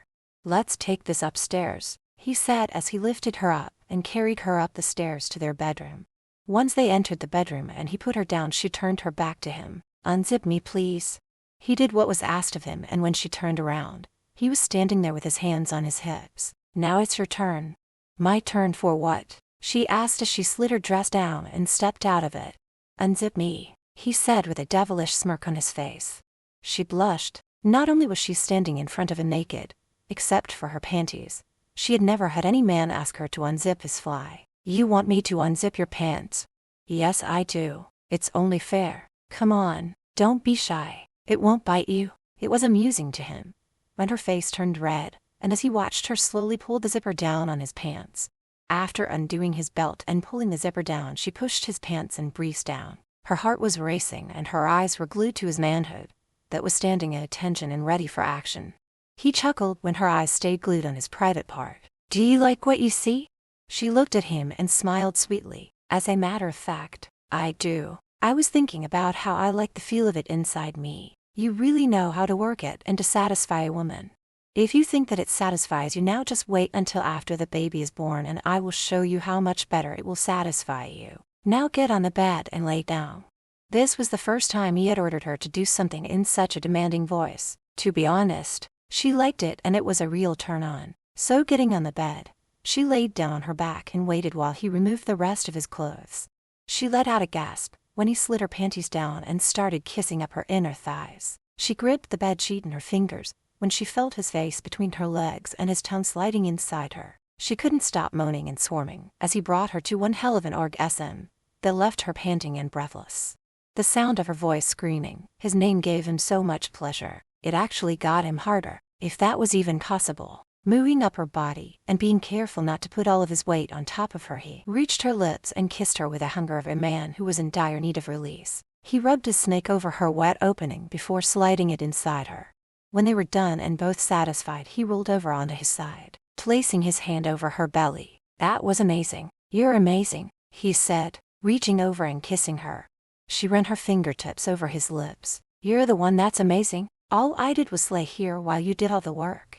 "That's not true. You did so much more than you will ever know. It was the way you kissed me, the way you ran your fingers through my hair, while your other hand moved up and down my back. It was in the way you wrapped your one leg over mine and the way my name rolled off your tongue. You excite me like no one else ever had or ever could." It made her feel so sad to think that during his marriage to Joyce, that she had deprived him of love and sex. So she made a secret vow to herself to always show him love in every sense of the word. Over the next few days, she made a point of giving him a kiss and telling him how much she loved him every time he left for work. Then at night when he returned from work, she was always there to greet him with a kiss and asked him how his day went. On the nights he had to work late, she never once complained. After all, he was doing his job and helping to save lives. It was such a joy coming home every night after a long day of work. Before Christy came into his life, he dreaded coming home, never knowing if Joyce was going to be there and what kind of mood she would be in. He always had a warm meal waiting for him, and on the night he came home late, she would always have some warming up. He went with her to her next appointment and was pleased that the baby was doing well and her blood pressure was where it should be. But as the days got closer to his meeting with the judge and the lawyers, he was worried that she would once again become stressed, since she was being used as the reason for his adultery. There was no way to keep her out of the divorce proceedings. They were sitting on the couch watching TV when his phone rang. With this one arm around her shoulder, he reached for his phone with the other. Right away she could tell it wasn't good news by the way he removed his arm from her and got to his feet and started pacing as he talked on the phone. She waited until he hung up before speaking. "I gather that's bad news." He turned to look at her, worried lines creasing his forehead. "That was my lawyer. We have to be at the court on Monday morning." Do you mean I have to be there too?" "Yes, Joyce's lawyer will be wanting to question you. He's going to try and convince the judge that you and I have been sleeping together right from the beginning. But we haven't. It wasn't until after you've been separated and asked for the divorce." When he saw how worried she looked, he went over and sat her beside her. "That's right. And we will let the judge know that. All you have to do is answer the questions truthfully. We have nothing to hide, so you don't have anything to worry about." "Why is Joyce doing this?" "Because she is a wicked, greedy person. She wants to get every last dime she can out of me. I offered a huge settlement which she refused, and if that wasn't bad enough, she wants this house. I designed this place and had it built exactly the way I wanted it. I don't even know why she wants this place. She hated it right from the beginning. Cole, I know it's none of my business, but did you not get a prenup when you got married? No, unfortunately, I didn't. Why didn't you? Well, for one thing, when I got married, it was supposed to be for life.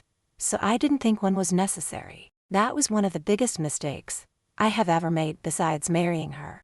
If we get married, I will be more than happy to sign a prenup.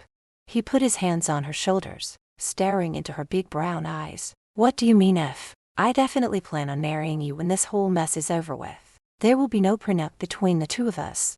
But what you're going through with Joyce, why would you want to take the chance?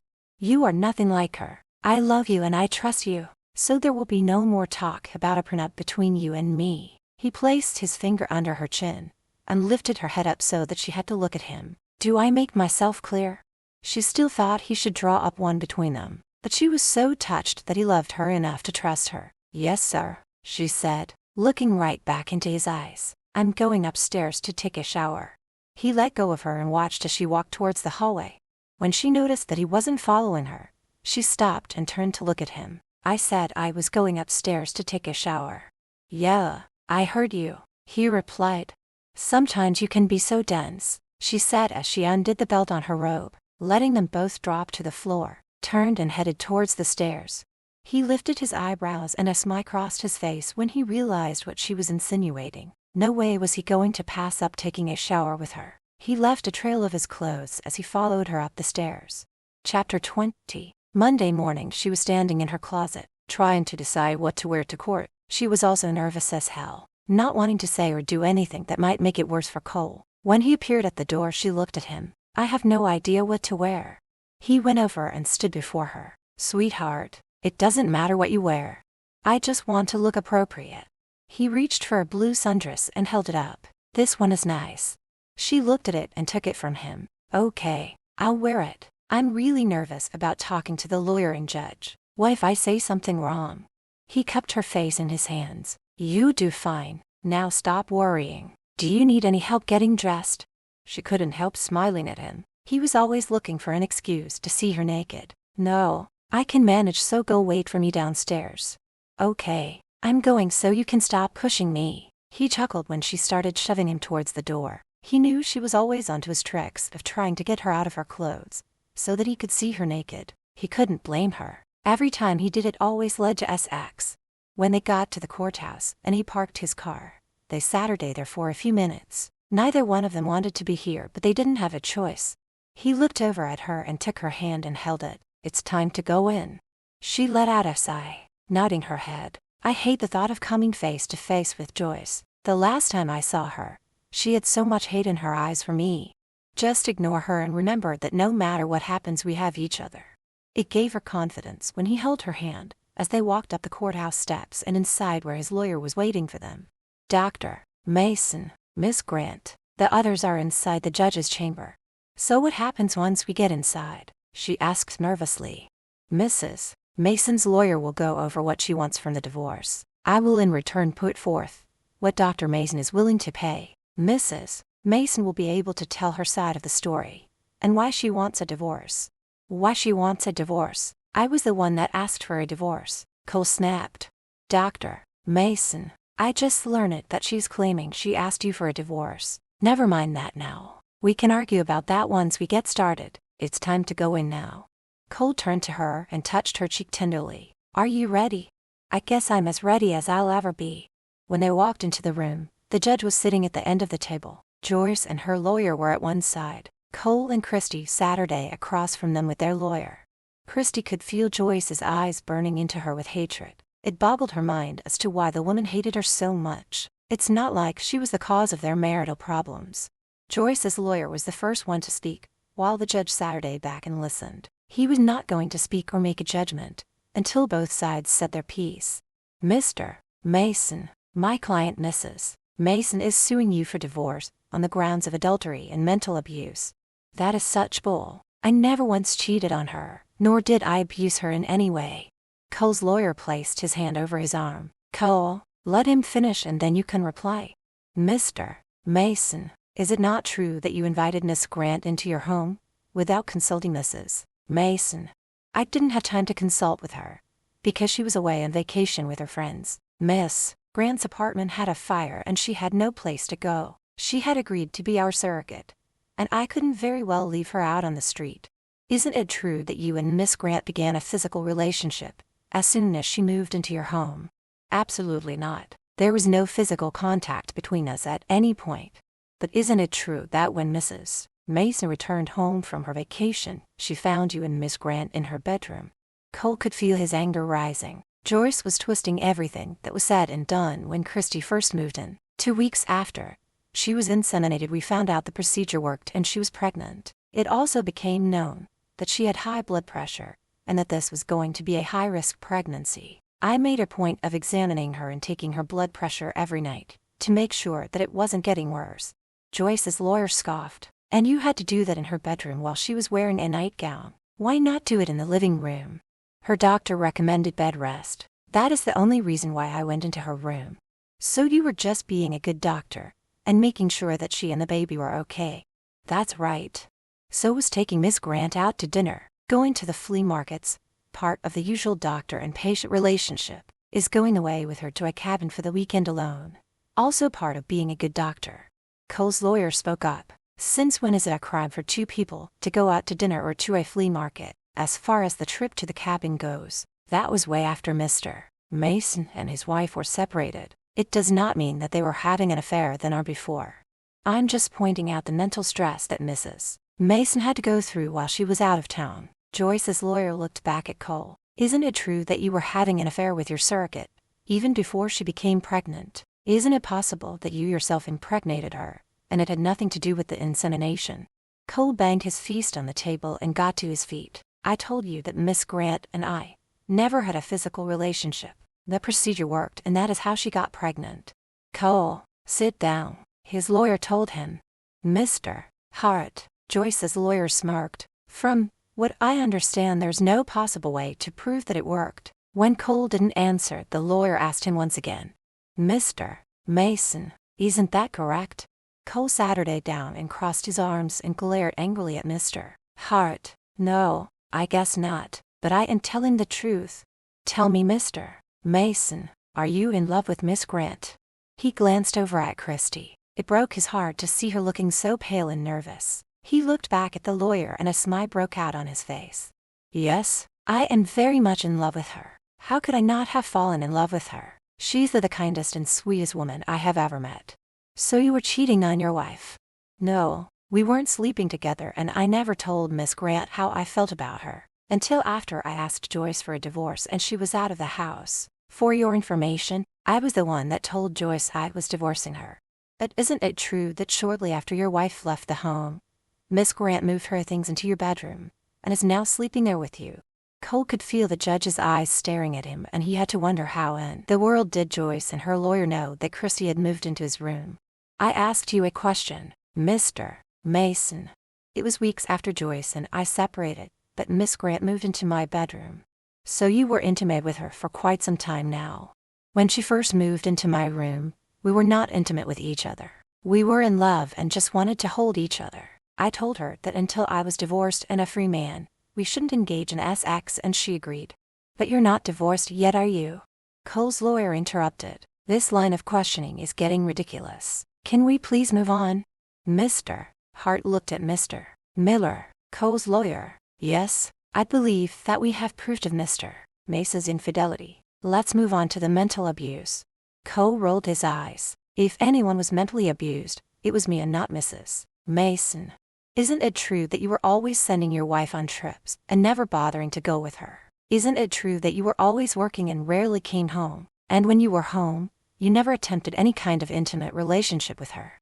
Oh, you got to be fucking kidding me, Cole yelled out. He couldn't control his temper.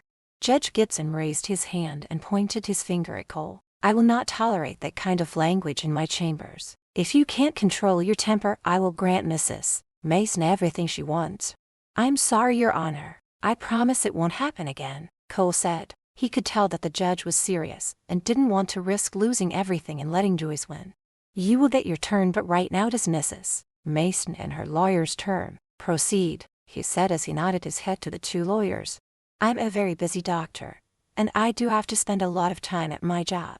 As far as me sending her away on trips, that's far from the truth. Joyce decided when and where she went and never even bothered to ask me to go with her. Nor did she want me to go with her. That she had no problem using my money to fund her trips with her so-called friends. It's true that I didn't spend a lot of time at home. I'm in high demand, as far as being intimate goes. I tried, but she always had an excuse. She was either tired or drunk or just wasn't in the mood. So after a while, I gave up. Besides, she was never home.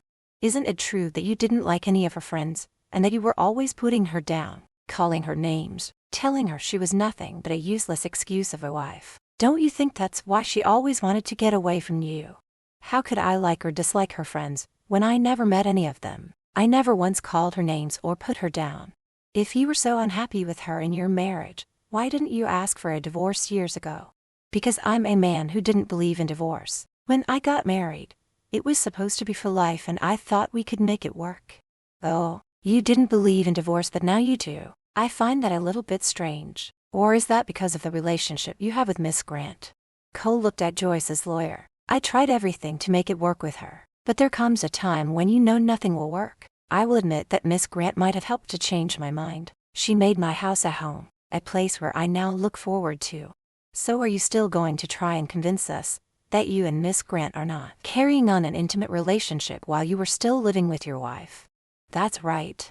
Well then let me just show you some pictures that will prove to everyone here and the judge that you are nothing but a liar and a cheat. He opened up a folder and took out a bunch of pictures and tossed them on the table.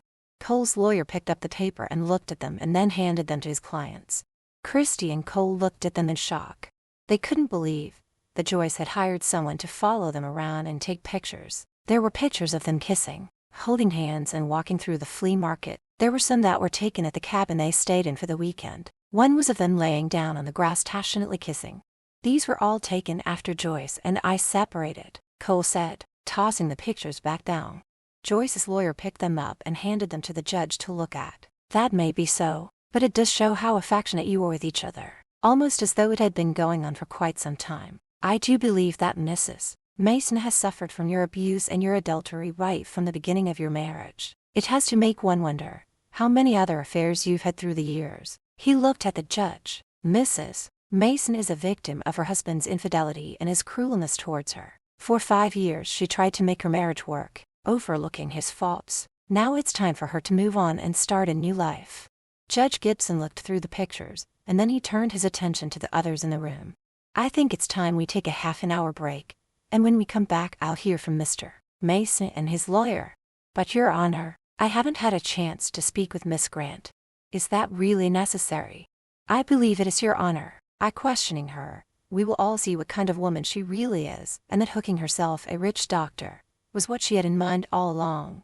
Cole was about to stand up and argue when his lawyer grabbed his arm and pulled him back down. I said we are taking a break, and when we come back, you may question Miss Grant. They all stood up when the judge did and walked out of the room. Joyce and her lawyer quickly got up and left the room. The smirk on Joyce's face did not go unnoticed by the others as she looked at them before walking out. Chapter 21. When Cole and Christy were alone in the room, she was worried about him and placed her hand on his arm. Are you okay? He put his hand over hers. I can't believe how Joyce and her lawyer are twisting everything around. With her sitting here with tears rolling down her face is such an act, and I think the judge is sympathizing with her. I'm sure once he hears what she has to say he will realize how phony she is. Cole managed to give her a weak nod. I'd hope so, but she did put on quite a performance for me a while back. It was so good that I almost believed her. Mr. Miller walked in with a bottle of water for each of them. Miss Grant, when everyone comes back into the room, you will be questioned next, and then I will be able to question Mrs. Mason. Isn't there any way we can keep Christy out of it? I wish we could, but unfortunately we can't. Her lawyer is going to try to get you to admit that you and Cole were having an affair from the beginning. I'm afraid that those pictures are quite damaging. If at any time you need a break, just let me know, he said, looking at Christy. I'm so stupid. I should have kept tabs on what Joyce was doing, where she was going and who she was going with. If only I would have had proof of her cheating. and God knows what else she was up to. Don't beat yourself up. You didn't know this was going to happen, Christy said, moving her hand up and down his arm.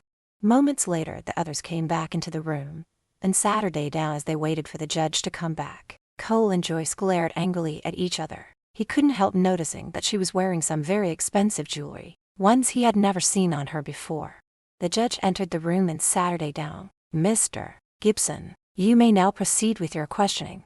Christy felt herself tensing up. She could feel Joyce's eyes on her but was too scared to look back at her. Miss Grant, I will try to make this as short as possible seeing your condition. Would you tell us how you came about meeting Mrs. and Mr. Mason?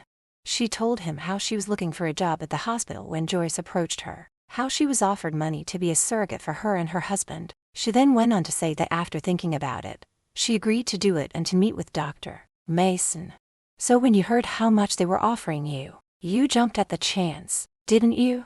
I wasn't doing it just for the money. Even though I lost my job and was close to losing my apartment, I did it to give them a child since Mrs. Mason was unable to get pregnant herself. Oh, that was very nice of you. But isn't it true that once you met the doctor and realized how wealthy he was, you decided you wanted him for yourself? No, that's not true. Oh, come on, Miss Grant. A handsome young wealthy doctor and with his wife away. Did you not decide to try and seduce him? Isn't it true that you took every opportunity to be alone with him? We may have been alone a lot of the time, but nothing ever happened between us. Cole is a decent and honorable man and would never cheat on his wife. But he did cheat, and that is how you got pregnant. Isn't that the truth? No, I got pregnant from the procedure. We never had sex. You really like Dr. Mason, don't you? Yes, he's a good man, so kind and understanding. How do you feel about his wife? To be honest, I don't like her. You don't like her because she was standing between you getting what you wanted, which is a very wealthy and well-known doctor. Isn't it true that every chance you got you went to him and complained about his wife, making up stories about how she was forcing you to do housework? Weren't you deliberately trying to drive a wedge between them, so that you could step in and take her place? Cole was sitting there. He could feel the anger building inside him, but forced himself to keep quiet and not punch Joyce's lawyer in the mouth. That is all lies. She was never home, and when she got me doing all kinds of housework even though I told her I wasn't supposed to and that I wasn't feeling well. She was cold and evil, and treated him like he was nothing but dirt beneath her feet. He deserves so much better than her. He deserves a wife who can love him and treat him the way a husband should be treated. Tell the truth, Miss Grant. You've been sleeping with the good doctor the moment you moved into his home. No, we weren't. Are you in love with him? She looked over at Cole before answering. Yes. How long have you been in love with him? I don't know, she replied, looking down at her hands. Miss Grant, answer the question. From the moment I saw him, I knew that there was a connection between us. Yes, I love him with all of my heart, but I never confessed my love to him while he was married to Joyce. I don't think that you were in love with him. I think you were in love with what all he could offer you if only he wasn't with his wife. We've all seen the pictures of you together with him. In some of them, it looked like you were initiating some of the intimacy. You're sitting before a judge, so I suggest you tell the truth. Tell us how you set out to steal him from his wife and deliberately did and said things to turn him against her, and that you were sleeping with him from the moment you moved into that house. That's enough. Leave her alone, Cole yelled out and got to his feet. The judge slammed the palm of his hand on the desk. Dr. Mason, I will not tolerate another outburst from you. Now sit down and keep quiet. Mr. Hart turned and looked at the judge. Your Honor, it is obvious that the two in question have been carrying on an affair for quite some time. Dr. Mason has been cheating on his wife for years, and that is why he was always sending her on vacation. He even made sure that she was out of town when he brought Miss Grant into his home to live with them. The proof is all in the pictures, and you will find that there is no proof of Mrs. Mason being unfaithful to her husband. Yes, she went on a lot of trips, but it wasn't that booked and paid for those vacations just so he could get rid of her and carry on with his many affairs. Your Honor, that is hearsay and there is no proof on any of it. I wish now to cross-examine Mrs. Mason. Joyce's lawyer shook his head. I'm not done with Miss Grant. Go on, but make it quick so that the other side can speak their piece. Thank you. Your Honor, Miss Grant, are you and Dr. Mason having sex? She looked at Cole, and when he smiled and nodded his head, she replied, Yes, we are now. Isn't it true you have been from the beginning? No, it just happened recently and until then we did nothing actual. But you moved into his bedroom some time back. So are you trying to tell me that you were sleeping in the same bed with him all this time, and not having sex until recently? Christy could feel the sweat forming on her forehead and neck. Her heart began racing and she felt dizzy and nauseous. Cole noticed her face turning a ghostly white. Christy, he said, placing his hand on her arm. He felt how clammy she was. Her eyes held the look of someone who was close to passing out, so he turned to the judge. Miss Grant needs to go to the hospital now. This pregnancy is a high-risk one and her blood pressure is up, which means she needs medical care ASAP. Yes, even the judge could tell that something was wrong. You better take her to the hospital and tomorrow we will continue. Cole told his lawyer to call for an ambulance. He knew that she needed treatment right away and didn't want to wait till he drove her to the hospital. He was worried that all of this stress would cause her to lose the baby. He sat her in the ambulance with her, holding her hand. The look of fear in her eyes was enough to break anyone's heart. Cole, what's happening? Is the baby going to be okay? He raised her hand and kissed it. I need for you to relax. Everything is going to be okay. He was terrified for her and their baby. Please tell me the baby's going to be okay, she said as tears ran down her face. How was he supposed to tell her that when he didn't know himself? But he had to assure her that the baby would be all right, so that she wouldn't panic any more than she already was. Sweetheart, the baby is fine. You had a panic attack and it spiked your blood pressure. Once we get you to the hospital, we'll have both you and the baby checked out just to ease your mind.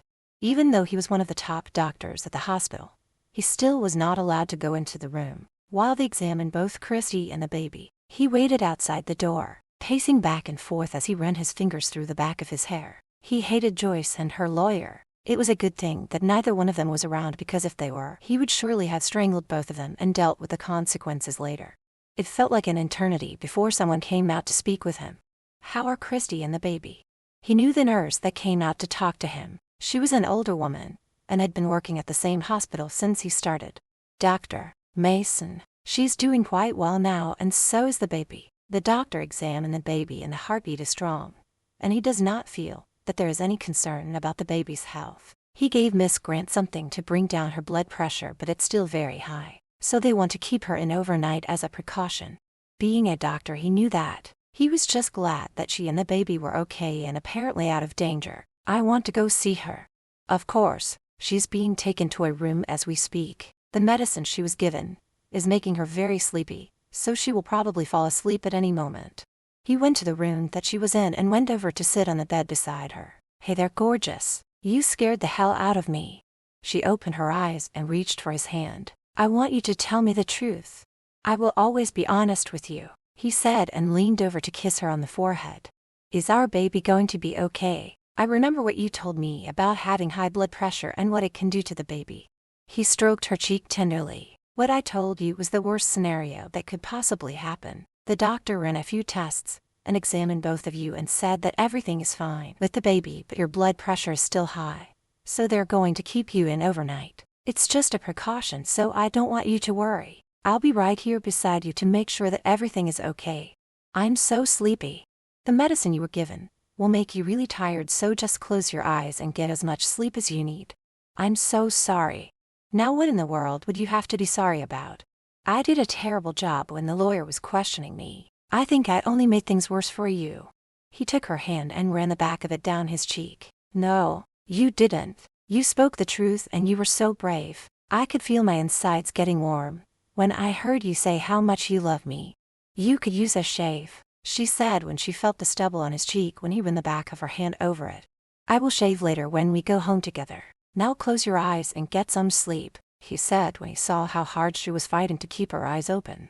Within minutes she was fast asleep. He pulled a chair up and sat her down, holding her hand and watching as she slept. He was so worried about her and knew that she couldn't go through much more of what she had gone through earlier. He had to come up with a way of keeping her out of the rest of the divorce proceedings. He put his hand over her belly, gently caressing the baby bump.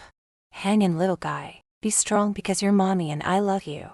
After saying that, he happened to glance up and his blood began to boil, and the fury inside him was like a volcano erupting. When he saw Joyce through the glass window, removing his hand from Christy's stomach, he got up and stormed out of the room. but he made sure to shut the door quietly before facing the evil witch. Chapter 22. He grabbed Joyce's arm and pulled her over to the side. What the hell do you think you're doing coming here? Ouch. Let go. You're hurting me. He released her. Just touching her for that brief moment made him sick to his stomach. You're lucky I don't strangle you. No. What the hell are you doing here? I came to see if she and the baby were okay. Cole growled and shook his head. Stop with the bullshit. You don't give a damn about either one of them. She didn't lose the baby, did she? No, not that you care. Oh come on, Cole. I'm not that heartless that I would wish for any woman to lose their baby. Save your words, because I don't believe anything that comes out of your mouth. Because of you, she could have lost my baby. Well, I'm not going to tell you again. Get the hell out of here and stay away from us. But first I need to say something to you. You've got 2 minutes, he snapped at her. He looked at her and started tapping on his watch. Tomorrow I want you to go to the courthouse and tell the judge that you have agreed to all of my terms and sign the papers. There's no way in hell I'm going to give you everything. I'll see you in hell before I let that happen. Careful, darling. You just might if you don't do as I ask. She walked over to the window and looked through at Christy, who was still asleep. She's so weak and I don't think she will be able to handle any more of what my lawyer has in store for the two of you. What are you talking about? I've had my investigator check into her past. Did you know that she was living with a man who was a drug dealer? Rumor has it that she knew about it and was even a part of it. Your little angel there was probably using also. You're lying. Oh, she didn't tell you about it, did she? If her ex was a drug dealer, I know that she had no knowledge of it, and as far as using drugs herself, you're crazy. It would have shown up in her blood test. But you can't be sure, can you, darling? Look, my lawyer is going to bring all of that up in front of the judge, and it's not going to look good for either one of you. Do her and yourself a favor and sign the damn papers so I can get out of this godforsaken city. You're a bitch. I should hire an investigator to check out what you've been doing the last 5 years. An evil smirk crossed her face. I'm afraid it's a little too late for that. He ran his fingers through his hair and started pacing back and forth. Why are you doing this, Joyce? Why do you hate me so much that you want to destroy me and everything in my life? You honestly don't know, do you? No, I don't. So tell me. Do you remember 3 years ago, you were approached by a gentleman who asked you to come to Paris and run the hospital there? Yeah, but he just wanted me to run it. He didn't want me to be a surgeon. I took this job to save lives, not to run a hospital and sit behind a desk all the time giving orders. I was so mad at you for turning it down. The money they offered you was 10 times what you're making now. It would have involved traveling all over the world. We could have been mingling with the wealthiest and most famous people around. But no, you had to stay here and devote all your time to these sick people. Oh my God, Joyce, what the hell is wrong with you? I'm rich now, not only from my practice, but also from all of the investments I have. Why couldn't that have been enough for you?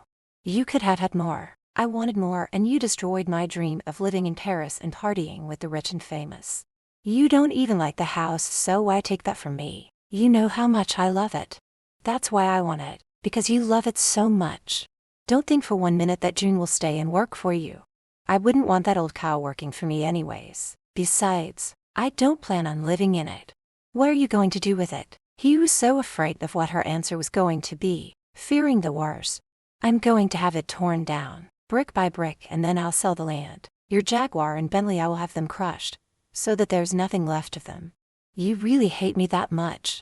I've always hated you. I could never stand it every time you touched me. I could tolerate it the first year, but that's because I thought that I could persuade you to do more than just a surgeon. Sign the damn papers and you will never see me again. He turned and looked at Christy through the glass. If you love that girl as much as you claim, you'll do what I say. If not, I will make sure that her life is a living hell. Now I know you don't want her to go through another day in court like she did today. He turned and looked at her. Do what you want to me, but leave her out of it.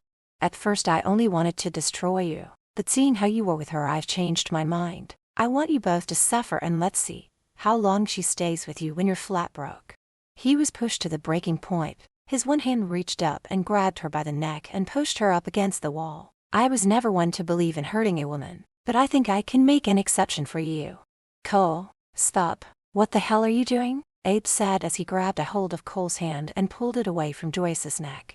She placed her hand over her neck and started coughing. Just wait until the judge hears about this. Now you will have an assault case against you. Get out, he shouted back at her. I'm going. See you in court tomorrow. As she was walking past him, she stopped and whispered in his ear. Do the smart thing and sign the papers tomorrow, if you want to save her from any further stress. When she was gone, Abe placed his hand on Cole's shoulder. What the hell was going on here, and why was she here? Why do you think? She was here to make trouble and to warn me that I better give her what she wants or else. Don't do it. Don't give that witch anything. How did it go in court today, and where's Christy? In there. Cole pointed through the window. Oh my God, what happened? Joyce's lawyer was grilling her. He was relentless as he kept throwing out accusations after accusations at her. The stress was too much, and she almost fainted, so I rushed her here to the hospital. She could have lost the baby. How's she doing now? Better, but her blood pressure is still high and the doctor says that she cannot go through any more stress. If I had known, I would have called Gina. There's nothing she could have done. Right now Christy needs rest, but there is something she could do for me. Just name it. I rode here in the ambulance with Christy, so I had to leave my car at the courthouse. Maybe she could go there and bring it here. I figured you'll be getting off work soon, and she can get a ride back home with you. Of course, I'll give her a call now. But what are you going to do about tomorrow? Cole turned to look at Abe. I have no choice but to give in to Joyce's demands and sign the damn papers. You can't do that. She'll take everything and leave you with nothing. A smile crossed Cole's face. Not everything. I still have my job, and most importantly I have Christy and my son. As long as I have them, I'll be the richest man in the world. There's got to be something you can do. I would need a miracle at this point. Look, I've got to get back in there in case she wakes up. I want to be there when she does. He went back into the room and Saturday by her bed. He had made up his mind to give Joyce what she wanted. He didn't really care about his cars, but what hurt the most was the thought of his home being demolished, all because of a spiteful woman. Christy opened her eyes to find him looking so deep in thought. Cole, she whispered his name just enough to catch his attention. Hey beautiful, he said, stroking her hair lovingly and giving her a warm smile. You look so worried. I'm okay now that you're awake and I can look into your beautiful brown eyes. I promise I will do better tomorrow. His eyes closed briefly as he shook his head. You won't need to. I'll take care of everything. What are you talking about? I don't want you to worry about it. Just trust me. Cole, what is going on? What have you done? I need you to be honest and tell me the truth. If we are going to spend the rest of our lives together, we need to be honest with each other. We can talk about all of that later. Right now you need to rest. How can I rest if I'm worried about what you're going to do? Okay, I just don't want you to get upset. There won't be any need for you to go before the lawyers or the judge, since I have decided to give Joyce everything she wanted. You can't let her take everything away from you that you worked so hard for. I still have you and our son. Nothing else matters to me. I'm just sorry that I won't be in a financial position to give you everything that you deserve. I think you know me by now, that I don't care about material things. I would live in a small trailer in a park as long as it meant that we are together as a family. But I don't want you to do this. You need to fight her. I've already made up my mind, so let's just drop the subject. Tomorrow I'll go to the courthouse and sign the papers. In the short time they have been together, she found out that he could be very stubborn, and once he put his mind to something, there was no changing it. After discussing the baby, and still trying to figure out a name for their son, she fell back to sleep. He got up and went into the hallway to stretch his legs when Gina showed up. She was carrying a bouquet of mixed flowers. Cole, Abe told me about Christy. Please tell me that she and the baby are doing okay now. Everything is fine, so there is no need to worry. Can I go see her? I brought her some flowers to help cheer her up. She just went to sleep and I don't think we should disturb her right now. Perhaps you can come over to the house tomorrow when I take her home, that I can give her the flowers and let her know they're from you. Yes, I guess it is best if she gets plenty of rest after what she's been through. She handed him the flowers, and reaching into her purse took out his car keys and handed them to him. It's a good thing you gave us a spare set. Abe told me what you're planning on doing and I think you're making a big mistake. I'm doing it for her. I know you are. It's just that I hate to see that witch win. So do I. Thanks so much for bringing my car over. I owe you one.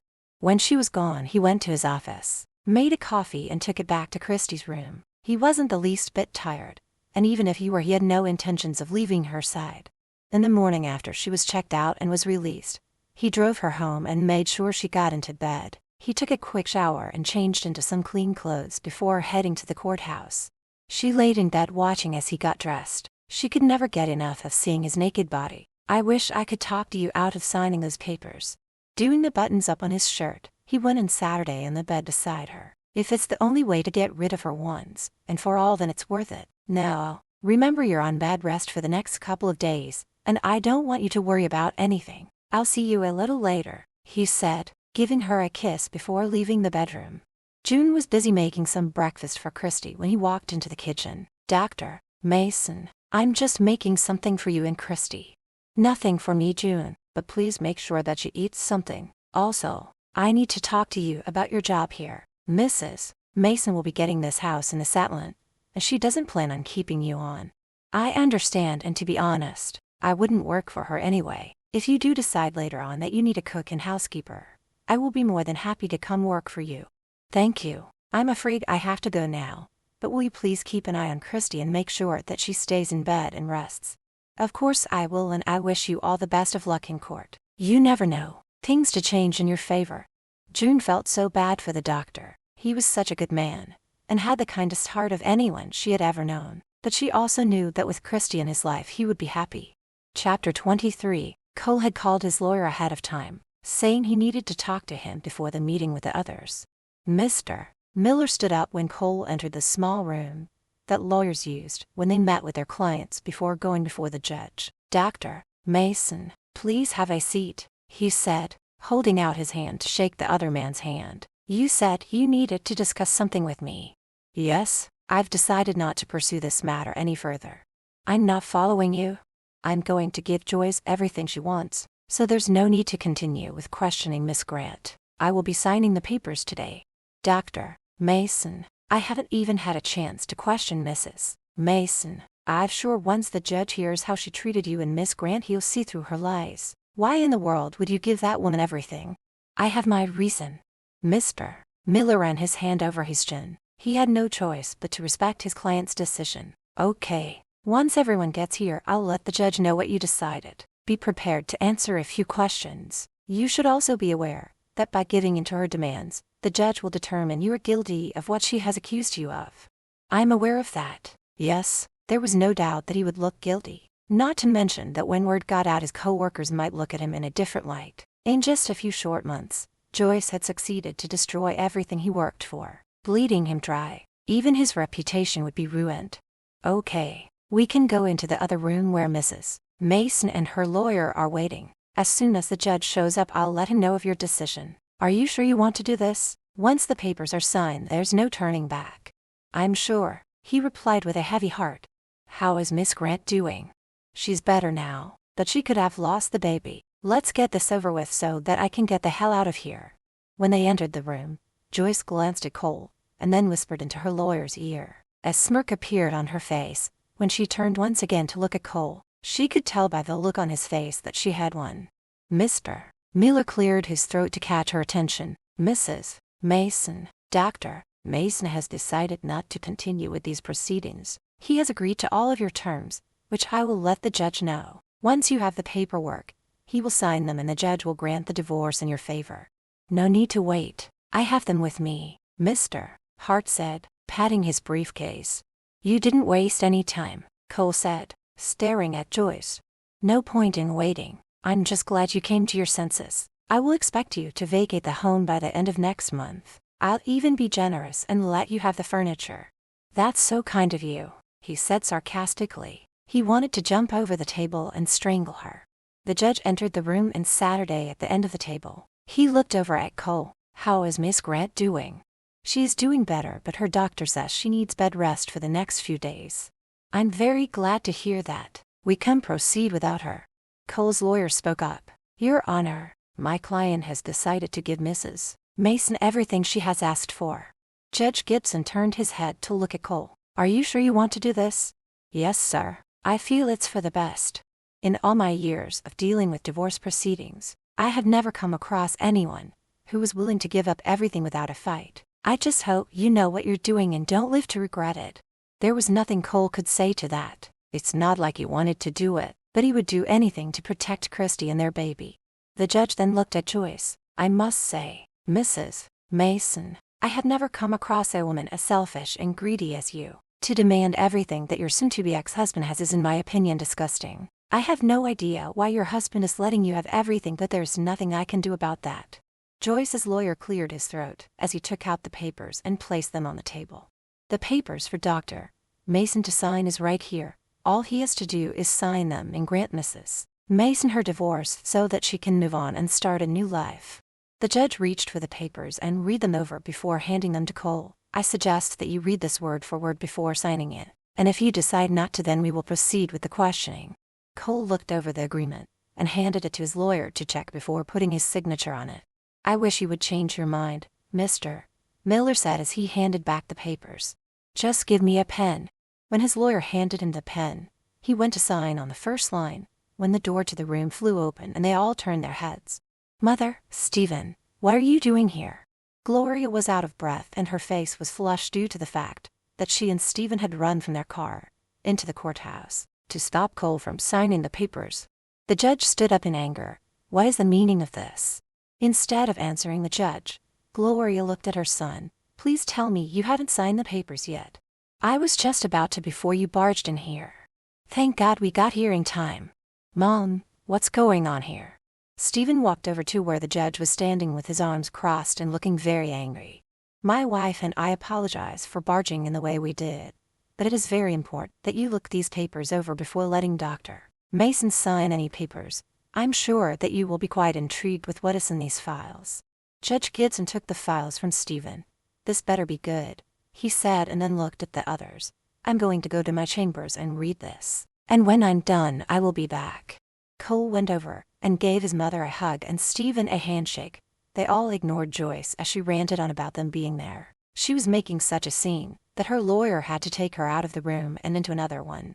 Son, when you told me what Joyce was up to and how she was trying to destroy you, Stephen got a hold of an old buddy from the FBI and asked him for a favor. For weeks he investigated Joyce. He checked into her background and was able to track everywhere she had gone and every person she associated with over the last 5 years. I can't believe you did this for me. You're my son and I wasn't going to let you be taken advantage of. It's Stephen you need to thank. If it wasn't for his contacts and his good buddy, we might never have gotten the information you needed to get rid of Joyce once and for all. He turned and thanked Stephen and shook his hand. I can't thank you enough for helping me out. It was probably something I should have done, but to be honest, I don't have the contacts that you do. Cole, I know I'm not your father and I would never try to replace him, but still I think of you as my son. So do you want to fill me in on what you found out about Joyce? Oh, sweetheart. You'll get to read all about it in the file, but I'll give you the short summary and some of it might be hard for you to hear. I'm a big boy, Mom. I'm sure I can handle it. I'm afraid that she has been cheating on you from the very beginning. Not only cheating on you, but has been having an affair with a married man for the last 4.5 years. Cole swallowed hard. This came as a total shock to him. I kind of suspected she had been cheating, but never for this long or with a married man. There's more. The man she has been having an affair with is one of the richest multi-billionaires in Greece. Now here is the real kicker. He's divorcing his wife of 30 years and is engaged to Joyce. I can't believe it. She doesn't need my money, since she's marrying one of the richest men in the world. She just hates me so much that she wants to bankrupt me. Well, she hasn't succeeded. Once the judge reads the file, I'm sure that he will have a few choice words for that evil cow, Gloria said angrily. This is all my fault. Why was I so stupid not to have her investigated myself when she kept going away on trips all the time? I should have questioned her more. I should have known where she was going and who she was with. Don't you dare blame yourself, Gloria said, putting her hands on his shoulders and giving him a shake. You have put all of your time and energy into building up your reputation and your practice. I do remember you telling her a long time ago that once you were where you needed to be, you would take time off to spend with her. But son, it would never have been good enough for her. She wanted more. She wanted you to do things that you didn't want to do. And when you didn't take that job in Paris, she was so angry. No matter what you would have done, she would still be who she is right now, a greedy, cheating and conniving witch. When the judge had finished reading the file, he summoned everyone into his chambers. I've read this file twice, and to say the very least I am totally disgusted. and shocked with what I have read, he looked over and stared at Joyce. I have met many gold diggers in my life, but you, lady, are the worst one. It was not your husband that has been cheating on you, but you have been cheating on him for most of your married life together. None of that is true. I'm being framed. I'm not finished, so please do not speak. I've seen the pictures, and pictures don't lie. I will say that you and Mr. Undino have been very discreet over the last few years, but even you should be smart enough to know that a multi-billionaire always has people snapping pictures or spying on them. After everything I heard from our meeting yesterday and reading over Dr. Mason and Miss Grant's statements, I have come to a decision. Joyce's eyes narrowed in anger as the judge continued. Dr. Mason, I find you to be the innocent party here. I am going to grant you the divorce in your favor. You will keep your home, your investments, and your money. There was no way Joyce could keep quiet. She got to her feet and placed the palms of her hands on the table and started shouting. You can't do that. I gave 5 years of my life to staying with this man. I deserve something. The judge ran his hand over his chin, his eyes on Joyce. Yes, I agree. I am going to give you $1 for every year of your marriage. That will give you a total of $5. It is more than you deserve. And if anyone deserves a huge settlement, it would be Dr. Mason for having to put up with your adultery and your sadistic treatment of him and the young woman who you hired to be your surrogate. Cole wished that his mother and Stephen were in the room to hear what the judge had to say. He could just imagine the smile on their faces. Joyce looked at her lawyer and started screaming at him to do something. When he just sat there and shrugged his shoulders, Joyce grabbed her purse and fled the room. Judge Gibson got to his feet and held out his hand and shook Cole's. I am so sorry that you had to go through this. You and that lovely young woman that you have fallen in love with. I can see how much the two of you love each other, and I'm positive that you will have a very happy and long life together. You are now a free man, and I will have the signed divorce papers sent to you as soon as possible. Thank you, Judge. As Joyce left the room, and when she saw Gloria and Stephen sitting in the hallway, she turned her anger on her ex-mother-in-law. You bitch, you destroyed everything for me. Now Gloria was never one to back down from a fight, and she got to her feet. No, you did it to yourself. You never liked me. Why did you have to butt in and come back here? You haven't been here to see your son in years, and all of a sudden you just pop in. You're right. I never liked you, because I knew what a lying, cheating whore you are. That is the only reason. I hadn't been around to see my son. It was because I couldn't stand to see him with a woman like you. The reason I'm here now is to help my son get free of you, and no one messes with my family, especially you. Who needs him anyway? I found myself a much richer and more famous man. Once we are married, I will have everything I've ever wanted. We both know how you were able to hook that poor man into agreeing to divorce his wife and marry you after all these years. I haven't got the faintest idea what you're talking about. Oh, Joyce, you know exactly what I'm talking about. It's the same trick you used to get my son to marry you. Joyce looked back at Gloria with a stunned look on her face before she turned on her heels and stormed away. Thank God she's out of Cole's life, Stephen said just as the door to the room opened, and out walked Cole and his lawyer. Chapter 24. When Gloria saw her son, she ran over and threw her arms around him. I take it from the look on your face that everything worked out in your favor. He hugged her back and smiled. Thanks to you and Stephen it did, but why didn't you call and let me know you were coming? He knew his mother well, knew she was a bit of a drama queen who liked to make a grand entrance. I tried, but it went to your voicemail, so Stephen and I jumped on his helicopter, and he flew us here as soon as we got the file from his friend. Well, once up in the air it was impossible to get through to you. I'm just glad we got here in time. So am I, Mom. Wait, since when does Stephen own a helicopter and know how to fly one? He's always had his license to fly and got one a couple of years ago. You would have known that if you had taken the time to get to know him. Cole felt so guilty for the way he had treated Stephen when he got together with his mother. He never once tried to get to know the man his mother had fallen in love with years after the death of his father. You're right, Mom, and I'm going to change that. He turned to Stephen and walked over to him where he was still sitting. I'm sorry I never gave you a chance or got to know you, but I want to change that. I want us all to be close. I also want to thank you for making my mother happy after she had grieved for so long after my father passed away. I would love that too, Cole. It's like I always say, better late than never. Gloria had tears in her eyes. She had hoped for the day when the two men in her life that she loved with all of her heart would become close. So Cole, what all did the judge have to say? He smiled back at his mother. Oh, he had quite a lot to say to Joyce. All bad. You should have seen the look on her face. When the judge granted the divorce in my favor, it was priceless. When he said she wasn't going to get anything, she started screaming that it wasn't fair, so the judge decided she deserved something after all. Oh, please tell me he didn't grant her too much. Cole chuckled. He gave her $1 for every year we were married. Both Gloria and Stephen laughed. That's more than she deserved, Gloria managed to say when she stopped laughing. No wonder she was so angry when she came out and started yelling at us for butting in. I feel sorry for that baby she's carrying. Cole's eyes went wide when he heard those words come out of his mother's mouth. Baby, what baby? Gloria could have slapped herself for letting that information slip out of her mouth. Oh son, I was going to tell you later, but Joyce is 4 weeks pregnant with her lover's baby. I don't believe this. She told me that she was infertile. That was why we decided to hire a surrogate, one who would use her own eggs to give us a baby. So obviously it's not that she didn't want to have a baby, she just didn't want to have mine. Cole, yes, she lied to you about not being able to get pregnant. But I honestly believe that she never ever wanted to have a baby. The only way she could get her lover to divorce his wife and marry her was to get pregnant with his baby. His wife was never able to give him a child, and now that he's in his late 50s, he wants children.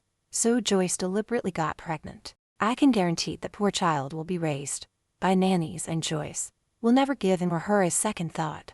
It's a good thing we didn't have children together. It would have been a disaster. Gloria's heart went out to him, knowing what he had put up with over the years. Hey, let's forget all about her and focus on this girl that you have fallen in love with. Stephen and I are dying to meet her. Mom, I know you are going to love her. She is so sweet and kind. She has this beautiful, long wavy brown hair and the most beautiful brown eyes I have ever seen on a woman. Then why are we still standing here? Let's go to your place and meet this fabulous woman that has captured my son's heart. You and Stephen can stay with us as long as you want. I assumed that you came in a rental car and your luggage is inside of it. Yes, we'll follow behind you, Stephen said as they started walking out of the building. When they got to Cole's place and walked inside, June was just coming out of one of the rooms. Mr. and Mrs. Brooks, what a pleasant surprise. Gloria gave June a hug. She had always liked the woman. I'm sorry to show up so unexpectedly. Not at all, it's been way too long since you came for a visit. If I had known you were coming, I would have freshened up one of the guest bedrooms. Oh, you are staying, I hope. Yes, dear, but I don't want you to go to any trouble. Stephen and I can stay in the downstairs bedroom. Mom, why don't you and Stephen get settled into your room, and that will give me a chance to let Christy know that you're here. Dr. Mason, she's not upstairs. But I told you she needed to stay in bed and rest. Where's she? I tried to get her to stay in bed, but the poor thing was so bored. So I helped her downstairs, and she's laying on the couch watching TV. She can be very stubborn, you know. He had to chuckle. Yes, that she can, especially with her hormones all over the place. Okay, I'll go see her, and let her know that we're having company for a while. Christy was laying on the couch watching a program on TV when she saw Cole walking in. He was smiling, so she knew right away that things must have gone pretty good at court. He walked over to where she was and kneeled down next to her. Didn't I tell you to stay in bed? Why does it matter where I lay down as long as I'm laying down and resting? Never mind me. Tell me what happened today. Well, something unexpected happened. My mother and stepfather had hired a private investigator to investigate Joyce. It turns out that she has been a very naughty girl and has been cheating all this time with a married man. You're kidding. How horrible. There's so much more. Her rich boyfriend paid for everything, so the money I had given her for all the trips and pocket money she kept. I should have questioned her when she always asked me to write her a check instead of letting me pay with my card. A smile crossed her lips. So from the smile on your face, I'm assuming you didn't sign everything over to her. No, I did not. I was sitting at the table with a pen in my hand and was getting to sign when someone burst into the room, holding a file with information on Joyce's activities over the last few years. And this is the best part. When the judge looked over the file, he granted the divorce in my favor. Joyce totally freaked out when the judge awarded her nothing. Oh wow, that must have been some information he was given to make him turn around and award her nothing. Oh, it sure was, but then he did decide to give her something. Please tell me it wasn't this beautiful home. He couldn't stop laughing and grabbed her hand and kissed it. No, my love, she was given $1 for each year we were married. There is so much more to tell you, but that can wait until later. Okay, but just tell me who it was that burst into the room to give you that information. My mother and Stephen. She's Saturday up. That's wonderful. And thank God they got there just in time to stop you from signing those papers. You can say that again. And they are dying to meet you. I can't wait to meet them too. So when are they coming? Sweetheart, they're here now and are getting settled in the downstairs guest room. I asked them to give me a few moments to let you know that they're here and are waiting to meet you. She released her hand from his and got to her feet. Oh my God, they're here. I can't meet them like this. Look at me. I look terrible. No, you don't. You look absolutely gorgeous. Oh, Cole, you would say that. I'm wearing a nightgown and my hair is a mess. I can't let them see me like this. You have to stall them while I go upstairs and change. There's no need to do that. They aren't going to care what you're wearing. I will not meet my future in-laws looking like this. Look, you're not supposed to become stressed out. Then let me go take a shower and put something on, and it will be less stressful than if I were to meet them looking like this. He cupped her cheeks in the palms of his hands and kissed her sweetly on the lips. Okay, I will allow you to prepare as long as you promise that you will go slow and stop worrying about what they will think of you. I promise you that they are going to love you. She threw her arms around his neck and kissed his cheek. I promise and thank you. Now just stall them for about an hour. June showed Gloria and Stephen to the bedroom they would be staying in. If there's anything you need, just let me know. Gloria gave her a warm smile. Thank you, and I was wondering if you could tell me anything about Christy. I know that you had time to spend with her, and I'm just wondering if she is as wonderful as Cole says she is. Mrs. Brooks, Miss Grant is a good person, and let me tell you that she is deeply in love with your son. I had never seen him this happy in all the time I've worked for him. She cooks for him, greets him when he comes home after a long day at work, and always asks how everything went. She takes interest in his work and whatever he has to say. I know you are going to like her. She is so genuine. Thank you. That's what I was hoping to hear. Before I leave for the day, I'll stick a pot roast in the oven along with the little potatoes and vegetables that I know you all like. While she was busy in the kitchen, preparing the supper for them, Cole walked into the bedroom where his parents were. Sweetheart, can we meet Christy now? Not yet. Why not? Mom, this was kind of a surprise visit that she wasn't expecting. Oh dear, does she not want to see us? Maybe Stephen and I should have booked into a hotel instead of coming here. No, she wants to meet you both. It's just that she's not prepared. She's very shy and wants me to stall you. And too, she's had time to shower and get dressed. Oh, is that all? She really didn't have to fuss so much. We don't care how she looks. I know, Mom, but let's just humor her. Let's go into the living room and I'll pour you both a drink. I know after today I could sure use one. When they were seated, he proceeded to tell them how he was planning on asking Christy to marry him now that in a few days he would be a single man. I do hope you're not rushing into anything. I know how much you love her, and even June has said how much in love you both are. I've wasted too many years on a woman that I didn't love and who didn't love me. I had no doubt in my mind that with Christy things are going to be so different. She's the love of my life, and I don't want to wait to marry her. Stephen and I are so happy that you found true love. Have you thought that maybe this time you should get a prenup? Absolutely not. No way do I want a prenup with Christy. She actually brought it up and suggested that we have one that I refused, and we had a bit of an argument over it. I trust her and I know that she would never screw me over the way Joyce did.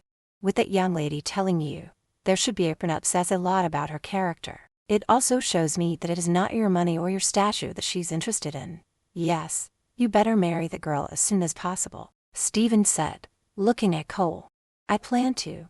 Now if you will excuse me, I will go upstairs and see if Christy is almost ready to come down. Well, it looks like we're going to have a wedding in the very near future. Now that we're going to be grandparents, maybe we should consider moving back here. Stephen, is that something you would consider doing? If moving back to Texas will make you happy, my love, then I'm all for it. It's not like we have any real ties or family where we live now, and it would be nice to see our grandchild growing up. I say we look for a home close. It would also be a good chance for me and Cole to get to know each other. Gloria went over and gave him a kiss on the lips.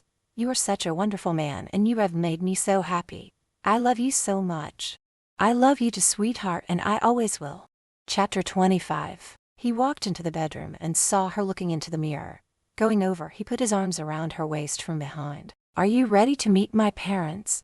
She placed her hands over the top of his that was resting on her stomach. I'm so nervous. What if they don't like me? The way we got together with you still married, they might think I'm some sort of tramp and a gold digger.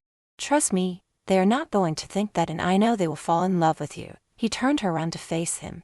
You have nothing to be nervous about. Come on. They are waiting for us downstairs. Letting out a deep breath, she held his hand as they walked down the stairs. When they reached the living room, she saw a tall and husky man with silver gray hair. The woman was slender. Her hair was jet black. She had the same eyes as Cole. They held warmth. Gloria stood up and walked over to them. Christy, it is so good to finally meet you. My son has told me all about you. Mrs. Brooks, it's a pleasure to meet you. Gloria took a hold of Christy's hands. I must insist that you call me Mom, but if you're not comfortable with it, then please call me Gloria. I want you to meet my husband, Stephen. Stephen walked over and smiled at her. Cole was not exaggerating when he told us how beautiful you are. Christy blushed. I'm so happy to meet you. I'm also so grateful to you for helping Cole. Cole put his arm around her shoulder. Christy is supposed to be resting, so why don't we all sit down? They all sat her down and started talking and getting to know one another. The more they talked to Christy, the more they were convinced that she was exactly what Cole said she was. Cole, why don't you and Stephen go into the kitchen and check on supper while we women have a girls' talk? Mom, she needs to relax, so please don't bombard her with a lot of questions. Just go and take care of supper. When the men were gone, she turned to Christy. I just wanted to have some alone time with you to tell you that I think you are perfect for my son. I've watched the two of you for almost an hour now, and I can see the love between you two. Gloria, I want you to know that when I moved in here to be a surrogate, I had not come here with the intentions to seduce your son and take him away from Joyce. Goodness, child, why would you even say such a thing? It's what Joyce and her lawyer tried to convince the judge of. I love your son very much. His position and his money have nothing to do with the way I feel about him. I know that, and I also know that you are not the type of girl to try and break up a marriage. Cole told me that you even suggested he get a prenup made up when you to marry. In the last 5 years, I have never seen or heard him this happy as he is with you. I will make him happy. I promise. Is everything okay? Gloria asked when she saw Christy touch her stomach and gasped. Everything is fantastic, but your grandson is kicking up a storm. She looked at Gloria and saw a smile on her face. Would you like to feel your grandson moving? Oh, I would love to. Are you sure you don't mind? Of course, I don't. It's okay. Go ahead. Oh wow. He is very active. This brings back a lot of memories of when I was carrying Cole. I so loved being pregnant with him, and I wish that I could have had more children, but sadly it wasn't meant to be. May I be so bold as to ask if you would like to have more children in the future? Cole and I haven't really discussed it in any great detail, but I would love to have more. Right now we are just concentrating on this little guy here. Have you two decided on a name yet? Not yet. I can't seem to agree on a name. I want to thank you again for helping Cole. He's my son and I would do anything to help him and you. In a few days when you're feeling better, I want to take you shopping for some baby things. And before you protest, I won't take no for an answer. Cole warned me how stubborn you could be, and now I know where he gets it from. Cole entered the living room an hour later. God, I'm so happy to see my favorite women getting along. Gloria smiled at him. Now why wouldn't we get along? We both have something in common. We both love you. He went over and gave his mother a hug and then put his arm around Christy. You really should be in bed getting some rest. He was still worried about her blood pressure, and the doctor did say she needed more bed rest. I know you've put me on bed rest, but couldn't I please just have dinner with all of you? I feel so much better and I'm not stressed at all. There was no way he could refuse her. After all, she did look a lot better and had color in her cheeks. I guess it'll be all right. After enjoying a lovely meal and having a great conversation, Christy got up and started clearing the dishes away, but Cole stopped her. You are not cleaning up. But I feel fine. He took the dishes from her hand. I told you that you could stay and have dinner with us, and then after it was over, you were to go straight upstairs and into bed. But I'm enjoying myself with your parents, and I don't want to go to bed. The doctor said you needed a few days in bed. I already went against his orders by letting you stay up, so I don't want any more arguments from you. She rolled her eyes and crossed her arms. Fine. I'm going. She then looked over at Gloria and Stephen. The boss has given me orders, so I guess I have to obey him, or else he'll have a fit. I just want to say again that it's been a pleasure meeting you, and I really hope that you will stay as long as you want." After saying goodnight and giving them both a hug, she walked away without looking back at Cole. Stephen snickered out loud. "I think someone's a little mad at you.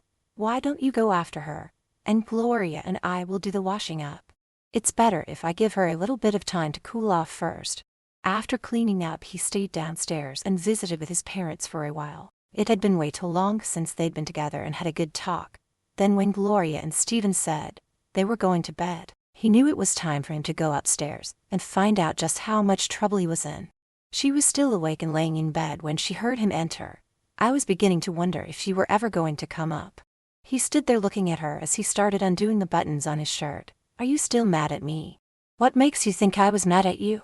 You didn't acknowledge me when you left the kitchen to come up here, so I could tell you were angry. I didn't like the way you were ordering me around in front of your parents." "I wasn't ordering you, sweetheart, but you heard what the doctor said. What can I do to make you not be angry with me any longer?" A smile appeared on her lips. "Strip." "What? If you don't want me to be mad at you, then strip for me. You want me to take all my clothes off in front of you?" "I don't just want you to take your clothes off. I want you to dance while you take your clothes off." "But there's no music playing."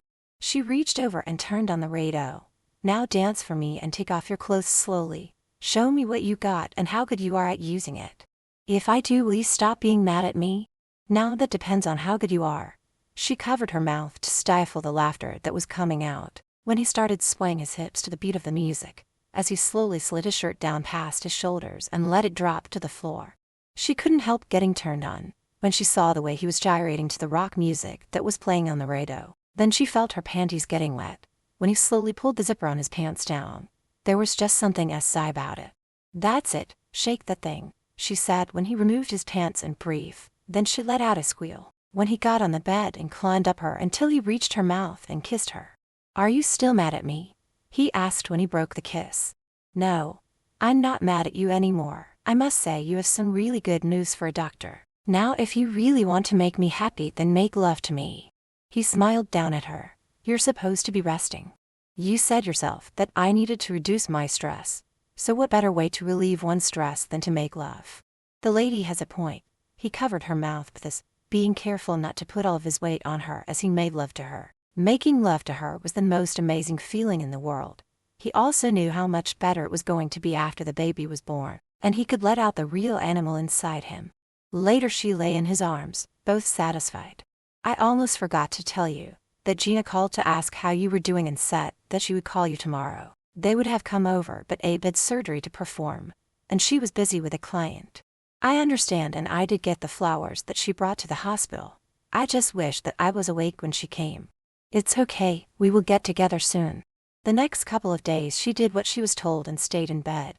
Gina had called and they talked on the phone. Gloria made a point of bringing her dinner up to her and staying so that they could talk. The bedroom was filling up with flowers from Gina and Abe. Also Cole brought her roses every day. On the third day, she decided it was time for her to get up and start living.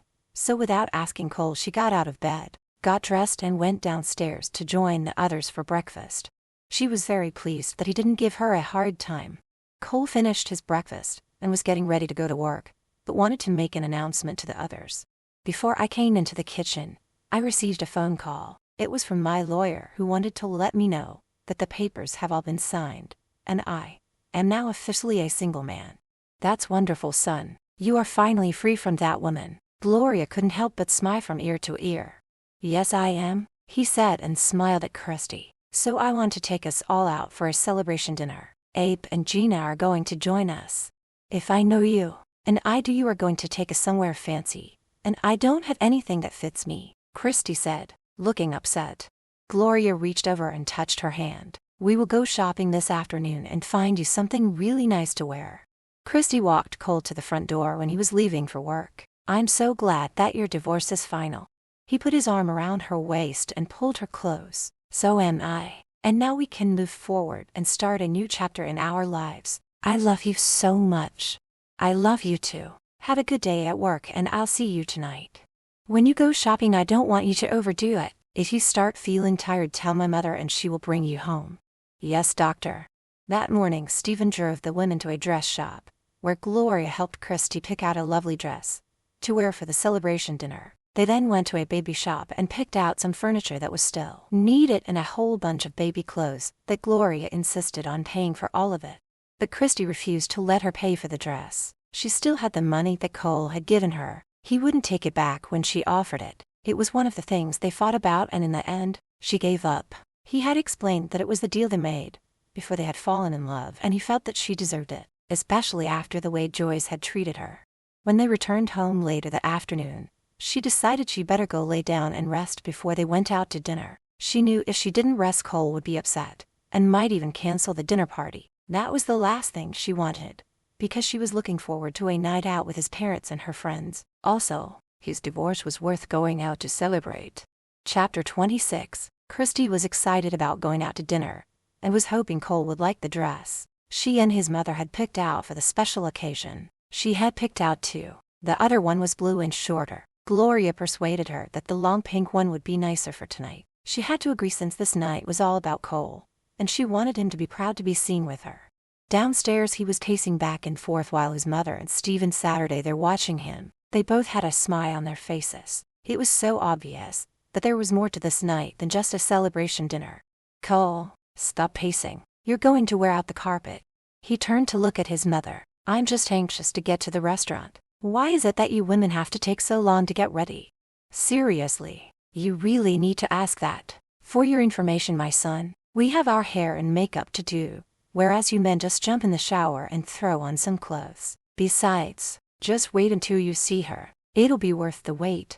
He looked at his watch. I'd better go up and see what's taking her so long. Okay, dear. Stephen and I will go ahead and meet you at the restaurant. I'm sure that Abe and Gina are there already. We will keep them company until you get there. He went upstairs feeling a little frustrated that Christy was taking so long. She knew they had reservations, and she also knew how he never liked to be late. But when he walked into the room and saw her, his frustration disappeared. Christy, oh wow, you look amazing. Do you think this dress is a little too much for tonight? Oh, I should have gone with the other dress I looked at. He walked over to her and placed his hands on her cheeks and stared deeply into her eyes. This dress is perfect. You're perfect. I'm not perfect. I look fat. He placed his hand over her belly and smiled. You do not look fat. You're beautiful, and I love how your stomach shows off that you're pregnant. I will feel so proud walking into the restaurant with you on my arm. Oh, Cole, I'm so sorry. I didn't realize how late it was, and I know how you hate being late for anything. Don't you worry about that. In fact, you look so damn sexy in this dress. I would rather stay here and slowly remove it from your body and make love to you. She put her hand on his chest and moved him backwards. Down, tiger. The others are waiting for us, and it's your celebration. Okay, but I can't guarantee that I will be able to keep my hands off of you all night. With that said, all she did was roll her eyes, took his hand and walked with him out the door and down the stairs. At the restaurant, when they got to the restaurant and were shown to their table, the others were there drinking champagne.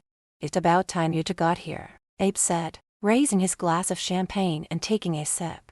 Christy, you look beautiful, Gina said as she admired the beautiful dress. That dress looks like it was made just for you.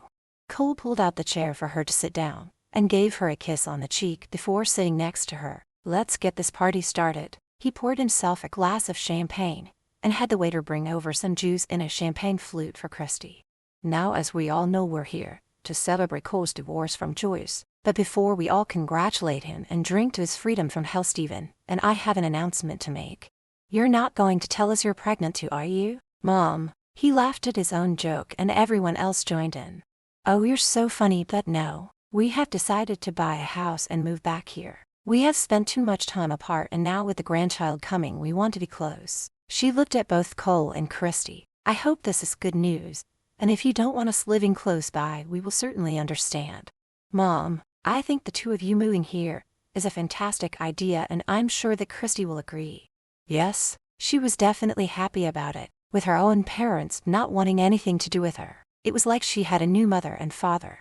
Oh, I do agree, and I am so happy that you are going to move here. I really want our son to know his grandmother and grandfather. Not to mention that you'll have a couple of babysitters handy, Stephen said proudly. The men talked amongst themselves for a while, and the women did the same. There was a lot of talking and a lot of laughing all during their meal.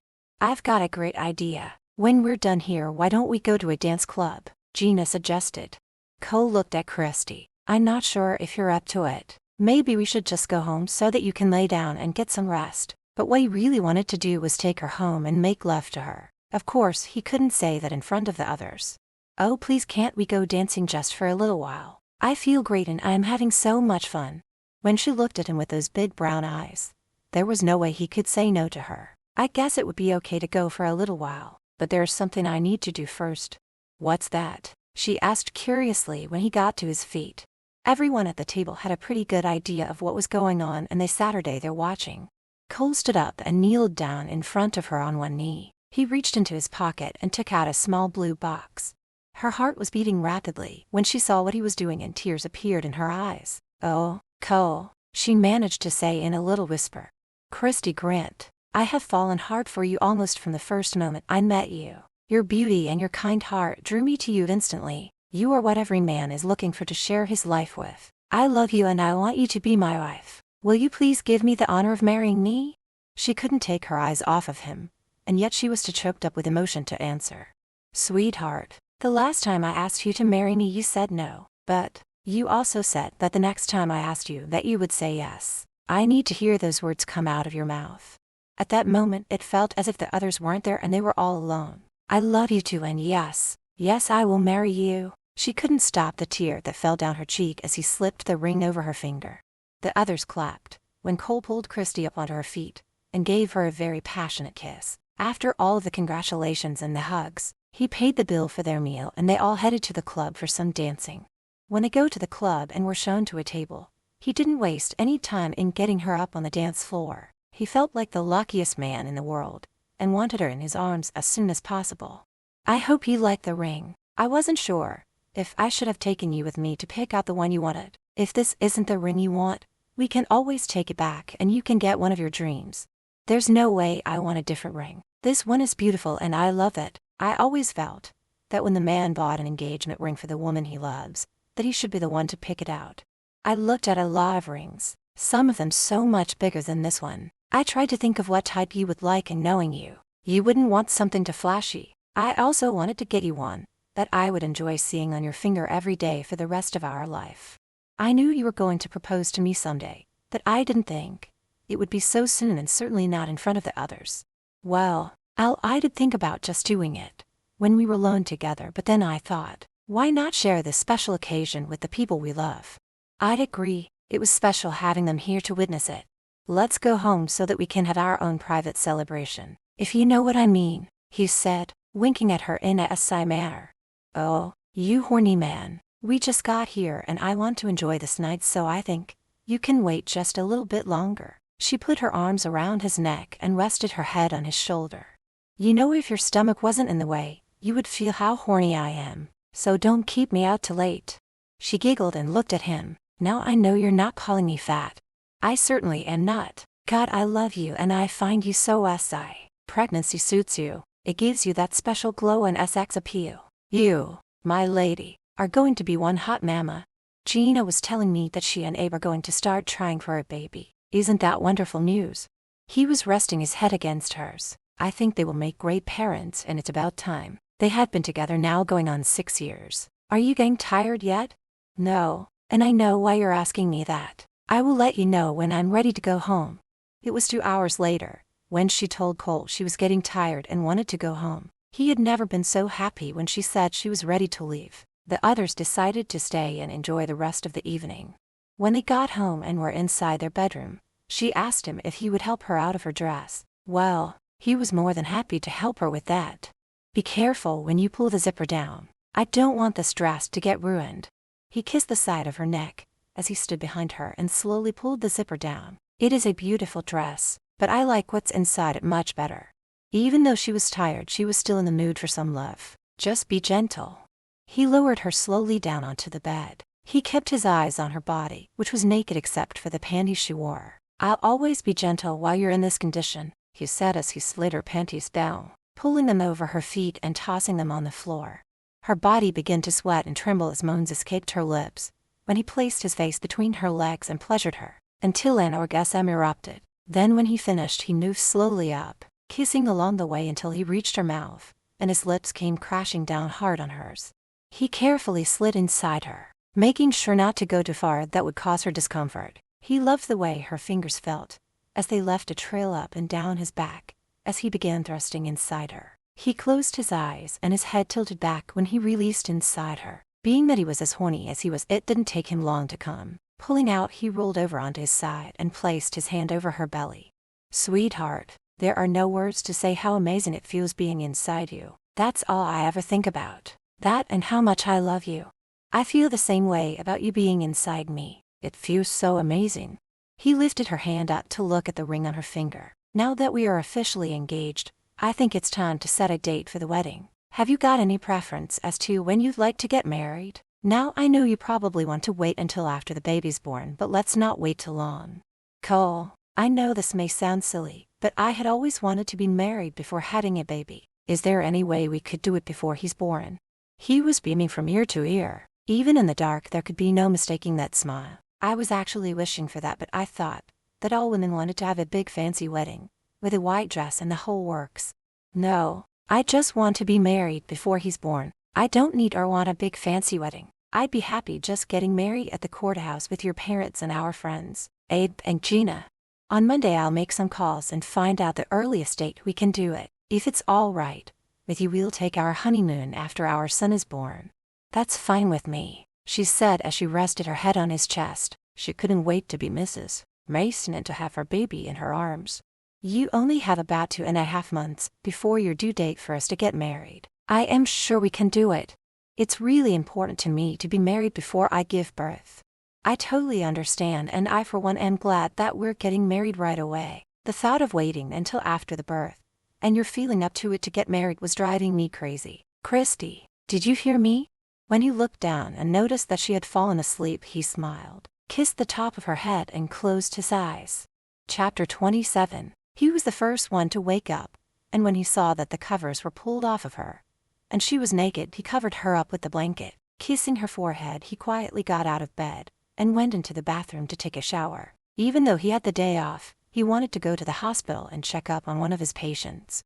Are you leaving? She asked when she opened her eyes and saw him getting dressed. I thought you didn't have to work today.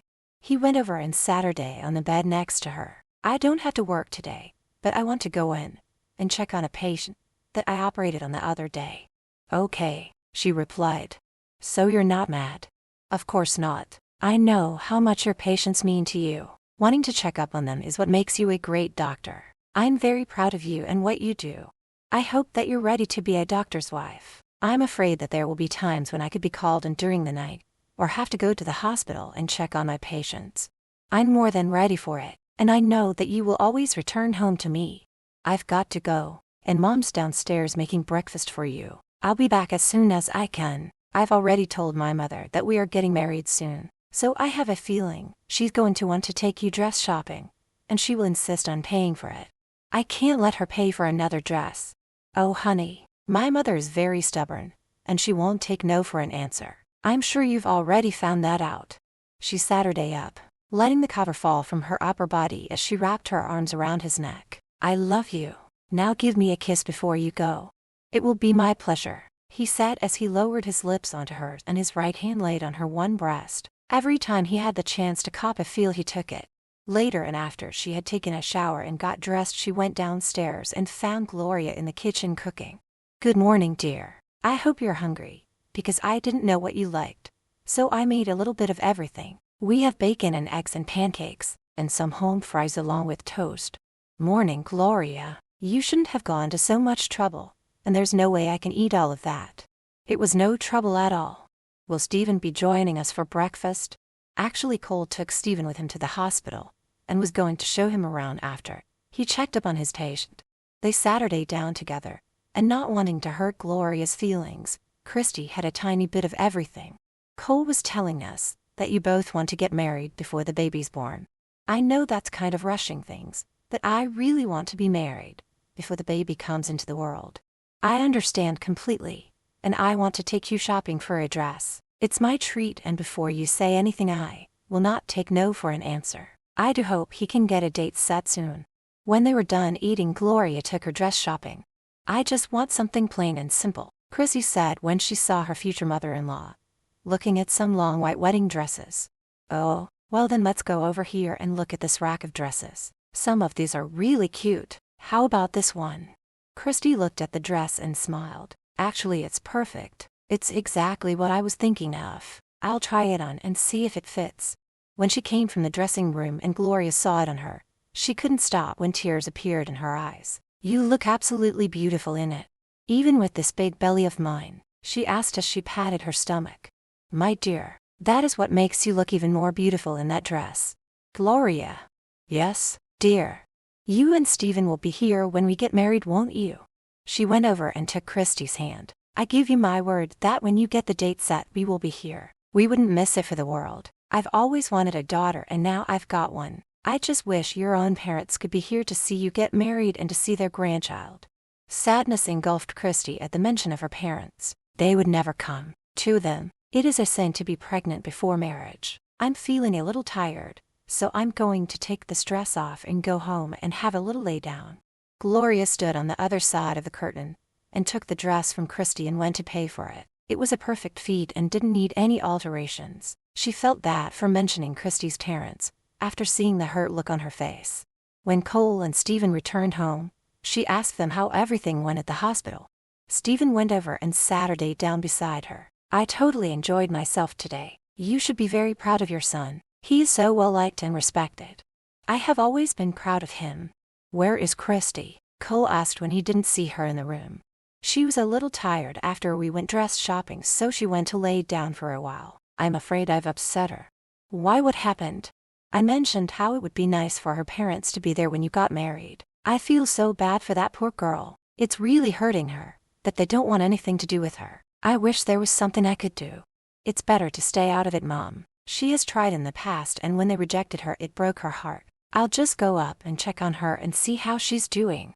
When he got upstairs, he found her sitting in the chair by the window looking out. Going over, he kneeled down in front of her. "Hey sweetheart, I hear you're feeling tired, so maybe you should be in bed."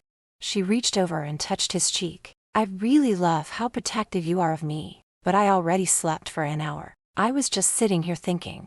"May I ask what you were thinking about?" "I was thinking about you and how much I love you. I was also thinking about my past and my ex. I don't know what I ever saw in him. You were young and thought you were in love. I was wondering if I could ask you something." "You can ask me anything." Joy said when she had you investigated that she found out that your ex was a drug dealer and that you were a user. "And you want to know if I did drugs?" "I don't believe you did, but I am wondering if you knew about your ex dealing in drugs." "I never once took any illegal drugs in my whole life and I never will. As for knowing about Peter being a drug dealer, do you really think that I would be with someone like that?" He could tell she was a little angry. "Maybe you didn't know that he was a dealer. A lot of men out there will hide what they do when their other half is around." She got up and walked away from him. "Peter was a lot of things. A drunk, a cheater, but the one thing I know about him is that he wasn't a drug dealer, nor did he ever do drugs. What bothers me is that you would even listen to Joyce and believe her." He went over and put his hand on her shoulder to turn her around to look at him. "I didn't say I believed her, but I just had to ask. I didn't mean to upset you, so please don't be mad at me." "That woman lied to you? She was just trying to put doubts in your head about me like she tried to do to me about you." "Why, what did she say about me?" "She never really came out and said anything. She just hinted that you had a bad temper and had occasionally struck her in anger." This was a total shock hearing this. "Oh my God, I have never laid a hand on her or any other woman. I'll admit that sometimes I lose my temper, but that's all. Please tell me you didn't believe any of that." "Not for 1 minute," she said and put her arms around his neck. "I've heard you raise your voice a few times, but I know that you are not the type of man to strike anybody. Let's not talk about our ex anymore. They are in the past where they belong." He smiled as he wrapped his arms around her waist. "I totally agree with you. Now on to a more pleasant subject. My mother said you have picked out a dress to wear when we get married, and my question is, are you going to let me see it now?"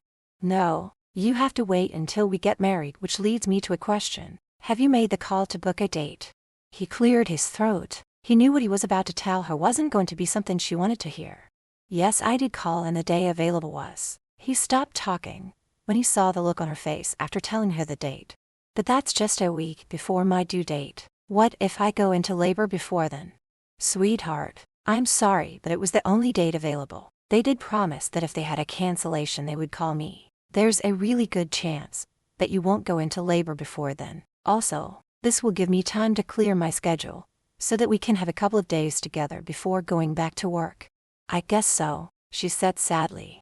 I would suggest going to Vegas and having one of those quickie weddings, but with you this far along it wouldn't be wise to go on a plane and travel. It's okay, and if I do have the baby before we get married it's not the end of the world. God, I love you. You're so understanding. I know what would cheer you up. I'm not in the mood for sex. He laughed and took her hand and kissed it. Am I that predictable? Yes. Well, that's not what I had in mind, even though I wouldn't mind or turn it down. But I was thinking that I could call Abe and Gina and invite them over for a barbecue. I would like that, and then I can show Gina my dress. I'm going to take a shower while you call them.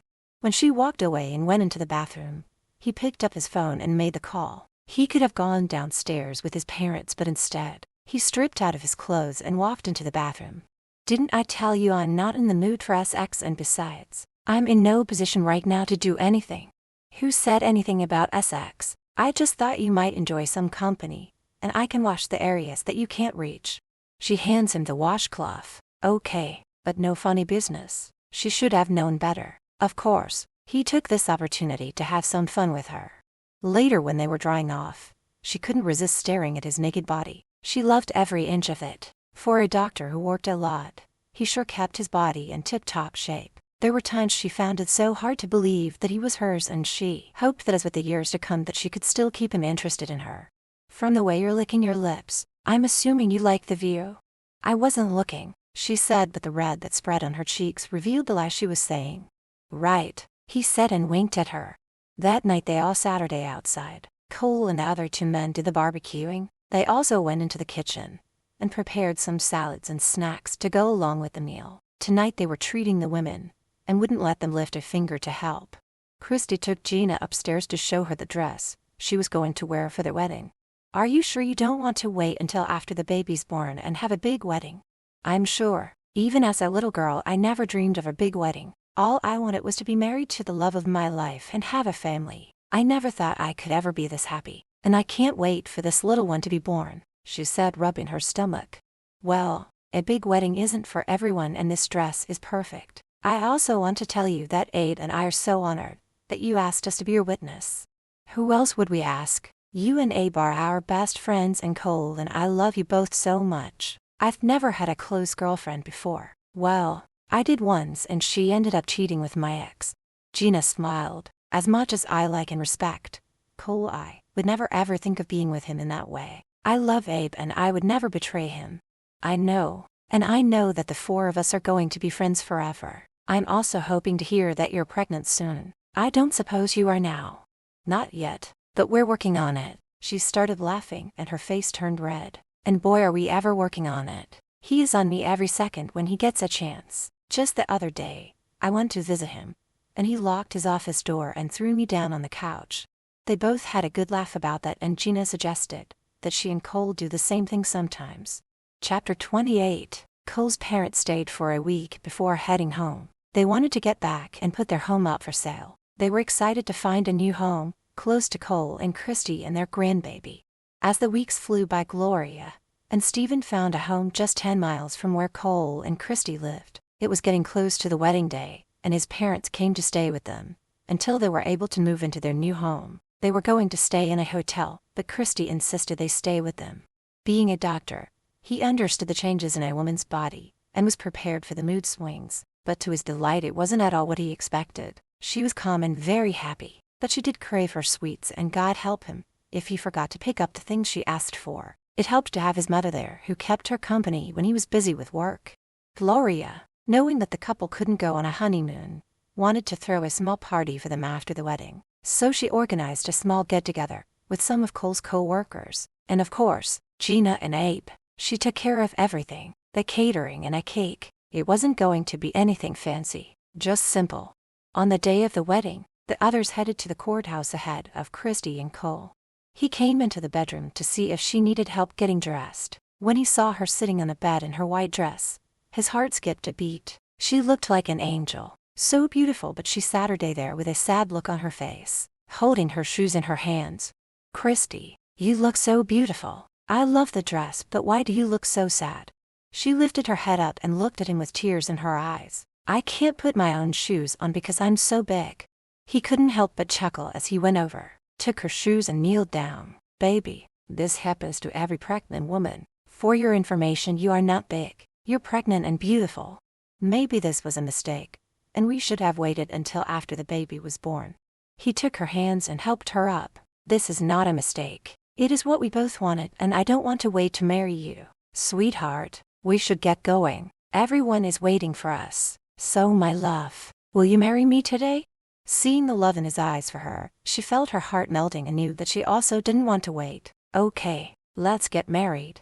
He put his arms around her and gave her a big kiss, touching her belly. After getting her in the car and making sure she was comfortable, he went around to the driver's side and got in. The traffic that day was heavy and moving slowly. "Come on, move it already," he said out loud. "Cole, just relax. We're due to get married in 30 minutes, but the way the traffic is moving so slowly, we might not make it. We should have left home sooner." She looked at him crossly. "So are you blaming me for taking so long getting ready?" "That's not what I'm saying." "Sure sounds like it to me," she said, crossing her arms over her chest and turning her head to look out the window. He reached out and touched her. "Christy, if that's the way I came across, I didn't mean it. This is not your fault. It's the bloody traffic. It's not usually this bad this time of day, but there must be some construction or maybe an accident ahead. I'll get us there one way or another." As it turned out, there was a fender bender ahead which was slowing down the traffic. Unfortunately, one lane was closed and the cars had to go around one at a time. She was sitting in the passenger seat, and all of a sudden she felt a cramp in her stomach. He noticed when she let out a gasp and clutched her stomach. "Are you okay?" he asked with a worried look on his face. Her face turned white as a ghost when she felt a pain in her stomach and could feel some wetness on the seat. "Oh my God, I think my water just broke and I'm going into labor." "What? Are you fucking deaf?" I said I'm going into labor. I thought you said I had another week to go, and that there wasn't much of a chance of me going into labor early." He had never heard her swear before, and it was a bit of a shock. No one can predict something like that for sure. "It's okay. I'm going to try and turn around and get you to the hospital. But we're supposed to get married." "Sweetheart, I'm afraid we're just going to have to wait. Now just breathe the way we practiced in Immerse class." She was finding it hard to do her breathing exercises when she realized that the traffic was so backed up that he didn't have room or anywhere to turn around. "Cole, I don't want to have our baby here on the road. Trust me," he said as he kept maneuvering his car in and out, and finally found a side road that he was able to go down. "We're almost there."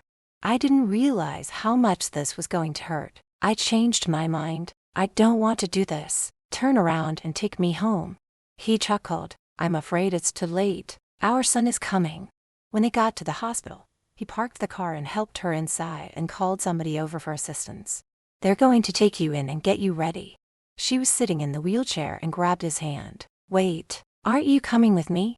He squatted down in front of her. "I'll be with you in a few minutes. They're going to want to get you into a gown, and while they're doing that, I will call the others at the courthouse and let them know what's going on. I'm so sorry that we couldn't get married before the baby came.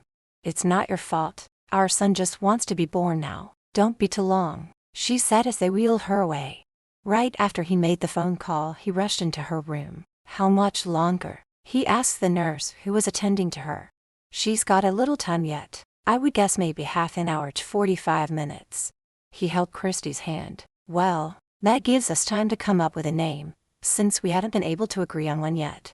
I'm not really in the mood to talk right now. Why does this have to hurt so much? Why can't he just come out right now? Why do I have to wait? I know it's painful, but it will be worth it when we hold our baby in our arms. I called the others and they'll be here soon. I'm so disappointed that we weren't able to get married first." He ran his hand over her hair and looked lovingly into her eyes. "I know you are, and I'm so sorry I couldn't make it happen for you." Just then the others showed up and entered the room. They all wanted to see her before she went into the delivery room. Gloria and Gina went over to her and the men went and stood by the window. She's so disappointed that we didn't make it to the courthouse in time. I wanted it to happen for her since it meant so much." Stephen ran his finger over his chin and was deep in thought. He then pointed his finger up into the air. "Wait, doesn't this hospital have a small chapel?" Cole nodded his head. "Yes, it does." Stephen smiled and placed his hand on Cole's shoulder. "Well, my boy, then there must be a minister somewhere nearby." "There is. He comes in all the time to visit patients. I'm sure he's here, and if we can find him in time, he could marry you and Christy." Abe spoke up. A big smile crossed Cole's face. "That's a wonderful idea. I do have the marriage license and the rings in my pocket, and all we have to do is find him." He went over to Christy and the others. "It's getting closer," she said when he walked over to her. Well, Stephen had a great idea, so I have to leave you for a few minutes, but I will be right back." She grabbed his collar and pulled him closer to her so that they were almost touching faces. "You're not going anywhere, mister." "Sweetheart, there's a minister somewhere here in the hospital, and if I can find him in time, he can marry us before the baby's born." She released him, giving him a light shove. "Then what are you waiting for? Go find him and bring him back now, and don't take too long, because this baby is coming very soon." "I'll be back in a few minutes. I love you so much," he said, giving her a quick kiss before he and Abe took off. Gloria and Gina looked at each other. They thought the whole idea was crazy. Even if they find the minister, he may be busy and unable to perform a ceremony in time. Christy chewed on some iced chips. She hoped that Cole would get back in time with the minister, so that they could be married. But when another contraction hit, she was beginning to worry. "I'm sure that Cole and Abe will find him," Gina said as she glanced over at Gloria. "What if he doesn't?" Gloria placed a cool cloth over Christy's forehead and tried to reassure her. "They are both doctors here in this hospital, and I'm sure that all they have to do is page him over the intercom." She let out a groan when another contraction hit and knew that time was running out. "There's no time. One of you better go get Cole to come back." Meanwhile, Cole and Abe asked the nurse at the nurse's station if they knew where the minister was, and was told that he was visiting a patient in the West Wing. They both hurried down the long hallway and went to the room that the nurse told them he would be in, and walked inside the room. The minister and the patient looked up when the two men barged in. "Father, I really need your help, and I need it now. I need you to come with me," Cole said. His words were shaky. "What is the problem, my son?" "I need you to marry me. What I mean is I need you to marry me and my girlfriend, who is just about to give birth to my son. Perhaps you should wait until after the baby's born to have a proper wedding." No. You don't understand. It's very important to my girl to be married before the baby's born, which should be any minute now." Father Murphy stood up. "I'm afraid there won't be enough time." Cole went over and placed his hand on the minister's shoulder. "Please, I'm begging you, come with me now." Father Murphy looked over at the patient he was visiting. "Would you mind if I left for a little while?" When the man in the hospital bed smiled and said to go right ahead, and he wished Cole good luck. Back to Christy. The nurse was checking out Christy and informed her that the baby was coming now and that they had to get her into the delivery room. "No, I'm sure Cole will get here soon." "Sweetheart, I'm afraid it's time, so let them take you to the delivery room, and I will go find him and bring him back," Gloria said as she gave her a kiss on the cheek. "Okay, but you better tell him to hurry up, because if he's not here when this baby is born, I'll kill him." As she was being wheeled into the delivery room, she couldn't stop the tears from falling down her cheek at the thought that Cole was not there with her. As the minutes ticked by, she wasn't sure what was worse, the pain she was experiencing or the fact that the father of her baby was not at her side when she needed him the most. "Okay, Miss Grant, it won't be much longer," the doctor told her as he prepared to do the delivery. Christy looked towards the door, hoping that he would come flying in at any second. She was just about to give up hope when it did open, and there he was with the minister following right behind him. "What took you so long?" she snapped angrily at him. A doctor who was doing the delivery shook his head. "I'm sorry, but only the father is allowed in here." "Doctor, the father is here to marry me and Christy. How much time do we have?" "In just a few minutes, so if you're going to do this, then make it snappy. The baby is on its way." Cole gave her a kiss on the lips and held her hand when the minister started performing the ceremony, but was stopped midway. "All due respect, Father, but we don't have time for the whole shebang. Can you just get right down to the most important part?" The minister asked Cole if he took this woman to be his wife, and then asked Christy if she took this man to be her husband. He had them place the wedding band on each other's fingers. I now pronounce you husband and wife. You may kiss the bride." "We did it. We're married, sweetheart. I love you so much," he said after giving her a sweet and tender kiss. He had made the impossible happen, and just in the nick of time as she squeezed his hand and let out a scream just as their son entered the world. When the baby was placed in her arms, they both stared at the infant with tears in their eyes. "He's so beautiful. You did real good, Mama," Cole said as he leaned over and kissed her on the lips. Chapter 29. Christy was sitting up in bed holding her newborn son, while Cole sat beside her. He could almost feel the warmth in his heart for the love he was feeling when he looked down at his son. "He's amazing, and I swear he is smiling at us."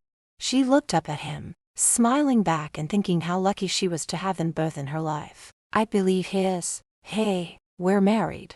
He leaned over to kiss her. "We sure are. I am so proud to be your husband. My life is so full now that I am a husband and a father. I give you my word that I will never neglect either one of you. You both will always come first before anything or anyone else."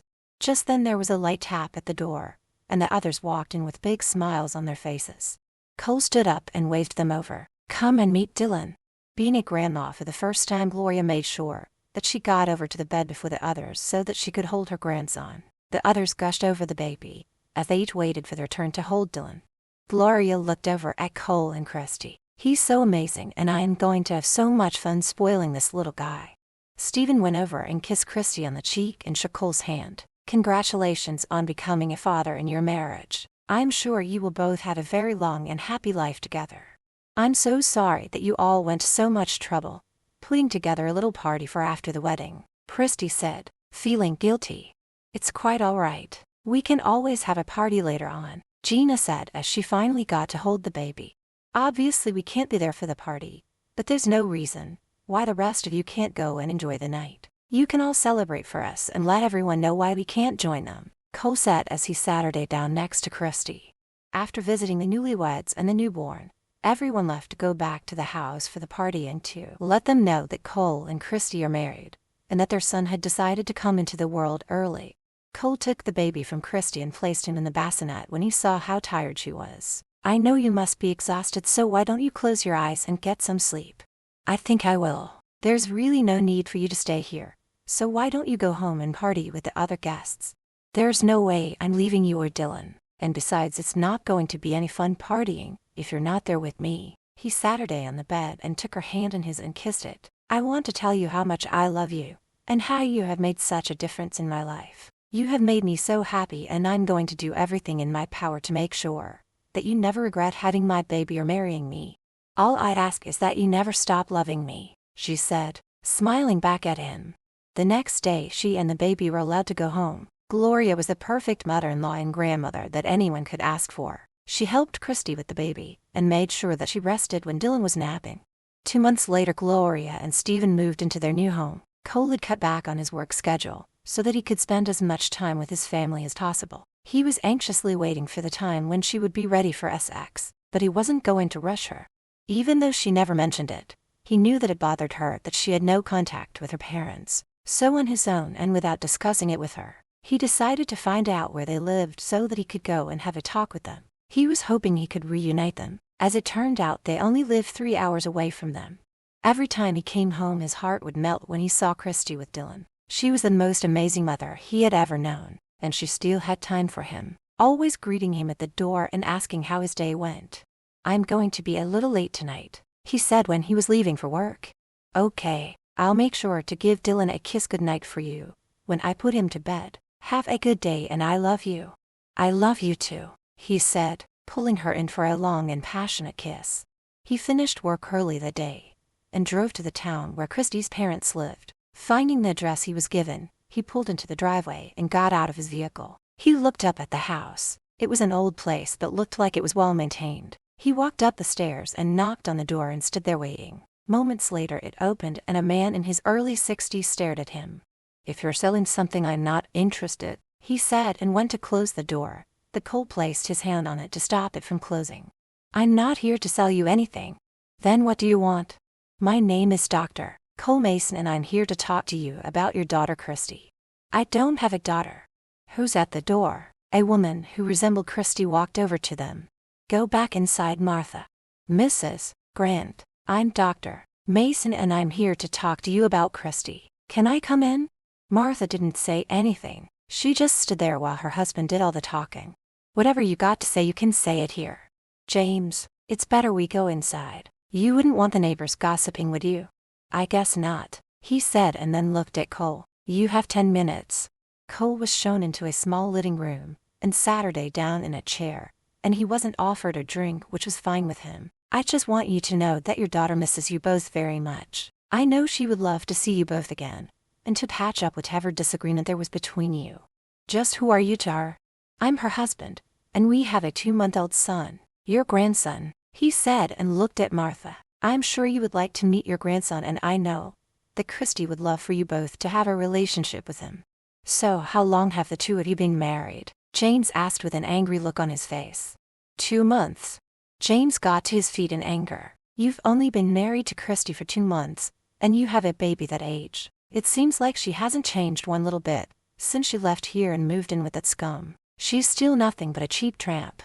Cole also got to his feet in anger and fought not to punch the old man in the face. Never call my wife a tramp again. We are in love and would have gotten married a lot sooner, but due to certain circumstances, we couldn't. But we are married now and very happy, and I would have loved to have you in our life.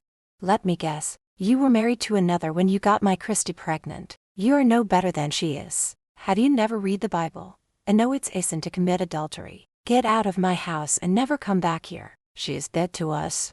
All Cole could do was shake his head in disbelief. I can't believe that you just said that. She's your daughter, and if you love her, you would accept her for who she is and not judge her so harshly. He then looked at Martha, who was sitting there quietly. Surely you don't agree with your husband. Christy is your daughter. Martha lowered her head. You heard my husband. We don't have a daughter, so please leave our home. Cole turned and walked towards the door, but stopped to look back at them before walking out. I just want you to know that Christy is a remarkable woman and a fantastic mother, and you both are missing out on 2 beautiful and wonderful people. Doesn't the Bible say to forgive? I feel so sorry that you both are going to miss out on seeing your grandson grow into a fine young man. He was so furious as he drove home. He was hoping that he could have given Christy some good news about her parents. Now he wasn't sure what to do. Should he tell her about his visit with her parents or never mention it? It was late when he got home, and when he didn't see Christy, he figured she was upstairs in bed. He was still fighting with himself as to whether to tell her or not. As he walked up the stairs, he stopped at Dylan's room and went over and looked down at him and smiled before placing a soft kiss on his forehead. I was wondering when you were going to get home. He turned at the sound of her voice and walked over to her. I'm sorry I'm late, he said as he looked at what she was wearing. It was a very SI nightgown that was see-through, and it got his little buddy below twitching like crazy. Do you know how much I'm turned on with you wearing this nightgown? All she did was bat her eyes at him. It's late. Let's go to bed. He followed behind her, removing his tie and jacket before they even reached the bedroom. When they were inside the bedroom, she turned to face him and started undoing the buttons on his shirt. Her hands moved over his chest and down towards his pants. He grabbed her hands and stopped her from going any lower. Christy, are you sure you're ready for this? His heart was beating like a drum and his member was twitching like crazy, aching to be out and in her. It's been 2 months, so yeah, I'm more than ready. Or are you not attracted to me anymore? Not attracted to you? For the love of God, woman. Of course, I'm attracted to you. Here, let me show you. He grabbed her roughly, pinning her hands behind her back as he lowered his lips onto hers and kissed her with hunger like never before. He walked her slowly back to the bed, and when they got there he pushed her down onto it. He stood there watching her as he removed the rest of his clothes. SI nightgown, he said as he got on top of her and tore it apart with his bare hands. Too bad you won't get a chance to wear it again. You once told me that while I was pregnant, you were going to be gentle, but that once I wasn't. You were going to show me what an animal you can be in bed. So shut up and show me already. He had gone so long without sex, and he couldn't wait to make love to her as his wife for the first time. True to his word, he showed her a whole new side of him, one that pleasured and had her in a sexual frenzy for over 2 hours. She never knew that sex could be this hot and wild. It was always good before, but this was on a whole new level. He did things to her with his lips and tongue that had her panting and moaning. His hands and fingers explored every inch of her body, while his lips pressed against hers in a savage kiss that left her breathless. Later, as they lay there both exhausted with his arm around her, he started feeling guilty about not telling her about her parents. "Christy, there's something I need to tell you and I don't know how you're going to take it." "Well, that will depend." "Depend on what?" he asked, looking at her. "If you're going to tell me that you were with another woman, and that was why you were late, then I'm going to have to kill you." He chuckled when she broke from his embrace and sat her day up to look at him. "I'm not kidding. I will never put up with you cheating on me. I think you know what kind of man I am by now. One that would never cheat on my wife. It's nothing like that, but the reason I was so late is that I went out of town." When he mentioned the town he drove to, she felt nauseous. "That's where my parents live." He sat her day up. "I went to see them." "Why would you do that without even discussing it with me first?" "I wanted to go talk to them and let them know that we're married and that they have a grandson. I know how hurt you've been that they're not in your life. I was hoping that once they realize how happy we were, that they would want to reconnect with you and to meet their grandson." She got out of bed angrily and grabbed her robe. She put it on and turned to stare at him. "You had no right to do that. Let me guess. Once they found out, they hate me more now than ever." He got out of bed and went over to her, and when he went to touch her, she pushed him away. "It really hurt that they didn't want anything to do with me when I moved in with my ex, and now I can just imagine what they must think." "What all did you tell them?" "That we were married and have a son." "Did you happen to tell them that we got married the day our son was born?" "I kind of made the mistake of telling them that Dylan was 2 months old, and when your father asked how long you were married, I told him." "What did they say then?" "It doesn't matter what they said. We don't need them in our lives, and neither does Dylan. So they hate me even more now and think I'm some kind of tramp that got knocked up and had to get married." When she started to cry, he went over and wrapped his arms around her and was glad that she didn't push him away.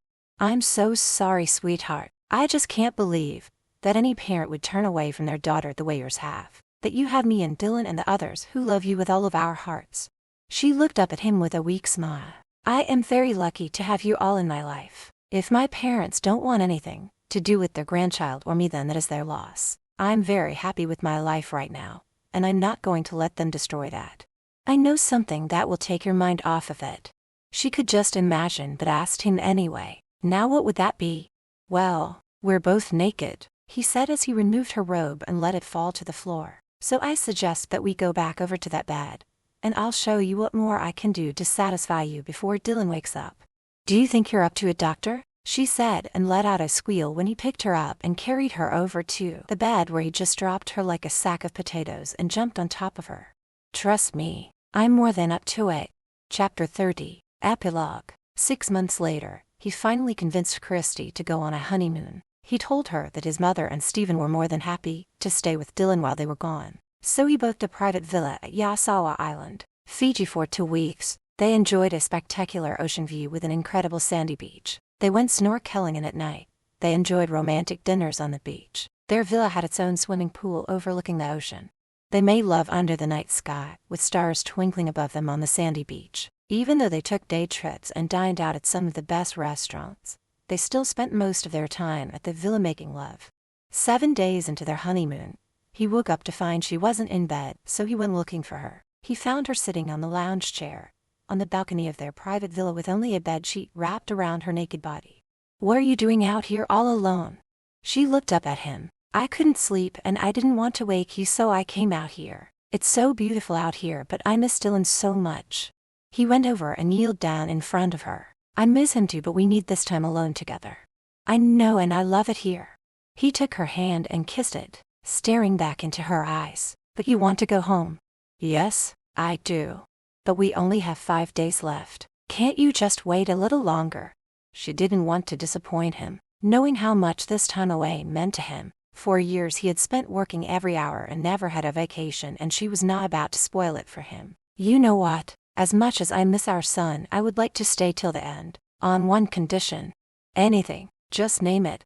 "Take off your briefs and get into the sheet with me and make love to me." He stood up and removed his briefs and pulled the sheet from her body. "I was going to do it anyway."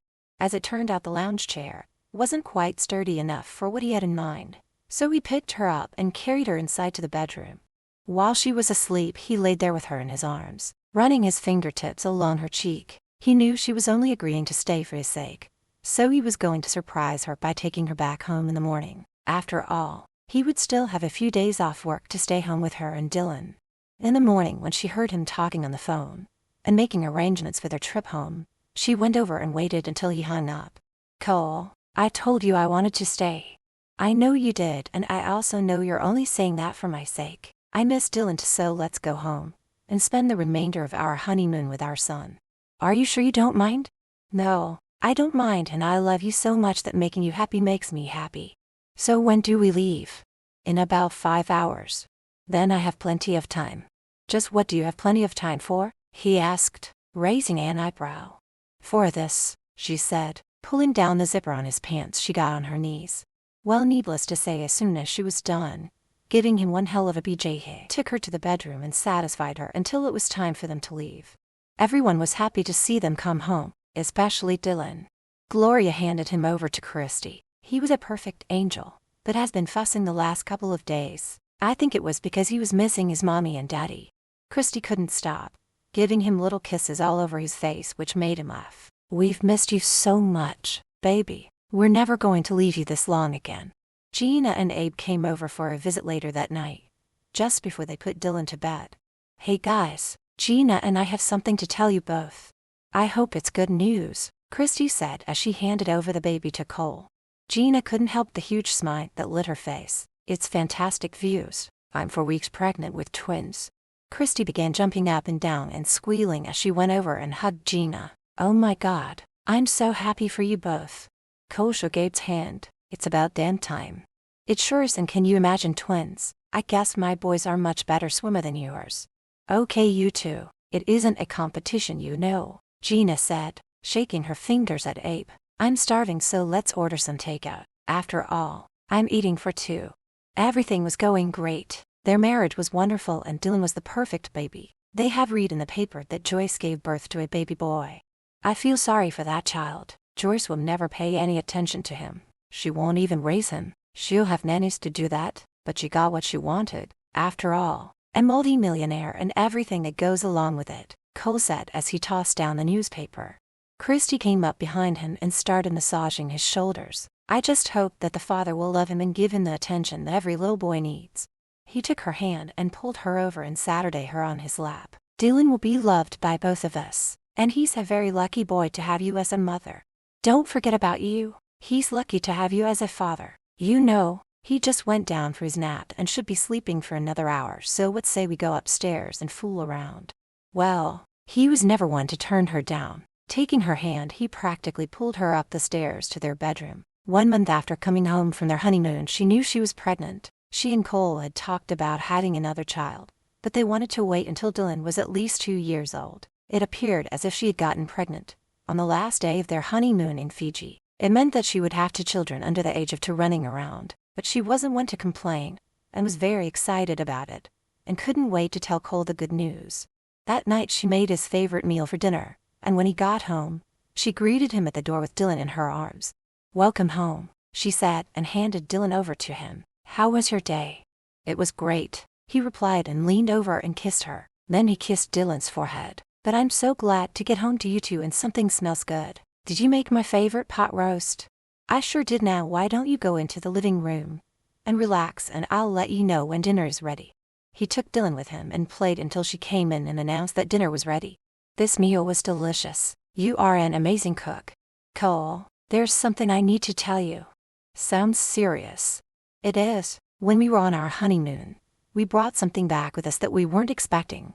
He started getting nervous. "Please tell me we didn't bring back some sort of bug." She covered her mouth to stifle a giggle. "Well, I wouldn't exactly call it a bug. It's more like a little seed." He picked up Dylan's rattle and handed it to him. "I don't get it." "Oh, my sweet gorgeous husband, I'm trying to tell you that you planted a seed inside me. I'm pregnant." He sat there with his mouth wide open for a moment while the news sunk in. "You're pregnant?" She smiled at him and nodded. "Yes, I am. I'm really not surprised because you are on me every second." He got to his feet and walked over to her, took her hands in his and pulled her up. "Oh my God, this is such amazing news. Oh, I love you so much," he said as he put his arms around her and picked her up off her feet and swung her around before putting her down and kissing her. Dylan was watching and started laughing at the scene before him. "This time was actually the one to impregnate you one-on-one. I can't tell you how much I love you and how happy I am. Just wait until I tell the rest. And I can't wait to see the look on Abe's face. I thought you told him it wasn't a competition. I did, but now he's not going to be one up on me. I just had a great thought. What if you were to have twins? Don't push it, mister, she said and gave him a big kiss. Now I'm going to do the washing up, so if you could give Dylan his bath and change him, I would really appreciate it. It'll be my pleasure, and once we go to bed I better give you a complete checkup. She rolled her eyes at him. Yeah, as if I don't know what you mean by a complete checkup, you horny devil. She couldn't wait for her first doctor's appointment to confirm her pregnancy so that she could tell Gina it was going to be so awesome that their babies would be close in age and could grow up together, as well as Dylan. Poor Cole and Abe both had to deal with their wife's mood swings. It was even worse for Abe since Gina was carrying twins. One day at work, Cole walked into Abe's office and found him with his head on his desk asleep. So he walked over and slammed his fist on the desk, causing his friend to jump. Damn it, Cole, what did you have to do that for? What's the matter, buddy? Aren't you getting any sleep? Gina has been a nightmare. I can't wait for these last 2 months to go by and the twins to be born. Can you believe that she had me go out at 3 in the morning looking for a restaurant that had Chinese food? I finally found a place, and when I got back home, she was fast asleep and got pissed off at me because I woke her up. And don't get me started on SX. We haven't had SX for so long I think I've forgotten how to do it. Cole laughed out loud. Well, the poor girl is carrying twins, man, so what do you expect? Trust me, it's going to be even longer after the twins are born. Well, at least it makes me happy knowing that you're not getting any lately. A big grin appeared on Cole's face. Sorry, buddy, but Christy has been super horny, and I've been getting it every night. Abe looked at him and growled, You lucky son of a bitch, now get the hell out and let me have a nap before I have to go into surgery. Gina gave birth 3 weeks early to a baby boy and a baby girl. They were named Susanna and Theodore. Christy went into labor right on her due date and gave birth to a beautiful baby girl whom they named Savannah.